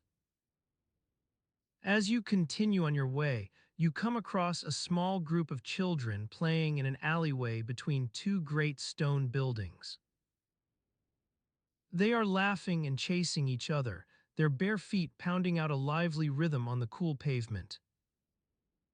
You watch as they play, mesmerized by their joyous abandon, carefree, and untethered from the burdens that weigh upon grown adults. One child notices your presence and runs over to greet you with a curious smile. "You are here for the festival of Bastet?" he asks, his eyes shining with excitement. You shake your head, smiling at his enthusiasm, as he launches into an excited explanation about the worship of the great cat goddess, her sacred animal, the domesticated cat, which prowls the city's streets like a guardian. You listen patiently to his words, taking in the sights and sounds that fill this ancient world. The smell of fresh bread still lingers on your skin, mingling with the scents of myrrh and acacia, as you gaze out at the vibrant tapestry of everyday life. As you stand there lost in thought, a group of vendors passes by, their stalls piled high with goods from across the empire. You see fine linens, intricately woven and dyed, alongside baskets overflowing with fresh produce. There are jars filled with olives and dates, their sweet fragrance wafting through the air like a siren's call. Your eyes follow one vendor in particular, an elderly man who carries himself with quiet dignity as he makes his way through the crowds. He has spent his life traveling the desert roads, gathering goods from distant lands to sell at market stalls such as this one. His hands are worn and wrinkled from years of hauling heavy loads, but they still move with a gentle care that is both soothing and reassuring. You watch him pass by, lost in thought about the vast networks of trade that crisscrossed ancient Egypt, roads and rivers that carried goods across continents and oceans to distant markets. The vendor's footsteps fade into the distance as he disappears around a nearby corner, leaving behind only the faint scent of spices and foreign lands. As you continue on your way, the sun begins to set over the city, casting long shadows across the temples and market stalls once more. You feel its warmth seep through your skin, carrying with it the memories of this ancient world.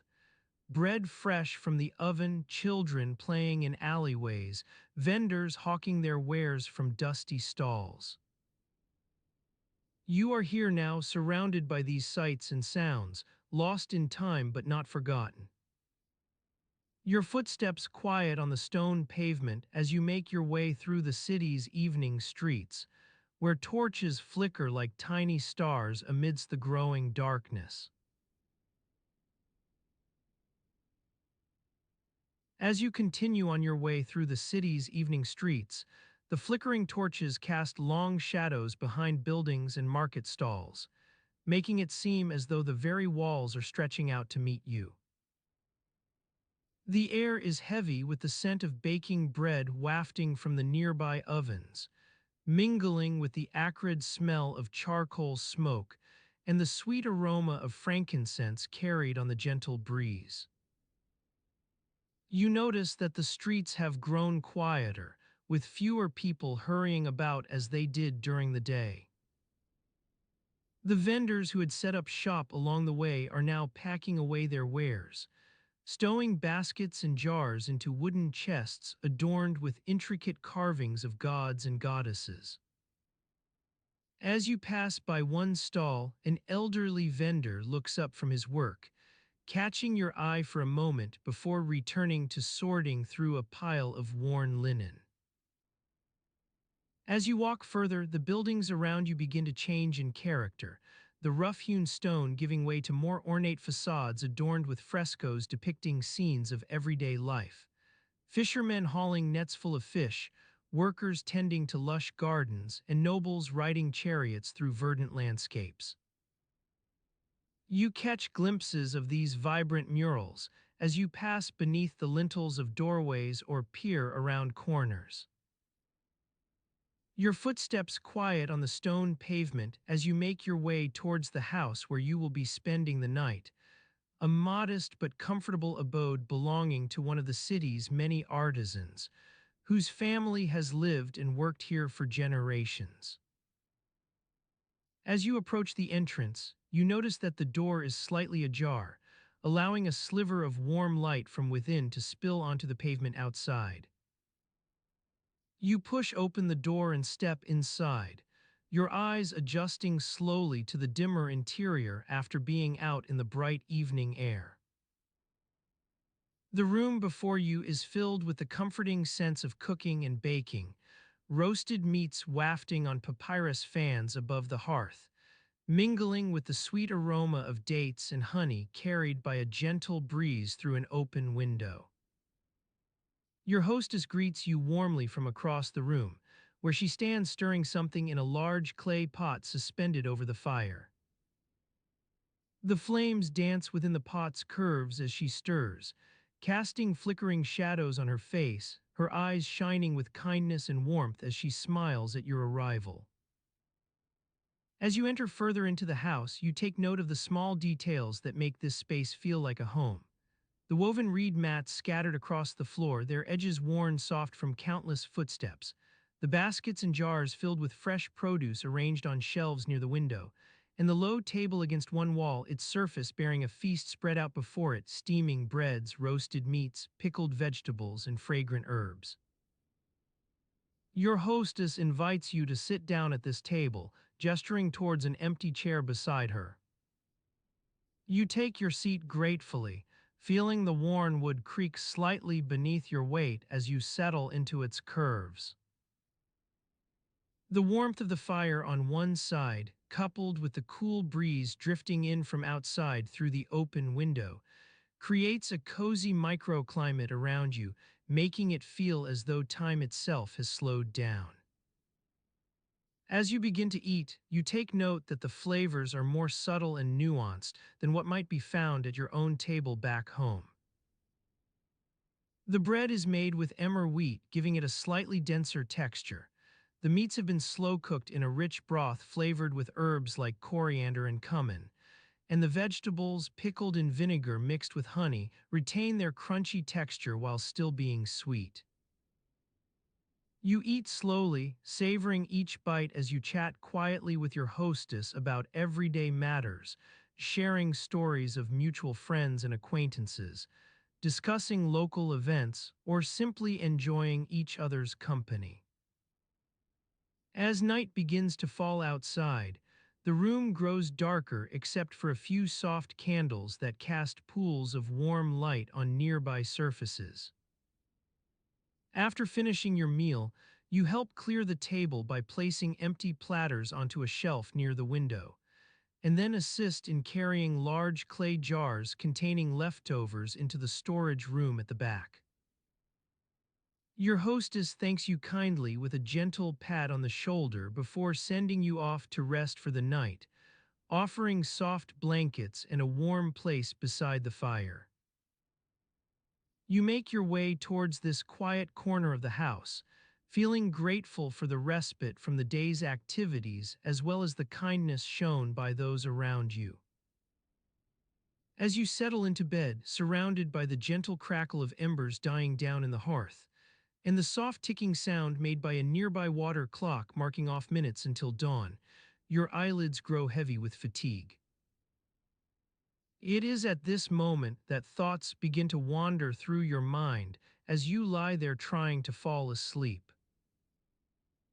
You start thinking about vermin in the kitchen every night, creatures like mice or rats scurrying about, seeking crumbs and scraps amidst the darkness of your own home's pantry area.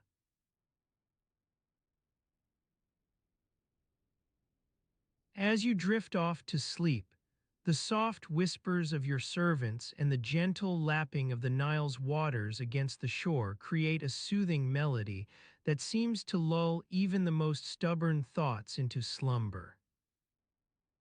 The night air is heavy with the scent of frankincense and myrrh wafting from the nearby temple, but it's not enough to distract you from your persistent worries about vermin in the kitchen. You start thinking about how those creatures would navigate the narrow aisles between the storage jars, their beady eyes scanning for any scraps that might have fallen behind a container or two. The pantry is always slightly musty, and the air is thick with the smell of old grain and dust. You wonder if it's time to call in the village pest controller, an elderly man named Kem who specializes in ridding homes of unwanted critters. As you ponder this issue, your mind begins to wander back to earlier that day when you took a boat ride downstream to do laundry with some of the other wives from the household. The sun was high overhead, beating down on the deck of the small vessel as it glided across the water. You're seated at the front of the boat, surrounded by baskets overflowing with linens and tunics. Your own clothes are a bit worn out, in need of washing to restore their former crispness. The rhythmic splash of the oars dipping into the water creates a soothing background noise as you watch the shoreline slip away behind you. You see fishermen casting nets into the river, their calls carrying across the water on the breeze. The air is filled with the sweet scent of lotus flowers blooming in the shallows. As the boat picks up speed, the spray from the bow creates a fine mist that dances around your face. You feel it cool and refreshing against your skin, just what you needed after a long morning spent overseeing the household chores. The other wives are chatting quietly among themselves, their laughter carrying on the wind as they gossip about whose husband is most likely to arrive home with a new concubine in tow. You're lost in thought for a moment, trying to decide which tunic of yours needs washing first, your favorite linen one that's been stained by last week's dinner or the woolen wrap you wore on a chilly morning. The boat slows slightly as it approaches the shallow waters near the riverbank where the laundry is done.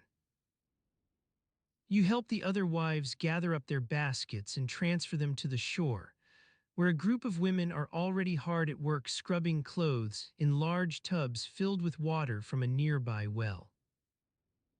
You take your turn washing and rinsing your own garments, the cool water feeling like a balm for your tired hands.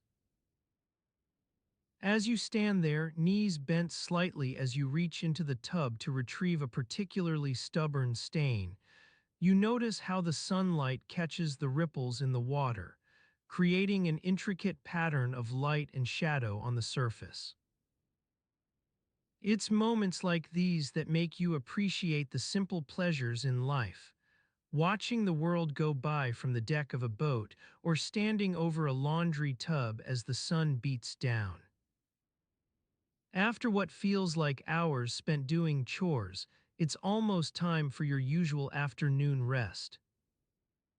You excuse yourself and head back to the boat with some of the other women, leaving the laundry crew to their work.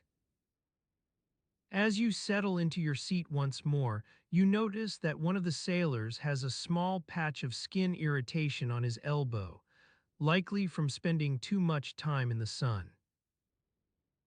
You offer him a few words of sympathy and advice on how to treat it. After all, as an aristocrat's wife, you've learned a thing or two about skincare, but he just chuckles good-naturedly and continues rowing. The gentle lapping of the water against the hull creates a soothing background hum that helps to calm your own frazzled nerves. As the boat glides back upstream towards home, you start thinking about dinner, whether it'll be fish from the river or perhaps some dried meat brought in from further south. You wonder if there's any fresh produce available at market today, and make a mental note to send one of the servants out to fetch what's needed. The sun is starting its slow descent into the west now, casting long shadows across the deck as you watch. The air begins to cool slightly, enough that you can feel it on your skin without the need for a cloak or shawl. You breathe in deeply and let the peaceful atmosphere of the boat wash over you once more. It's almost time for dinner. Soon you'll be sitting down with your family, enjoying some conversation and maybe even sharing stories about your day. But first, there's just enough time to drift off into a well-deserved rest before the evening meal is served.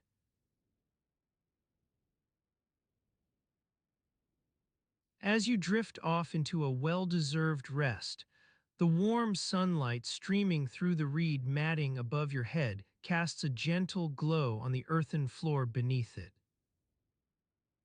The air is thick with the scent of baking bread wafting from the nearby oven, where Akti is busily preparing for tonight's meal. The sound of sizzling meat and the occasional clucking of chickens provide a soothing background hum to your slumber. You feel yourself sinking deeper into the soft reeds that make up your mattress, their fibers providing just the right amount of give as you succumb to exhaustion. As the day wears on, the marketplace begins to stir outside your window. The chatter and laughter of merchants and traders grows louder, mingling with the calls of vendors hawking their wares. Fresh produce from the Nile's bounty, intricately woven baskets, and colorful textiles imported from far-off lands.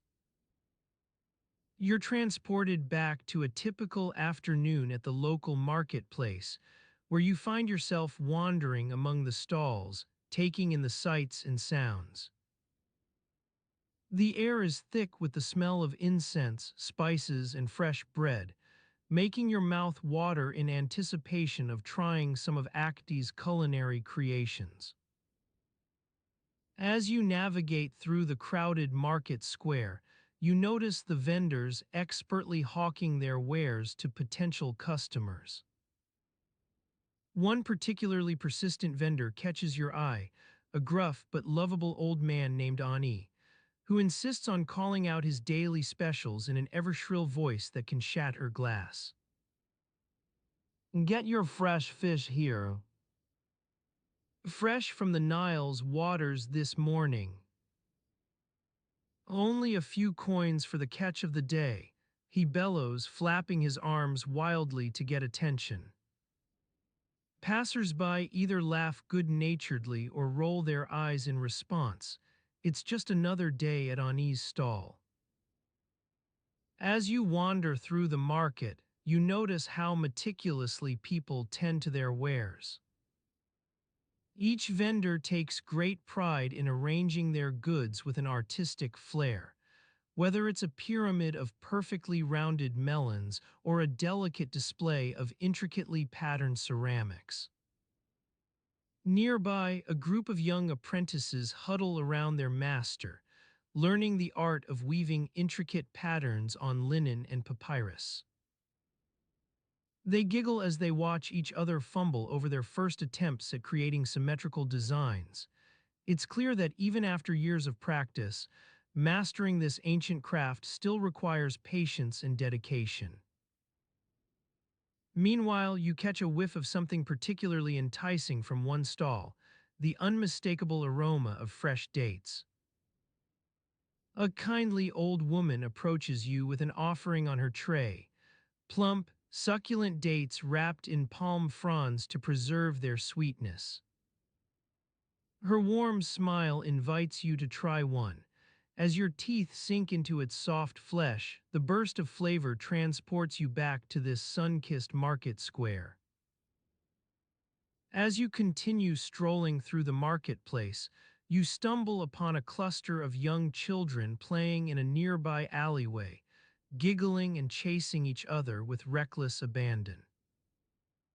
They're completely absorbed in their play, oblivious to the surrounding chaos as merchants hurry past them to display their latest wares or exchange hasty greetings with acquaintances. Their carefree laughter is infectious. You find yourself smiling along with them, remembering afternoons like these when childhood worries seemed far away and all that mattered was the simple joy of being alive. Their squeals of delight carry on a gentle breeze as they dance through the narrow alleyway, playing hide-and-seek among stacks of intricately carved wooden furniture. Nearby, you catch sight of Akati returning from her errands, a sturdy basket slung over one arm and an apologetic smile etched across her face. "I'm so sorry," she whispers to no one in particular, as if apologizing for the world's many disappointments, not just her own tardiness. As you watch her weave through the market crowd with quiet efficiency, taking note of each vendor and greeting them by name, Ani's fishmonger friend, a quick word about yesterday's rainstorm and its impact on nearby fields.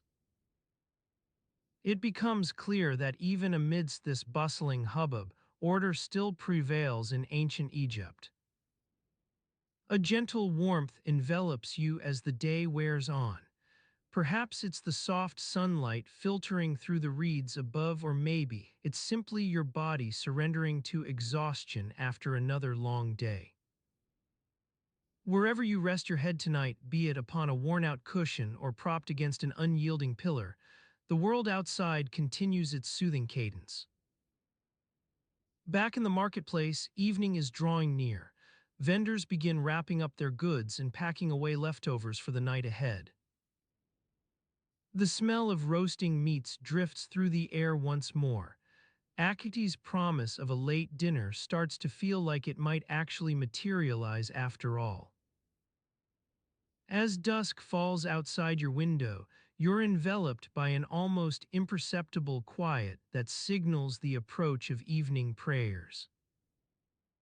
You hear whispers echoing from the nearby temple as priests and worshippers begin their devotional rituals for the coming night, soft murmurs rising in harmony with the setting sun's descent towards its appointed place on the horizon. Within your room, shadows creep across the walls as day succumbs to darkness. It's almost time to rejoin Akati and her family around the evening meal. But first, as you settle into your daily routine, the sounds of the household outside begin to seep back in, a gentle clinking of pots from the kitchen, the soft murmur of conversation around the dinner table. Akti's family has likely finished their evening meal by now. The scent of grilled fish and fresh herbs still wafts through the air, but it's giving way to the sweet aroma of dates and honey.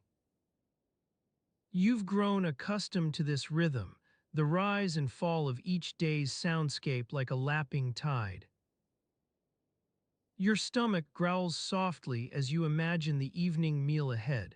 Perhaps there will be some leftover bread from last night's baking. The Egyptians have an art for coaxing flavors out of simple ingredients, but even the most patient among them can't resist the allure of fresh-baked goods. As you make your way to the kitchen, the warmth emanating from the hearth envelops you like a gentle hug.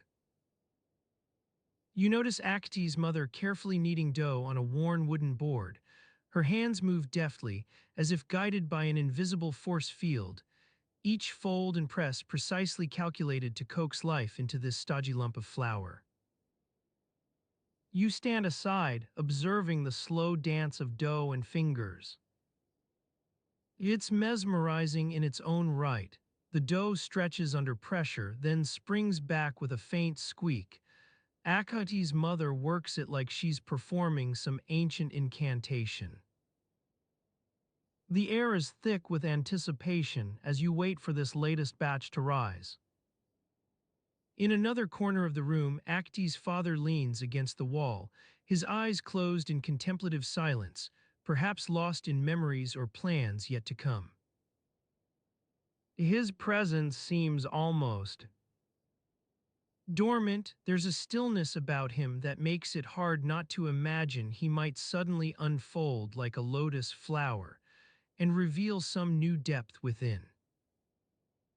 You wander over to join him, curiosity getting the better of you despite yourself.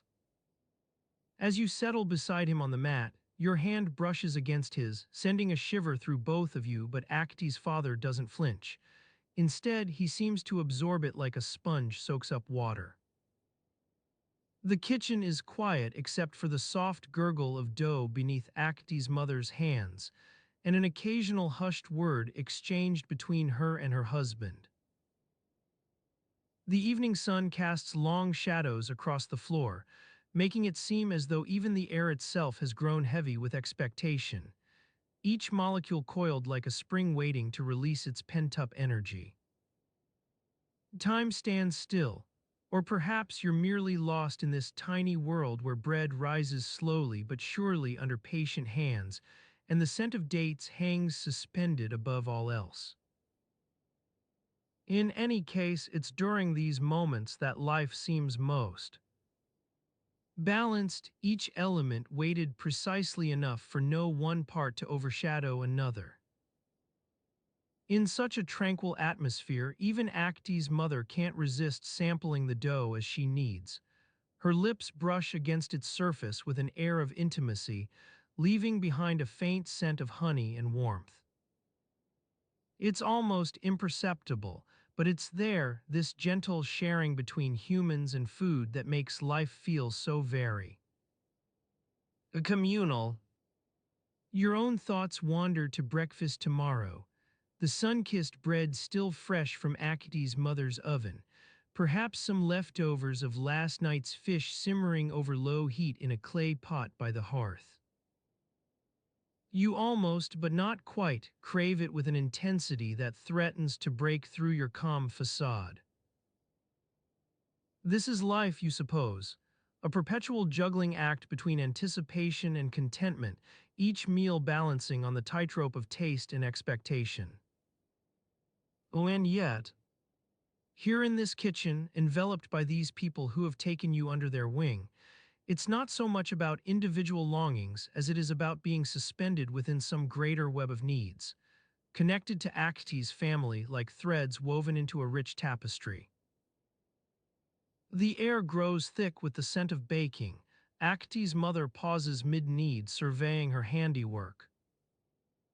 This time, however, instead of simply letting it rise, she gently pokes at its surface with an index finger, not too hard, just enough to release those hidden bubbles and watch them burst like tiny suns in a miniature cosmos. A moment's pause follows as the room holds its breath. Then Akiti's mother lets out a soft sigh that sends ripples through her husband's still form beside you. It seems almost deliberate, this delicate dance between anticipation and satisfaction, each step leading to some next great joy or disappointment waiting just beyond the horizon. You lean back against the wall, letting your gaze drift towards Akti's father as he opens one eye lazily. A small smile plays on his lips before disappearing into the folds of his face like sand between fingers. It's almost imperceptible, this flicker of connection that passes between them like an electric current. In these fleeting moments when lives intersect and overlap, you start to grasp something fundamental about human existence. It is not so much a linear progression as a series of connected dots waiting to be filled in by shared experiences, the warm glow of freshly baked bread, the taste of fish simmered low over embers, or simply the quiet companionship that arises from being present for another's joys and sorrows. You let your thoughts drift like autumn leaves rustling through dry reeds, carried on a gentle breeze. As you settle into this lullaby world, where time stretches out in all directions like an unfurled scroll, you feel almost there, suspended between worlds yet to come and memories left behind, part of something larger than yourself. Your eyelids grow heavy with the weight of these quiet moments. It's as though your entire being is one massive dough rising under the gentle pressure of shared lives. The world narrows to a single point. Acti's mother, her hands kneading patiently as she awaits that first hint of expansion, life itself stirring in response to patient touch. With each breath you take, your connection deepens. It's almost tangible now, this sense of belonging that grows from the accumulated richness of daily moments shared with others. Oh, and yet, even here within these walls where every inch seems imbued with meaning and purpose, there lingers a faint undercurrent, the soft hum of impermanence.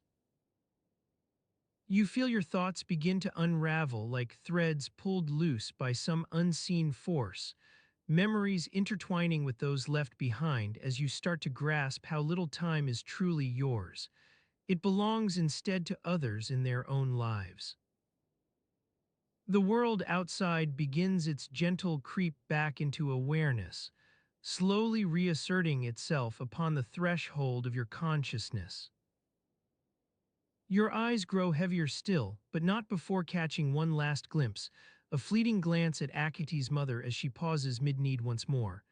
Her lips curve upward ever so slightly as she surveys this batch of dough now freed from its stodgy confines. The air is heavy with the scent of fresh bread rising into life beneath patient hands. And then, in that instant before sleep claims you entirely, your thoughts fade like embers dying out, lost to some greater web of lives yet lived, and memories waiting to be forged within those walls now growing darker by the second. Everything fades slowly, shadows deepen across the room as night falls. You let go of every last thought, surrendering yourself to that great sea of unconsciousness, where dreams await like silent messengers from beyond the veil.